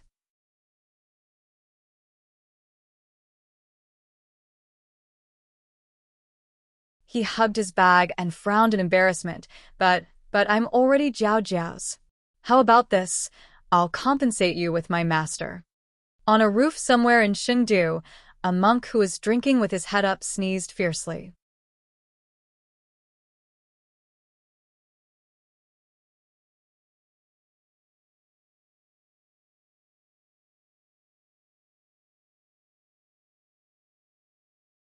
Chapter 781.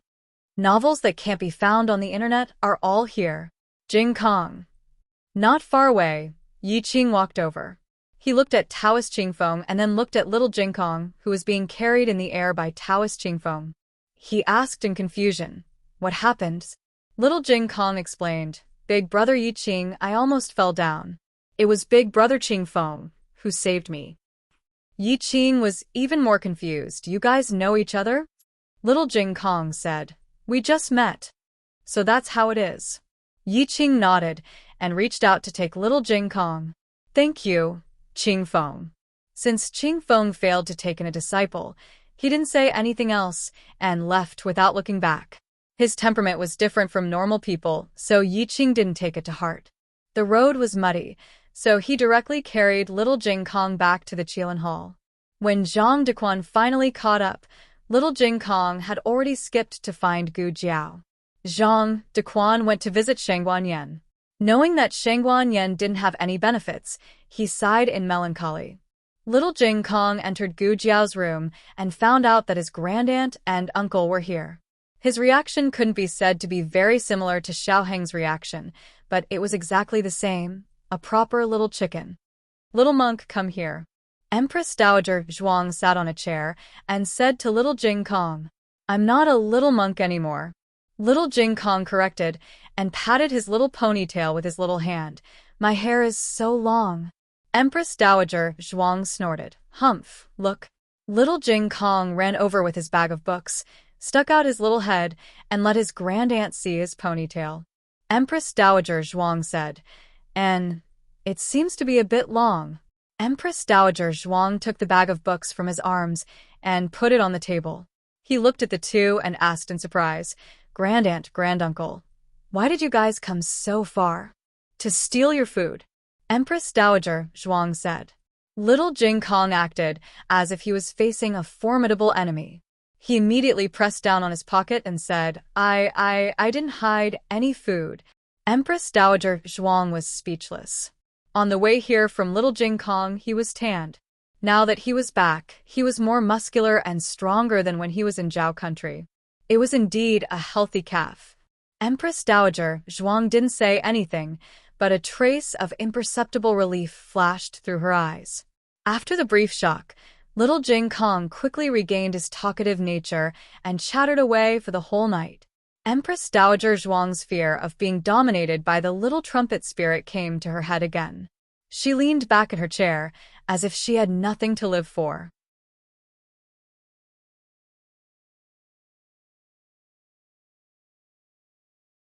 The old chancellor tested him on his homework in Little Jing Kong and discovered that he had learned quite a lot of new knowledge in Yen Kingdom.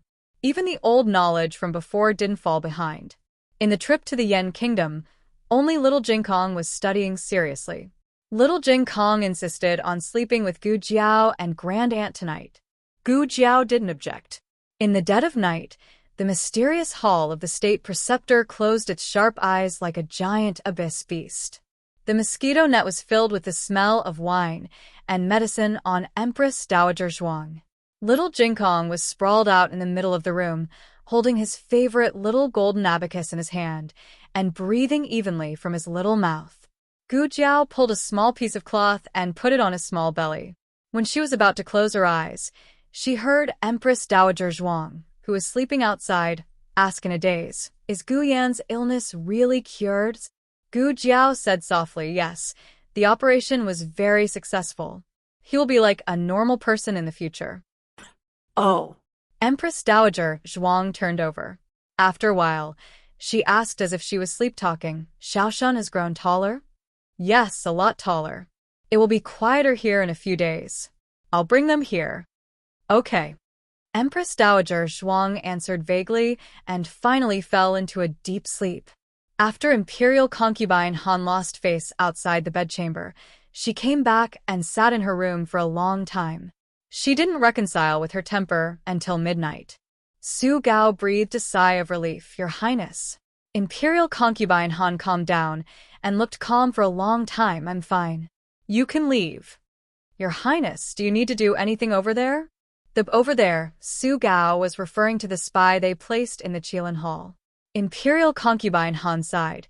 "No, it's just a child. There's no need to make a fuss. Follow the original plan and don't act rashly."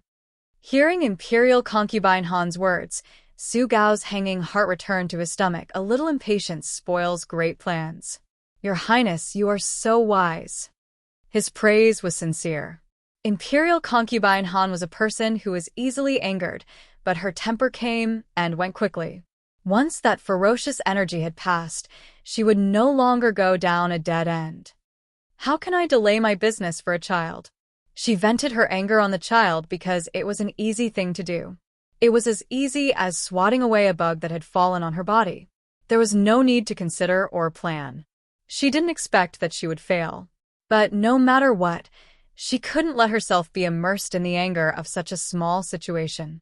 Her real enemies were Shangguan Yan and Shangguan Qing, as well as the new commander of the Han family's Black Wind Cavalry, Xiao Luling. Shangguan Yan's group still needs to be treated with caution. She said, "Let's wait for them to get some useful information first. It won't be too late for me to take action."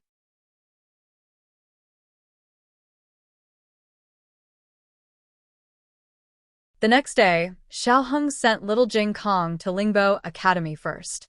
Then, he went to the insurance company in the inner city of Xingdu to find a suitable house. Empress Dowager Zhuang and the old chancellor finally realized that this was the Imperial Preceptor's Hall, the most sacred and mysterious place in the great Yen Kingdom. More than 30 years ago, the Yen Kingdom and Zhao Kingdom were both lower kingdoms. Relying on the wisdom of the 6 books in the Imperial Preceptor's Hall, the Yen Kingdom rose rapidly. In just a few decades, the Yen Kingdom had the strength to compete with the Jin Kingdom and Liang Kingdom. As the Empress Dowager, Zhuang Jin's dreamed of seeing the 6 books of a Yen Kingdom. And as a powerful minister, the old chancellor was also full of curiosity and yearning for this treasure land that gave birth to such powerful wisdom. After the two got up, they were shocked for a long time in their rooms. They really came to the Imperial Preceptor's Hall that they dreamed of? It seemed that the 2 children still had some ability. They could get the qualification to enter the Imperial Preceptor's Hall in just 2 months and be treated as a guest of honor.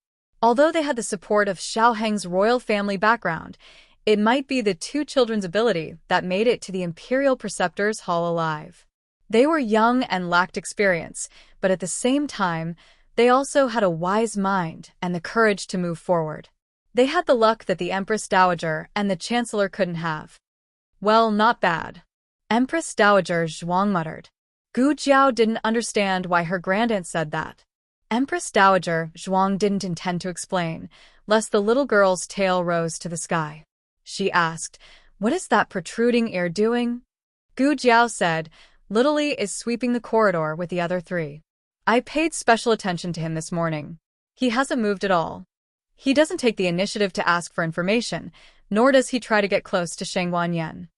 Empress Dowager Zhuang snorted. "He is biding his time." Gu Jiao said, "If he is biding his time, how can we find the culprit behind the scenes?" Empress Dowager Zhuang casually said, "If he doesn't do it himself, we will find a way to make him do it." Empress Dowager Zhuang went out of the room. She came to the corridor. The four of them were diligently cleaning, not too far from each other, but not too close. Empress Dowager Zhuang walked over with a body full of medicine and the smell of wine. She was just an ordinary patient, so the palace servants naturally wouldn't salute her. Correspondingly, she also wouldn't attract attention. When she passed by Little Li, who was sweeping the floor, Empress Dowager Zhuang's footsteps paused and said in a voice that only the two of them could hear, "Master told you not to act rashly. You must stay calm." After that, she walked away as if nothing had happened.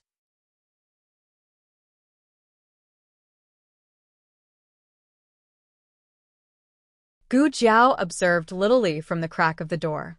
Little Li's expression was still the same, but he looked at her grandaunt strangely.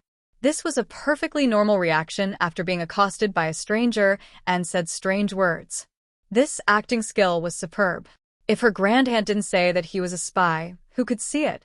Empress Dowager Zhuang went to Gu Jiao's place.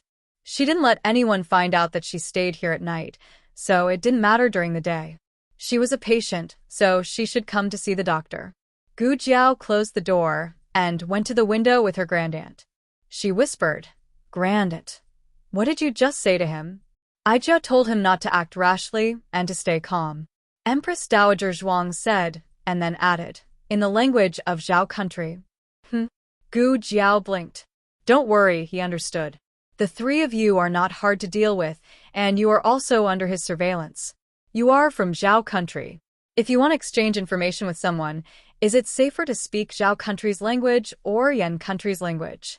Zhao country's language, because ordinary disciples couldn't understand. Gu Jiao understood.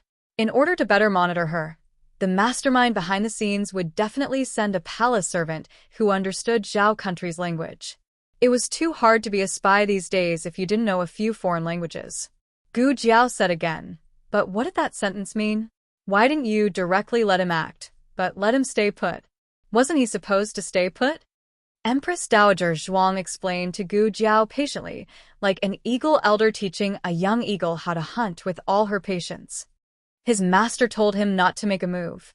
If I let him make a move, he would be able to tell at a glance that I am testing him. And I said the same thing as his master, so he wouldn't be sure if I was testing him or if his master really sent another one. Gu Jiao nodded in realization. Plus, Grandaunt also speaks Zhao country's language. It's equivalent to a secret signal between the two of you. You can say that. Empress Dowager Zhuang said lightly. Next, he will definitely carefully verify the authenticity of my identity. Will he believe it? Gu Jiao asked. Empress Dowager Zhuang said, he can't completely believe it, but he can't completely not believe it. He is a careful person, but because he is too careful, he will definitely verify the authenticity of my identity to eliminate the possibility that he has already been exposed. Everything was as Grandaunt expected. After holding it in for a whole day, Little Li finally couldn't hold it in anymore. In 1 minute, he looked outside the Qilin Hall 3 times. This meant that he couldn't wait to go out. Gu Jiao was happy to make things convenient for him. She called 2 eunuchs. "I don't have enough herbs. Little Li, Little Dang, you two go to the medicine shop and buy some herbs for me."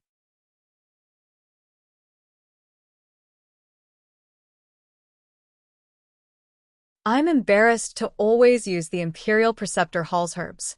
The two took the prescription she handed over and sat in the carriage to leave the Imperial Preceptor Hall.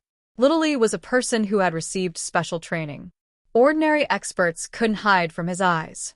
However, he would never dream that the one who was following him wasn't the expert he faced in the past, but the Sky Overlord, Little Jiao, who would notice a bird flying in the night sky. They couldn't even see it, okay? Little Lee put some medicine in Little Deng's tea. Then, while Little Deng kept running to the toilet due to his abdominal pain, he went to a gambling house. He met a person in the backyard of the gambling house and took a pigeon that was already prepared. He dipped a brush in ink and drew 3 strokes on the pigeon's right leg. Then he released the pigeon. The pigeon flew all the way to the imperial palace and flew into Imperial Concubine Han's bedroom. Just as it was about to land on Imperial Concubine Han's windowsill, Little Jiao flew over and took it away. Little Jiao flew back to the Qilin Hall and threw the pigeon that had already fainted on Gu Jiao's windowsill. Little Jiao also brought back a Buddhist scripture that was pierced through by its claws. There was no useful information found on the pigeon, only 3 ink marks, which was probably a secret signal.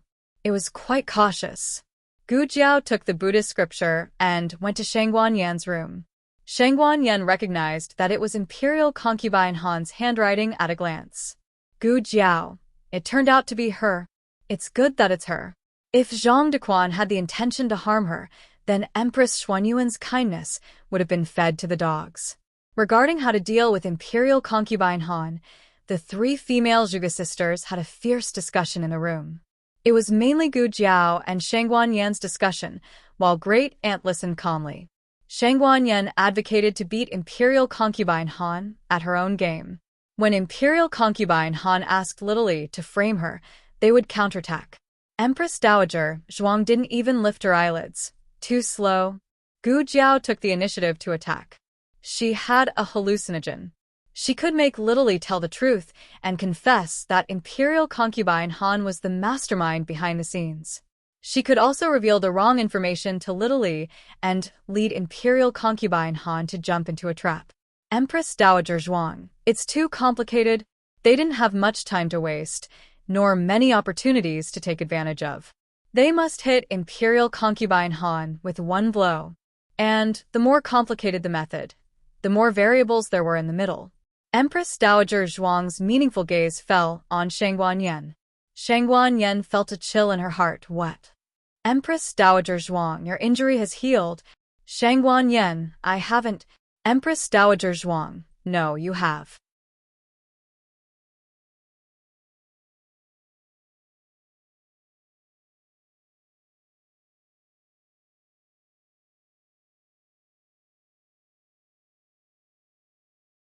Chapter 782.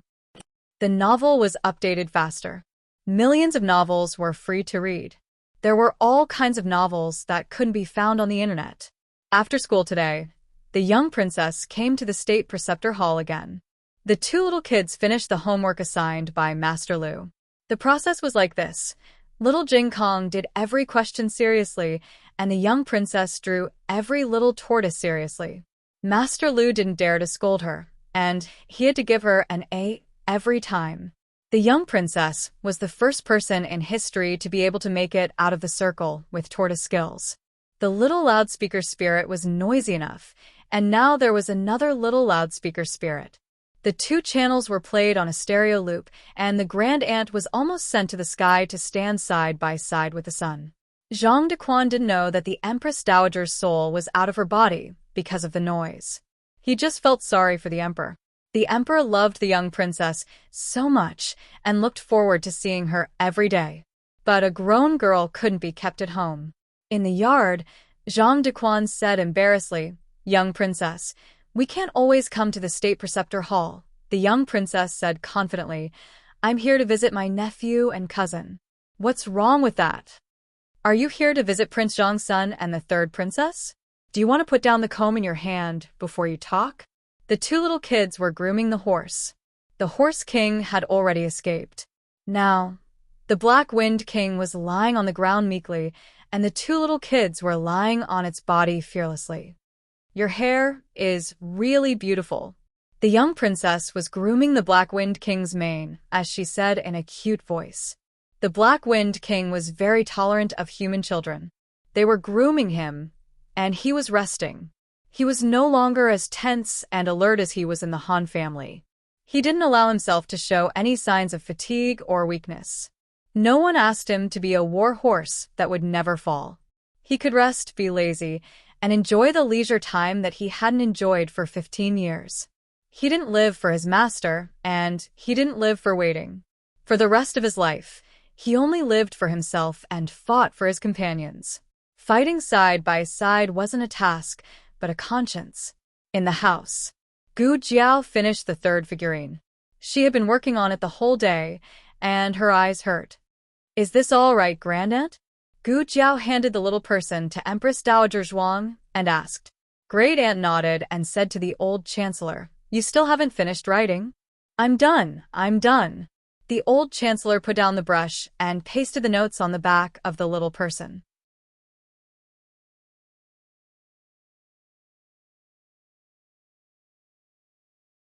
The method that his great aunt mentioned was actually very simple but also very crude, the Yen Sheng technique. It was commonly known as stabbing little people. In this feudal and superstitious era, the art of Yen Sheng was forbidden by the law because everyone believed in it and thought it was extremely vicious.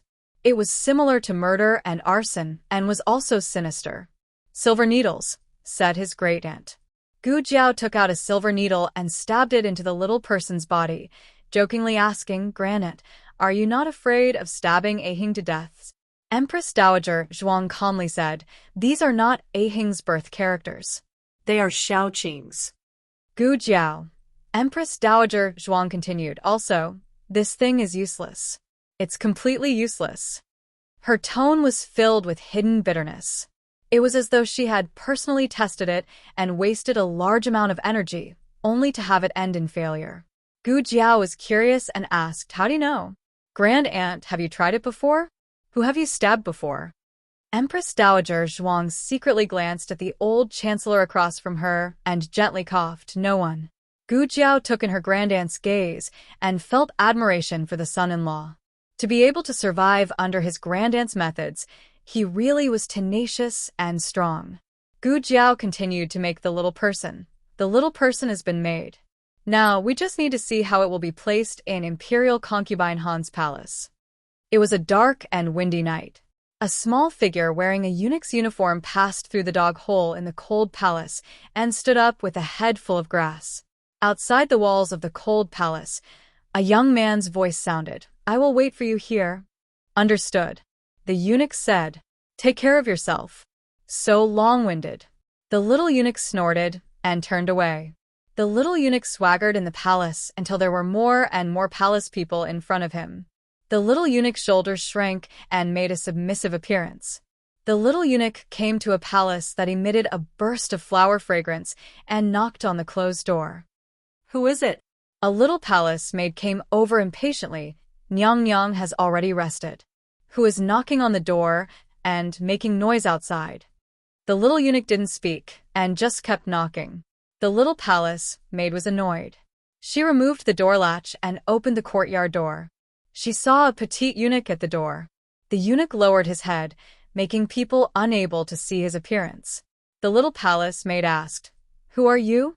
You dare to break into our Xianfu palace in the middle of the night?" The little eunuch still didn't speak and just faintly raised his head. Coincidentally, at this time, an older mama passed by. She suddenly saw a pair of bright phoenix eyes in the night. Her legs went soft, and she almost knelt down. The little eunuch, or to be exact, Shangguan Yan said, "I want to see your Nyang Nyang."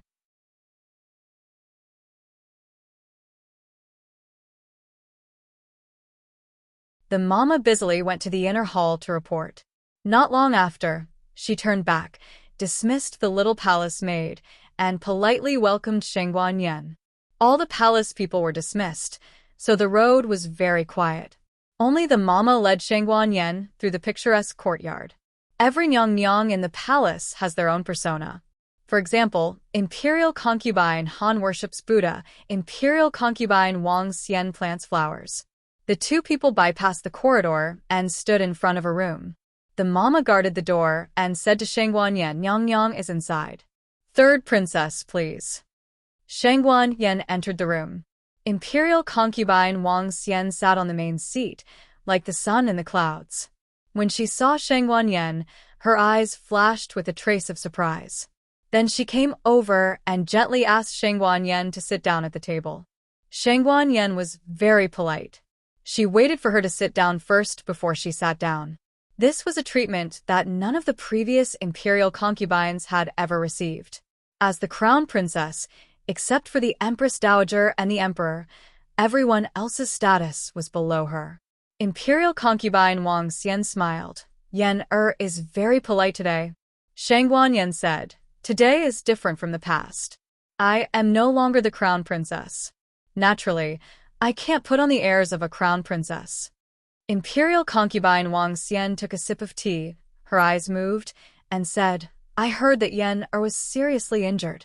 Shangguan Yen bluntly said, "To tell you the truth, I faked my injury." Imperial concubine Wang Xian was stunned. Shangguan Yen smiled and said, "With Nyang intelligence, you should have already guessed it, right?" Imperial concubine Wang Xian lowered her eyes. "This concubine is surprised that you have the courage to admit it in front of this concubine." Shangguan Yen said, "I came with sincerity. Naturally, I won't hide anything from Yang. Imperial concubine Wang Xian, the crown prince hurt you, and the Han family tried to assassinate Qing. It's reasonable that you would find a way to dismiss this case." "I don't just want to dismiss this case." Shangguan Yan's boldness and straightforwardness made Imperial concubine Wang Xian unable to resist. Imperial concubine Wang Xian opened her mouth. Shangguan Yan's expression suddenly became solemn. "I want to be the crown princess again. I ask Imperial concubine Wang Xian to help me."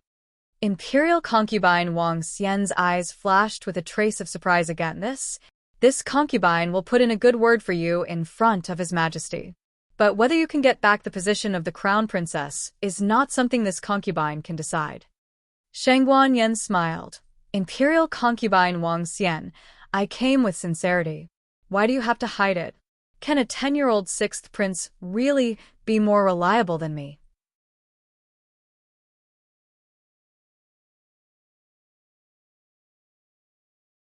Imperial concubine Wang Xian lowered her eyes and took a sip of tea. "This concubine doesn't understand what you are talking about." Shangguan Yen faintly said, "Concubine 1 was banished to the cold palace. Her 10th prince was handed over to Imperial concubine Wang Xian to raise. Imperial concubine Wang Xian has everything except for a prince who can ascend the throne. But with all due respect, compared to King Su, King Ling, and King Li, the 10th prince's combat ability is not enough.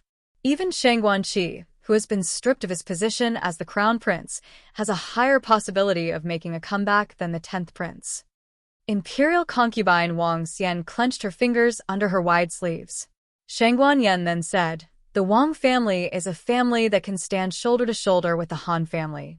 Unfortunately, it will never happen to eldest sister and second sister." Imperial concubine Wang Xian is very unwilling, right? "Why can I be the crown prince just because I am a princess?" I want to tell Imperial concubine Wang Xian that people are born different. My starting point is the end of so many brothers and sisters. Even if I am a dragon in the shallows, as long as I want to come back, I still have the greatest chance of winning. Imperial concubine Wang Xian faintly smiled. "The Xinyuan family is gone.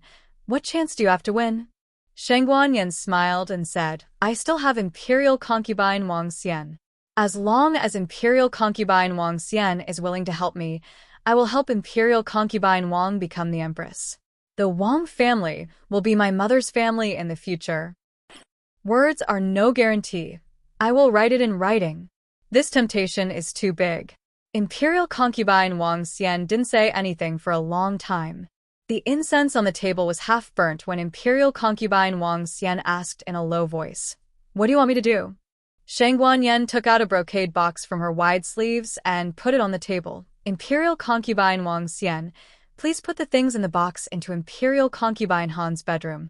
"But do you think it's over?" "Not at all." Shangguan Yen turned around and went to the Qin Palace. "As long as Imperial concubine Wang Xian is willing to help me, I will help Imperial concubine Wang Xian become the empress. Dong family will be my maternal family in the future. As long as Imperial concubine Wang Xian is willing to help me, I will help Imperial concubine Wang Xian become the empress. Yang family will be my maternal family in the future. Imperial concubine Wang Xian is treating me as an outsider. We will be a family in the future. Chun family will be my maternal family. I will help Imperial concubine Wang Xian become the empress. Imperial concubine Wang Xian, please rest assured. As long as you and I join hands, the position of empress and crown princess will be ours. I don't have a maternal family, so I will have to rely on the Feng family in the future.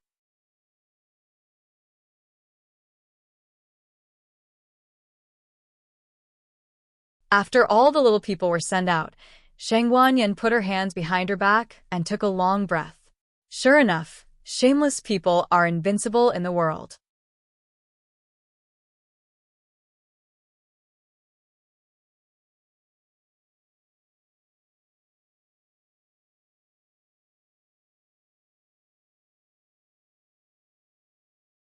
Chapter 783. After Shang Guanyin finished her business, she went out of the cold palace's dog hole and met with Gu Qingfeng, who had been waiting for a long time.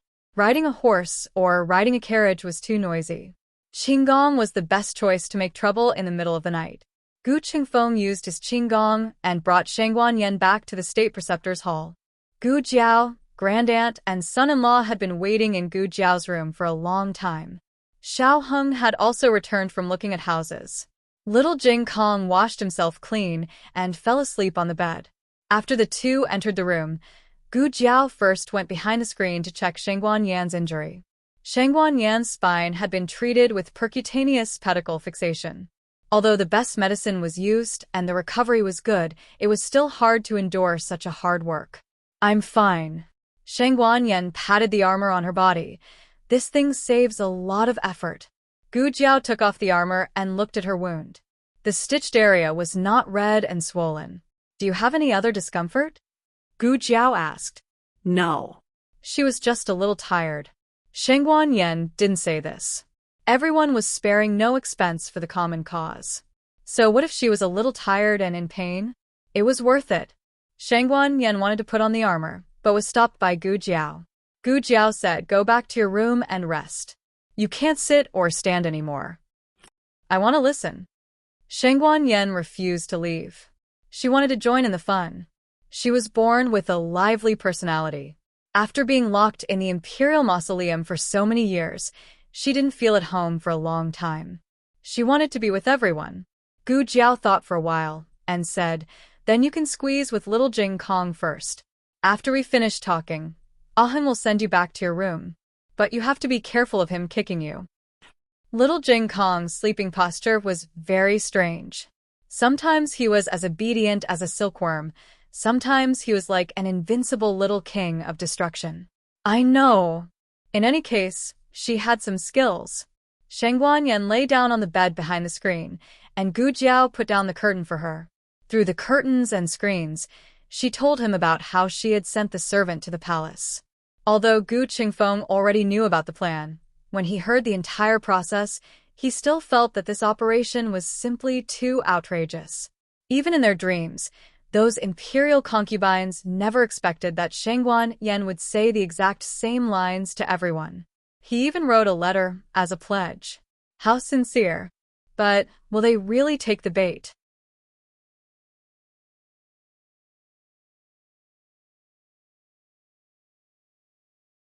Gu Qingfeng was very worried that these people would shrink back at the last minute or sense that something was wrong. Grandaunt said indifferently, "They are on guard against each other and won't exchange information, so we can't expose them." As for taking the bait, after casting so many nets, there were bound to be a few fish on the net. What's more, the temptation of being the empress is too great. Empress Zhao's position in Zhao country was stable, and the crown prince had the support of Marquis Xianping. There was basically no possibility of being shaken, so the court was still stable. Gu Qingfeng came to Great Yen and realized that a harem could be so bloody. I still don't understand. Concubine Wang Xian and Chen Zhaoi will be tempted. After all, they don't have any princes. Supporting the third princess to the throne is the best way for them to consolidate their power. But don't the other three have adult princes? Xiao Heng said, "First, they will support Shang Guanyin to the throne. Then, they will use Shangguanyan's hand to become the empress. Then, they will wait for an opportunity to depose Shangguanyan. As the empress, their sons will be the legitimate sons, so it's only right for them to inherit the throne. Empress Dowager Zhuang nodded. And that's the truth. Gu Qingfeng was shocked. So, they're still using each other. There were no simple women in the harem. Whoever lived longer depended on who had deep thoughts. Empress Dowager Zhuang yawned. Okay, go to sleep. The next thing is their business. They will worry about what to do, and whether they can succeed or not. Oh. Gu Jiao stood up, went to clean up the table, and prepared to go to bed. Then I will come back tomorrow. Xiao Heng whispered to her. Gu Jiao nodded and curved her lips. See you tomorrow. The old chancellor also got up and left. This old man is also tired. I will go back to my room to rest. Gu Qingfeng looked at everyone leaving one by one with a dumbfounded expression. No, you are just going to leave like this? Are you not going to worry more? Are you so careless? Gu Jiao said, Great, and you go to sleep first. I will go to Gu Chongqing's place tonight. Empress Dowager Zhuang waved her hand. I know, you can go. Gu Qingfeng fell into deep self-doubt. Is there something wrong with me? Or is there something wrong with you? Xianfu Palace. Concubine Wang Xian, with her long hair and silk pajamas, sat quietly in front of the windowsill. Nyang Nyang. Lu Mama came over with a candlelight. Lu Mama was the one who recognized Shangguanyan. She was Concubine Wang Xian's personal maidservant. She has been serving Concubine Wang Xian since she was 11 or 12 years old. She can be said to be Concubine Wang Xian's most trusted maidservant. Chuanxiu, what do you think of tonight's matter? Concubine Wang Xian asked. Lu Mama gently put the candlelight on the windowsill and thought for a while. It's hard to say.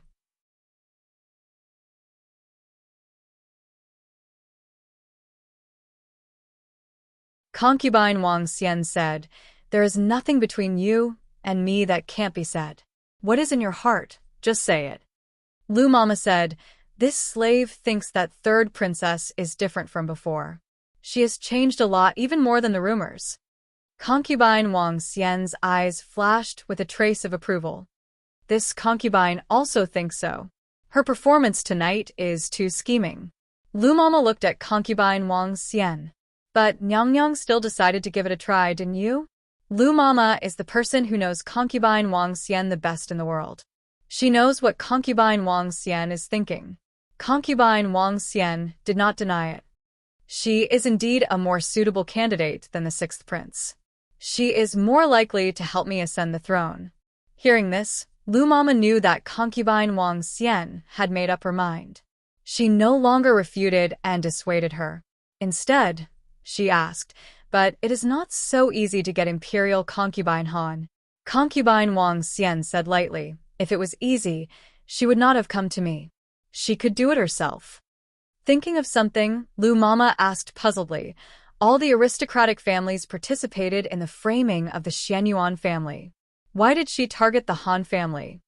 Concubine Wang Xian sneered. Isn't it the crown prince who started it first? It's okay to send someone to assassinate her in the imperial mausoleum, but he also sent someone from the Han family to assassinate her son. It's not normal for her to swallow this. Lu Mama nodded. The crown prince is too hasty. Shangguanqing is a dying man. What's the need to deal with him? Concubine Wang Xian looked at the moonlight outside the window. The crown prince is worried that Shangguanqing will use the emperor's sympathy to help the crown princess before he dies, right? Otherwise, Concubine Wang Xian could not think of why the crown prince would target the eldest grandson of the emperor. Well, let's not talk about this. Concubine Wang Xian looked at the agreement on the table. It not only contained the transaction between the two, but also their signatures. This was a shady transaction, but it was also a binding transaction. She said, The person we planted in the Gi Palace can start. Lu Mama hesitated for a moment and said, Nyang Nyang, that's our biggest trump card. Do you really want to use it in this matter? Once it's exposed, we can no longer monitor the movements of the Gi Palace. Concubine Wang Xian picked up the agreement written by Shangguan Yan and said lightly, "As long as Imperial Concubine Han is gone, there's no need to monitor the Gi Palace, right?" The next day, Concubine Wang Xian started her plan. She asked Lu Mama to find the chess piece planted in the Gi Palace. That chess piece, like Little Li, was also a spy who had been planted for many years. Imperial Concubine Han always thought that she was the smartest, but sometimes the mantis stalks the cicada, unaware of the oriole behind.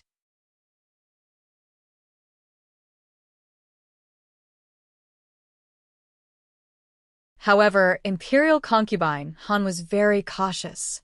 Even after several years, that chess piece still couldn't gain her full trust.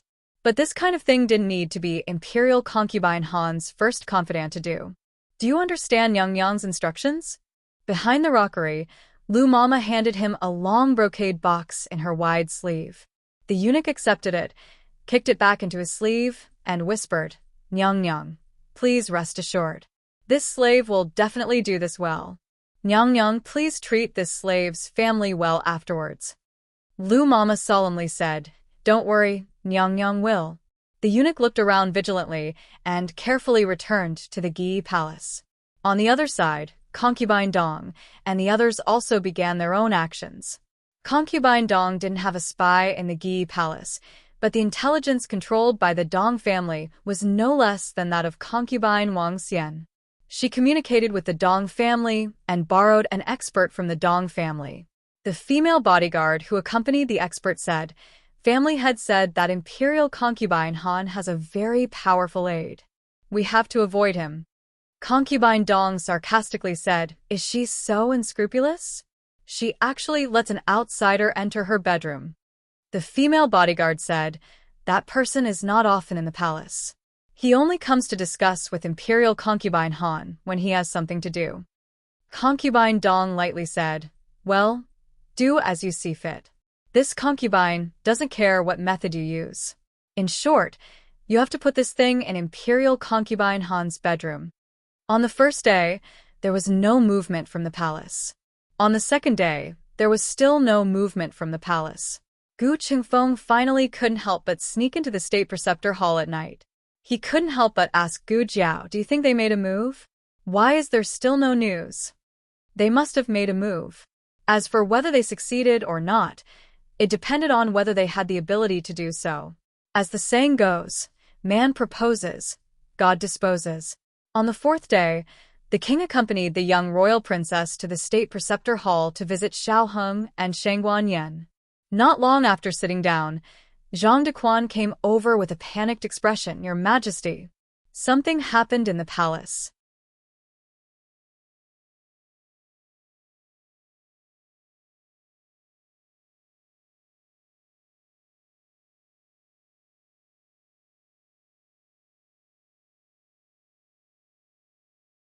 Chapter 784.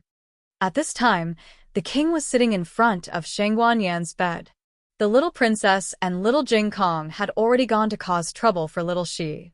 In addition to him, there was only Shangguan Yan, who closed her eyes and pretended to be dead, and Xiao Heng, who accompanied her. One was unconscious, and the other was not going to live for long.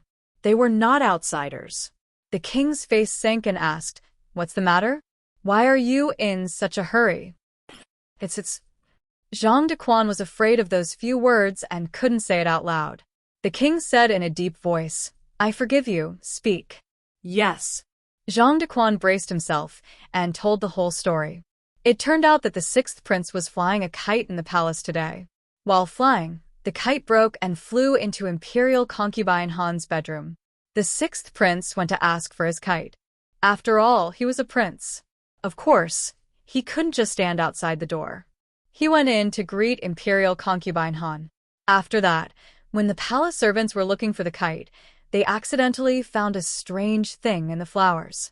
The sixth prince was young and curious. He ran over and asked the palace servants to dig it out. Who would have thought that it was a little person full of silver needles? Judging from the situation at the scene, the little person was buried under the ground. However, because of the heavy rain a few days ago, the soil was washed away, causing the little person to be exposed. Piercing the little person, the king's eyes flashed with a trace of danger. Return to the palace. Xiaoheng got up and looked at the king with concern. Imperial grandfather, I will accompany you to the palace. The king thought for a moment and didn't refuse. Take good care of the little princess. The king left Zhang Dequan and returned to the palace with Xiaoheng. The matter was very big. The scene was surrounded by imperial concubine Wang Xian. Although imperial concubine Han was in charge of the Phoenix Seal, this matter was related to her future. Imperial concubine Wang Xian directly called the people of the Rearguard Commandery. The Rearguard Commandery was the most special yamen in the outer court. It was directly under the king's jurisdiction. Although they were not allowed to break into the harem, if the emperor's safety was threatened, they could enter first and report later.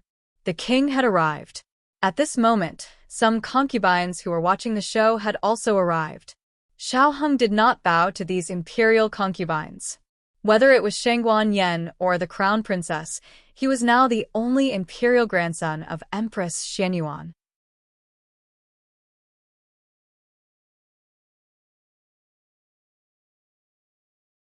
Except for the emperor and empress, he did not need to bow to anyone. Where is it? The king asked. Wang Xianfei winked at Lu Mama. Mama, give the things to His Majesty. Yes. Lu Mama held a handkerchief with both hands. On the handkerchief, there was a little person dug out from the flowers. The sixth prince nestled in Wang Xianfei's arms in fear. He didn't understand why he was just looking for a kite. How could he make such a big scene? Imperial father looked very unhappy. Mother, I'm scared. He whispered. Don't be afraid. Wang Xianfei caressed his head and comforted him softly. But in his heart, he secretly said, Fortunately, I chose Shangguan Yan. The sixth prince is so timid. After all, it will be difficult for him to take on a big responsibility. Of course, she didn't hate the sixth prince. After all, she didn't have a son. It wasn't bad to have an obedient sixth prince by her side. Xiaoheng directly took the little person. Your Highness. Lu Mama was shocked. The king also frowned. Don't touch this kind of unlucky thing. It doesn't matter. Xiaoheng said indifferently. Huh. He unintentionally turned the little person over and saw a line of words written on the back of the cloth. He asked with a puzzled look, Imperial grandfather, isn't this your birth date? Naturally, the king saw it. His face sank to the extreme. Where was it found? Who found it? Lu Mama pointed to the grass not far away that was surrounded by Wang Xianfei's people and respectfully said, It was found there. His Highness the Sixth Prince's kite fell there. His Highness the Sixth Prince's servant, Zhang En, and Xiao Sheng from Gi Palace, went to look for the kite. They found it together. One was Wang Xianfei's person, and the other was Imperial Concubine Han's person. There was no possibility of someone framing them at the scene. The king looked coldly at Imperial Concubine Han. Imperial Concubine, what else do you have to say?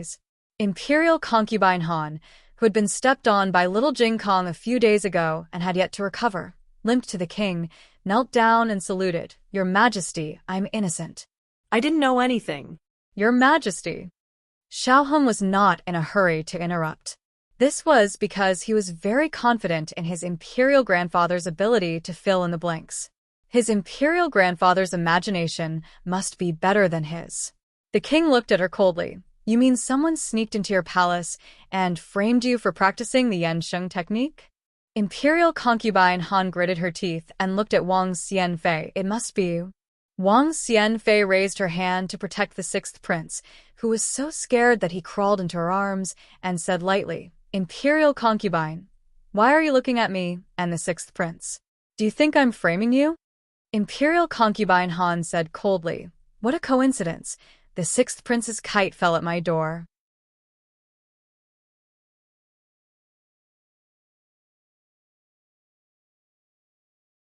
What a coincidence. The sixth prince's kite broke in my garden.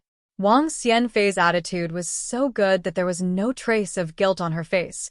Who doesn't know that your Gi palace is heavily guarded? Even if I wanted to, I don't have the ability. Imperial concubine, I advise you to quickly admit your guilt. There are so many people in your palace, and not all of them are stubborn. You can interrogate them eventually. Instead of going to prison and suffering, it's better to admit your guilt obediently. Maybe His Majesty will be lenient and give you a lighter sentence." As she spoke, the king's eyes inadvertently swept over and caught a glimpse of a trembling figure hiding behind the people. The king raised his hand and pointed. "Bring him here." The guards of the rearguard commandery strode forward and pulled the eunuch out. The eunuch knelt on the ground, trembling like a sieve. With such a guilty and trembling appearance, no one would believe that there was no ghost. "Tell the truth," the king shouted. It's this servant who buried it," he stammered. It's imperial concubine using this servant's family to threaten this servant. This servant didn't dare to disobey." Imperial concubine Han's expression suddenly changed. Kneeling on the ground, she straightened her body and pinched her handkerchief to point at the eunuch. "Feng Yusheng, this concubine has treated you well. Why are you slandering this concubine?" The eunuch called Feng Yusheng kowtowed to her and cried, "Imperial concubine, please let this servant's family go. This servant begs you. This servant is willing to apologize with death. But please forgive this servant's family." After saying that, without waiting for Imperial concubine Han to speak, he suddenly got up and banged his head on the rockery. Of course, he had to die. Otherwise, if he went to prison and was tortured to extort a confession, it would be bad if Imperial concubine Wang Xian was exposed. Imperial concubine Wang Xian couldn't hide her disappointment. "Imperial concubine, you and His Majesty have been together for so many years. Just because His Majesty deposed the crown prince, you hold a grudge against His Majesty and use Yansheng's technique to frame His Majesty? Imperial concubine, your heart is too cruel." Xiao Heng, everyone in the harem knows how to act. Speaking of which, there were so many little people. Was Imperial concubine Wang Xian the only one who succeeded? He didn't feel that there were too few little people exposed. He was simply curious. Unexpectedly, just as this thought flashed through his mind, he saw a puppy raised by Imperial concubine Han carrying a little person over. Imperial concubine Han only raised the puppy for a few days before she didn't like it and gave it to the servants to raise. They hadn't seen each other for many days. She didn't expect to meet again in such a desperate situation. Imperial concubine Wang Xian frowned.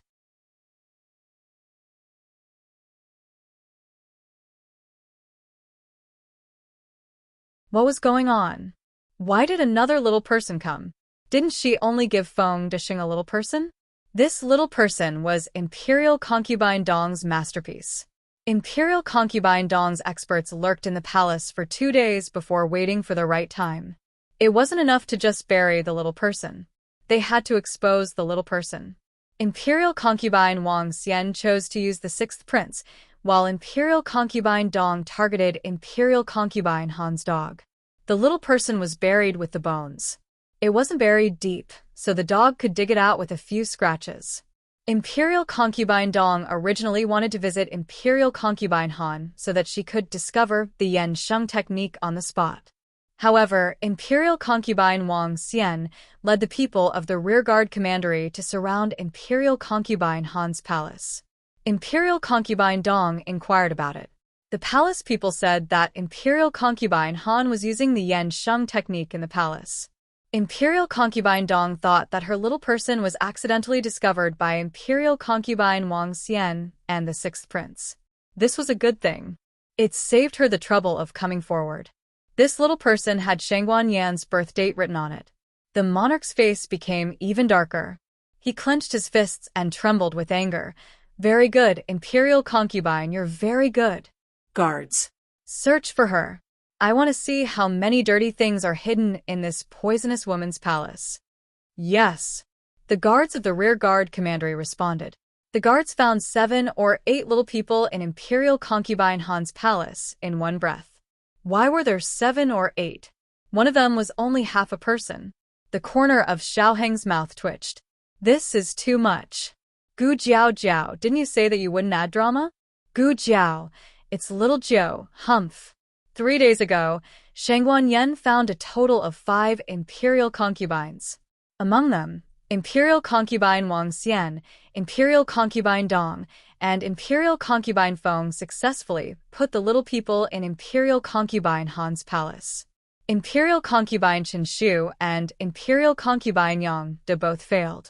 However, this didn't affect the two of them from coming to watch the fun. The two of them arrived at the same time as Imperial concubine Dong and Imperial concubine Feng. Imperial concubine Feng saluted the three of them. The three of them politely greeted each other. After a set of tedious and artificial etiquette, the four of them went to Imperial concubine Han's small garden. When they saw the 7.5 little people on the stone table, their expressions suddenly froze. Imperial concubine Feng, Imperial concubine Dong, Imperial concubine Wang Xian, I only put one little person. Imperial concubine Chen Shu, Imperial concubine Yang De, I obviously didn't put it in. The five of them were simply dumbfounded. Imperial concubine Han was also dumbfounded.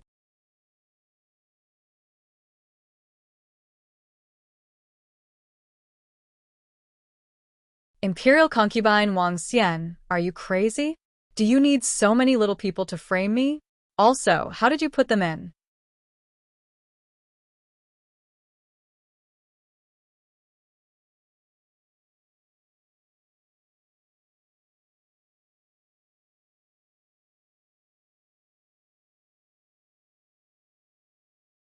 Chapter 785. If Imperial concubine Han hadn't planted a spy in the Qilin Hall first, they could have dealt with her later. The sky wanted to reign, the mother wanted to get married, and the Imperial concubine wanted to court death. There was nothing that could be done. After the monarch issued the decree to abolish the Imperial concubine, he left with Xiao Heng with a cold expression. Wang Xianfei and the others also left the Guiyi palace after sending the monarch off. Wang Xianfei asked the palace maid to bring the sixth prince back first.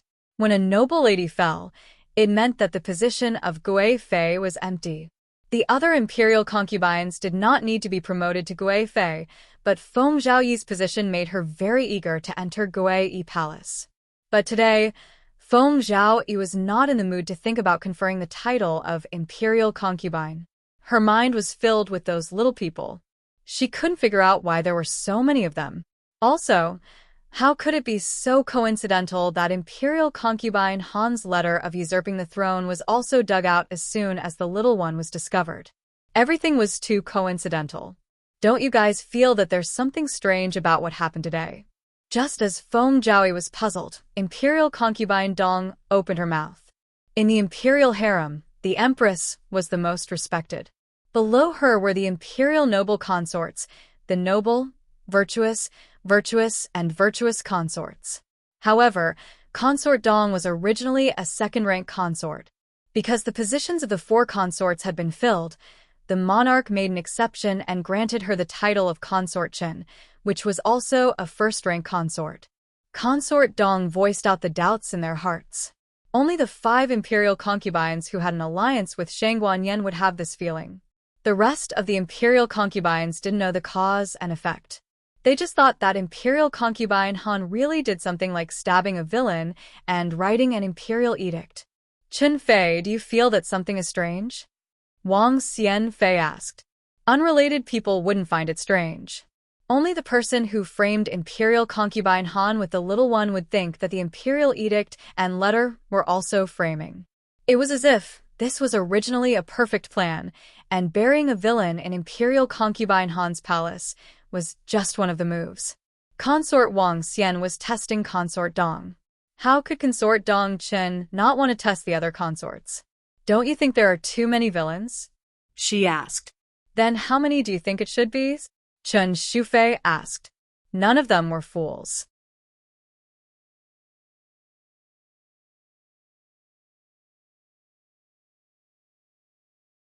After a while, who wouldn't be able to discern the underlying meaning? But no one was willing to say that number. Wang Xianfei said, how about this? I'll count to 3, and everyone will say it together. At this point, I believe that no one is a fool, and don't treat others as fools. The few of them looked at each other. Consort Dong thought for a moment. Okay, I agree. Chen Shufei and Yang Defei nodded in agreement. The first-rank imperial concubines all agreed, but the fourth-rank Feng Zhaoyi naturally had no reason to not follow the crowd. Wang Xianfei took a deep breath and slowly said, 1, 2, 3. 1, 1, 1. No. No. The ones who said no were Consort Qinshu and Consort Yangda, while the ones who said 1 were Consort Wang Xian, Consort Dong and Feng Zhaoyi. As soon as the voice fell, the faces of the several people changed subtly. Consort Wang Xian frowned and pinched her fingers. She gritted her teeth and said, well, the next question will be answered by the three of us. Where was the little one found? Again, let's count to 3. Consort Dong and Feng Zhaoyi became nervous and nodded. Consort Wang Xian, 1, 2, 3. In the flowers, next to the doghouse, under the bed. Consort Wang Xian's trusted eunuch buried the little one in the flowers. Consort Dong's expert placed the little one near the doghouse. Feng Zhaoyi loved to curry favor with Imperial Concubine Han. When she had the chance to get close to Imperial Concubine Han, she personally threw the little one under Imperial Concubine Han's bed. Now that the confrontation had reached this point, who wouldn't have the slightest bit of confidence in their hearts? Consort Wang Xian's eyes turned cold. Are you? Consort Dong looked at her. Are you? Consort Wang Xian thought. Of course I am. But I didn't expect you to be the same. Consort Wang Xian's breath trembled. She held the last glimmer of hope and solemnly looked at the other 4 people. I think everyone already knows, but I also understand the scruples in everyone's heart. There are some things that you are still afraid of exposing yourself. So, let me say it first. This kind of thing needed someone to take the lead. Otherwise, they wouldn't be able to find any substantial evidence even if they matched the secret code for a long time. Shangguan Yan is pretending. She was not stabbed by the assassin. Consort Wang Xian's voice fell. Seeing that the others were not shocked, she suppressed her anger and said, she also came to find you, didn't she? Her anger was not directed at Consort Dong and the others, but at the matter itself. None of the 4 people spoke, but the reaction of the 4 people said it all. Among these people, Consort Wang Xian was the oldest. She entered the palace around the same time as Empress Xianyuan and Imperial Concubine Han, followed by Consort Yangda, then Consort Dong and Consort Chen. As for Feng Zhaoyi, she was relatively young.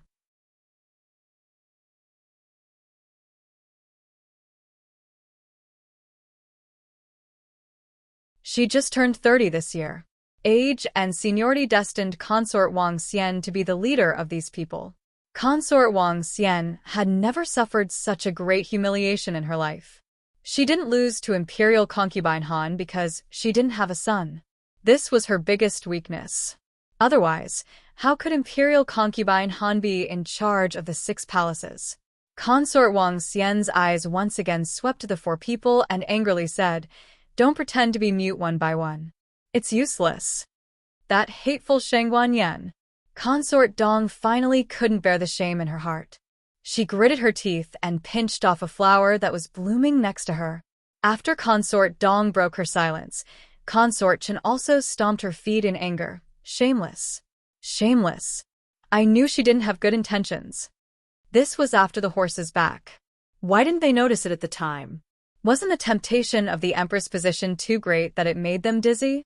Empress Xianyuan had died of illness for many years, and the position of Empress had been empty for a long time. The desire in the hearts of the concubines grew day by day. Just like addicts who saw the addictive drug, they couldn't control themselves. They regretted it now, but what was the use of regret? Didn't they become the knives in Shangguan Yan's hands, and Imperial Concubine Han was defeated? Consort Yangda doubtfully said, but among the 5 of us, only 3 of us succeeded in putting the little ones in your palace. How did the other little ones come in? There are also those 2 letters. They are also very suspicious. Consort Dong snorted. She must have found someone else. Consort Chen Shufei was furious. Too shameless. Consort Wang lightly said, forget it. Let's not care about the others. They're just pawns used by Shangguan Yan. If they want to swallow their anger and suffer in silence, Let them be. But this consort can't swallow this anger.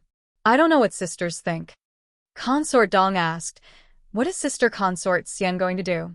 In order to gain our trust, she left something in our hands. Consort Wang Xian said and paused. I'm not the only one who has her letter of commitment, right? At this point, there was nothing to hide. Consort Dong sternly said, I have it too. Me too. Consort Yangda and Consort Chen Shufei said in unison. Consort Wang Xian looked at Feng Zhaoi. Feng Zhaoi turned around and took out the letter of commitment from the very private compartment of her underwear. In black and white, the transaction between Shangguan Yan and Feng Zhaoi was written, as well as the signatures and fingerprints of the two people. Looking at the same letter in their hands, several people trembled in anger. They couldn't wait to tear Shangguan Yan into pieces. Consort Wang said, it seems that everyone has it in their hands. This is easy. Let's expose her together. Feng Zhaoi was helpless. How do we expose her? Do we use this letter?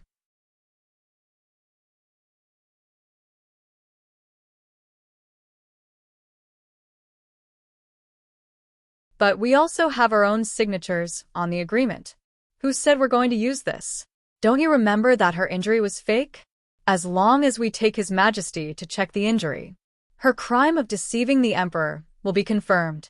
She can't escape the crime of framing the Crown Prince. Consort Yangda was silent for a moment.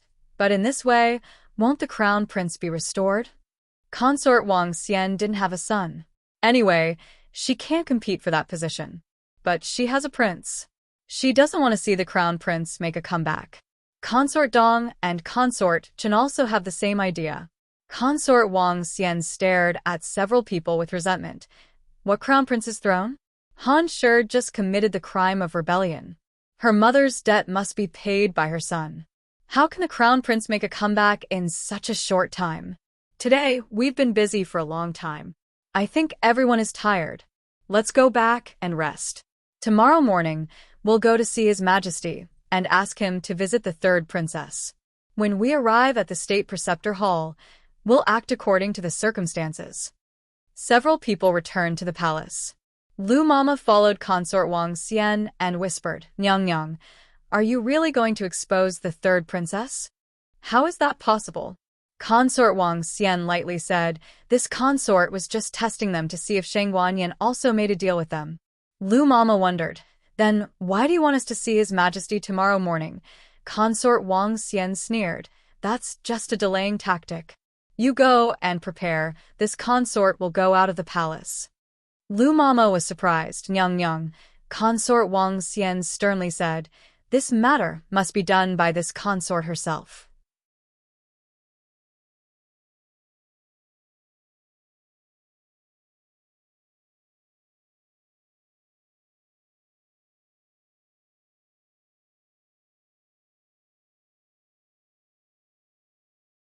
Chapter 786.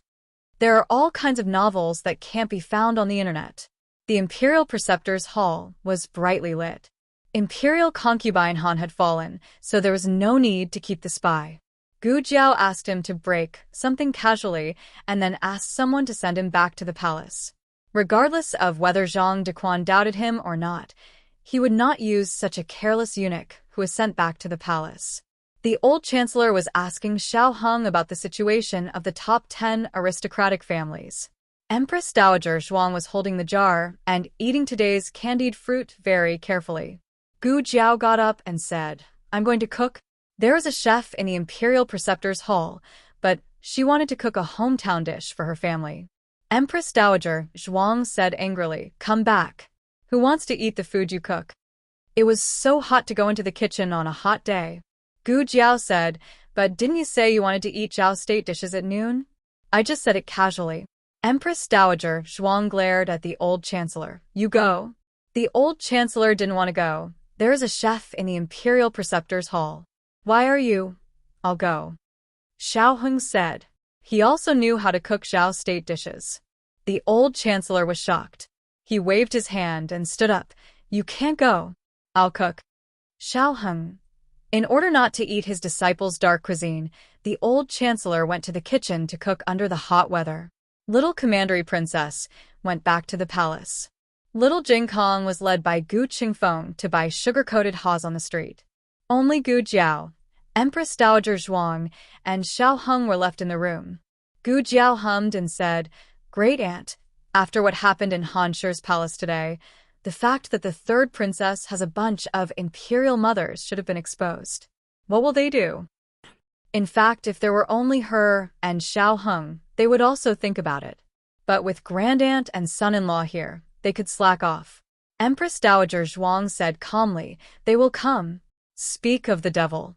A disciple from the Imperial Preceptor Hall came to the Qilin Hall and cupped his hands toward Xiao Heng. "Prince Chongsun, there are two people outside. They said that they were sent by His Majesty to visit the third princess." Xiao Heng and Gu Jiao exchanged a look. Empress Dowager Zhuang nodded slightly. Xiao Heng said to the disciples of the State Preceptor Hall, "Let them in." "Yes." Less than half a quarter of an hour later, a eunuch and a person dressed like a nanny arrived at the Qilin Hall. In the corridor, the nanny lowered her head, and her figure was blocked by the eunuch.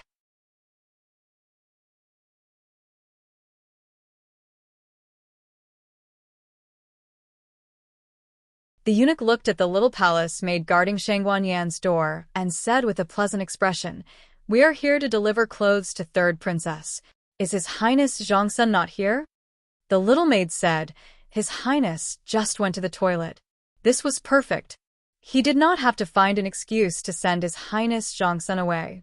The eunuch smiled. "Then I'll pay my respects to His Highness Zhongsun later. Can I go in and see the third princess?" "Okay." The little palace maid, Huan stepped aside. The eunuch and the nanny entered the room. After a while, the eunuch's voice came from the room. "It seems that it doesn't fit. You measure the third princess's size and make a few new ones. I'll wait for you outside." After that, he went out of the room and smiled at Huan "I'm a little thirsty. Can you pour me a glass of water?" "Gong gong, please wait a moment." Huan was successfully sent away. Inside the room, the nanny went behind the screen and coldly looked at the closed curtain. "Don't pretend, third princess. Come out quickly." There was a sound of movement inside the mosquito net. The curtain was lifted, and Shangguan Yan's smiling face came out. "Wang Xianfei, I haven't seen you for 3 days. How have you been?" Wang Xianfei coldly snorted. "You're not calling me mother so soon?" Shangguan Yan asked back. "Do you deserve it?" Wang Xianfei was so angry that she leaned back. She was really a ruthless person who kicked her aside after using her. Wang Xianfei arrogantly said, "Shangguan Yan, don't be complacent too early. I already know all the things you've done, and the rest of the people also know your face. Tomorrow morning, everyone will come with His Majesty to check your injuries. At that time, I'm afraid you won't even be able to cry." Shangguan Yan raised an eyebrow. "Oh, is that so? Then Wang Xianfei came all the way here to remind me. You don't want to see me cry?" Wang Xianfei's eyes were cold. "Shangguan Yan, don't talk nonsense. You have so many things in our hands. Once it's exposed, your end will only be more miserable than before. Now, only I can save you." Shangguan Yan asked, "Why do you want to save me?" Wang Xianfei said, "I want to make a deal with you. As long as you continue to fulfill your original promise, I have a way to solve tomorrow's crisis for you." Shangguan Yan didn't ask what she could do, but smiled faintly. "I just cheated you, and you still dare to come to me to make a deal? Are you soaked in the rain too much that your brain is flooded with water?" Shangguan Yan's words could really anger a person to death. Wang Xianfei took a deep breath and spent a lot of effort to resist the urge to stab her to death. Wang Xianfei said with a strong aura, "I dare to come here. I'm not afraid of you betraying me, because you have no other choice." Shangguan Yan narrowed her eyes. "It sounds very reasonable. What does Wang Xianfei want me to do?"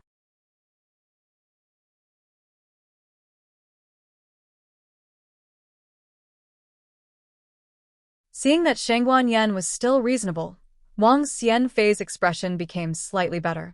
"It's very simple. In the middle of the night, you pretend to be in a situation. When the news reaches the palace, I will come with His Majesty to visit you.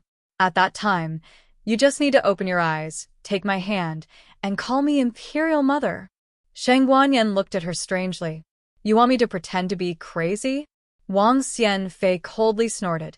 You even pretended to have amnesia. What's the point of pretending to be crazy? Shang Guanyan raised an eyebrow. What if His Majesty doesn't believe me? Wang Xianfei's face sank. That's your business. If you can't make His Majesty believe you, then tomorrow morning, you will be exposed. This old witch wants me to recognize her as my Imperial Mother. She can even think of such a thing. Shang Guanyan put on her shoes, got out of bed, and slowly came to the window. She looked at Wang Xianfei meaningfully. Wang Xianfei's condition is very tempting. I personally want to agree, but I don't know if these people will agree. After saying that, she pushed open the window. Wang Xianfei took a closer look and saw Consort Dong, Consort Yang, Consort Chen, and Feng Zhaoyi hiding outside the window. The four people didn't expect Shang Guanyan to open the window without saying anything. They were caught off guard and were collectively dumbfounded. Wang Xianfei was also stunned. 10 eyes met. At the epic level large-scale social death scene. Why are you here? It took Wang Xianfei a long time to find her voice. Shang Guanyan was happy to watch a good show. She crossed her arms and calmly looked at Consort Dong and the others. Consort Dong cleared her throat and asked, We also want to ask you, didn't you say that you will go to His Majesty tomorrow morning to report this shameless person? You are just stalling for time so that you can come and make a deal with her. Shang Guanyan glanced at her. Hey, pay attention to your words. Who is shameless? Are you guys shameless? You guys can't wait to sell out your teammates. This is your so-called alliance? It's ridiculous. Aren't you? Wang Xianfei coldly asked. We? Consort Dong's face turned red and looked at Feng Zhaoyi. She came first. Feng Zhaoyi's body shook. I am the third. When I came, Consort Shu and Consort Da were already hiding outside the window. Consort Da came first. Consort Chen Shu decisively sold out Consort Yang. Halfway through her deal with Shang Guanyan, she heard someone coming from the palace. She climbed out of the window to hide, only to see Consort Yang standing in front of her. God knows what kind of mood she was in at that time.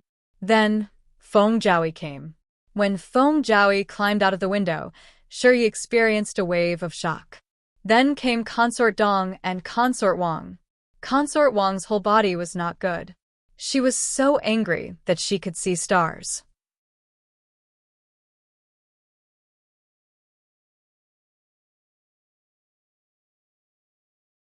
It was obviously her plan, but how did she become the slowest one? There has never been a stupid woman in the harem. Even if there were, they would have died long ago. Who could hold on until now? They were tricked by Shang Guanyan because they didn't expect that Shang Guanyan would win by a surprise move. In addition, Shang Guanyan knew them very well. But because Shang Guanyan had been in the imperial tomb for more than 10 years, her temperament had changed greatly. She was no longer the crown princess they were familiar with. Know yourself and know your enemy, and you will win 100 battles. This sentence was not unreasonable. We don't want infighting. Consort Wang calmed down and stabilized the overall situation. Everyone wants to be the empress, but it seems that no one can do it. It's better to take a step back and think about how to get revenge. Of course, if you are willing to be played by Shang Guanyan, just pretend that I didn't say anything. Consort Dong sarcastically said, You don't want to send us away and play some tricks behind our backs, do you? You said it like you didn't play any tricks? Each one of you is more impatient than me, and you still have the face to mock me? Consort Wang suppressed her anger. She didn't want to fight with Consort Dong at this juncture. She seriously said, Let's go to the palace together and invite His Majesty. Don't say that we have seen her. Her testimony alone is not enough to convince us. Think of a way to let His Majesty see her injury. The four people were silent.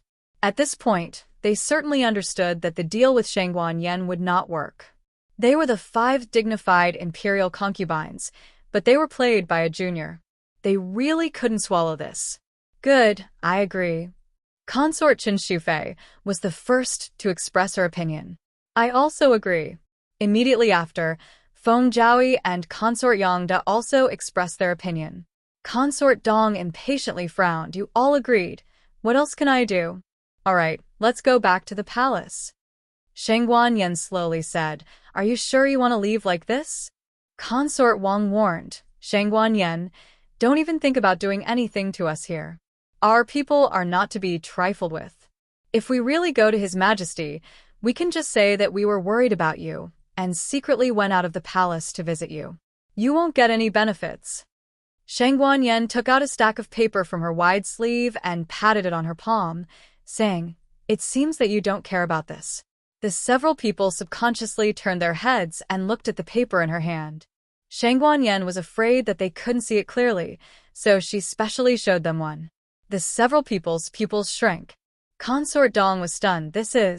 Yes, this is the letter of commitment I wrote to the several imperial concubines. It's written in black and white.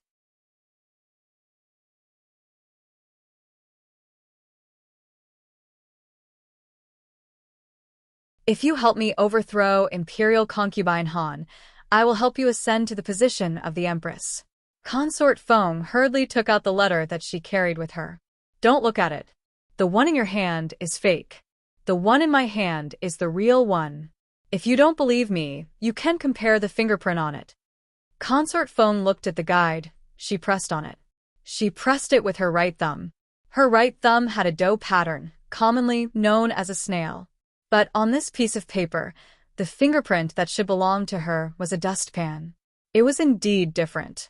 The story of the matter was like this. Xiao Heng first secretly got the handwriting of the several imperial concubines from the State Preceptor Hall's library and let Shangguan Yan write 5 letters of commitment in advance. Then, he let the old chancellor imitate the handwriting of the several imperial concubines to sign and put their fingerprints on it. Most people wouldn't compare their fingerprints after the event. After all, they had signed in front of them. Who would have thought that Shangguan Yan's hand would be so fast that she would secretly replace it under their noses? In fact, if it was just a few little people, little Joe could do it. Why would he let Shangguan Yan find these imperial concubines at night? Empress Dowager Zhuang was not a woman who only limited her sight to the harem. She was the regent Empress Dowager, who commanded the court. From the beginning, she wasn't just scheming against Imperial Concubine Han. Imperial Concubine Han was just a convenience. What she really wanted was these big fishes from the aristocratic families. Imperial Concubine Wang sneered, Shangguan Yan, even if you took this evidence, so what? Prove that we are in cahoots with you? Aren't you also involved? Shangguan Yan smiled faintly, but I'm not afraid of death. Are you not afraid? Imperial Concubine Dong was angry. You. Shangguan Yan's smile faded, and her eyes were a little bit cold. She walked towards him step by step like a vengeful ghost. The Xianyuan family is gone, my imperial mother is dead, and my son is seriously ill and won't live past the end of the year. What else do I have to lose? You are different. You have a huge maternal family behind you. You have healthy and long-lived children. I only ask you one thing. Do you dare to die with me? The barefooted are not afraid of wearing shoes. Right now, I am the barefooted one. You're tuning in to the LoveLore Library YouTube channel. We're so grateful for your support, and don't forget to subscribe to join us on this incredible journey through captivating stories. Your generosity through donations truly makes a world of difference, as it's the primary source of revenue that allows me to expand and enhance this channel for you. Thank you from the bottom of my heart for being a part of this adventure.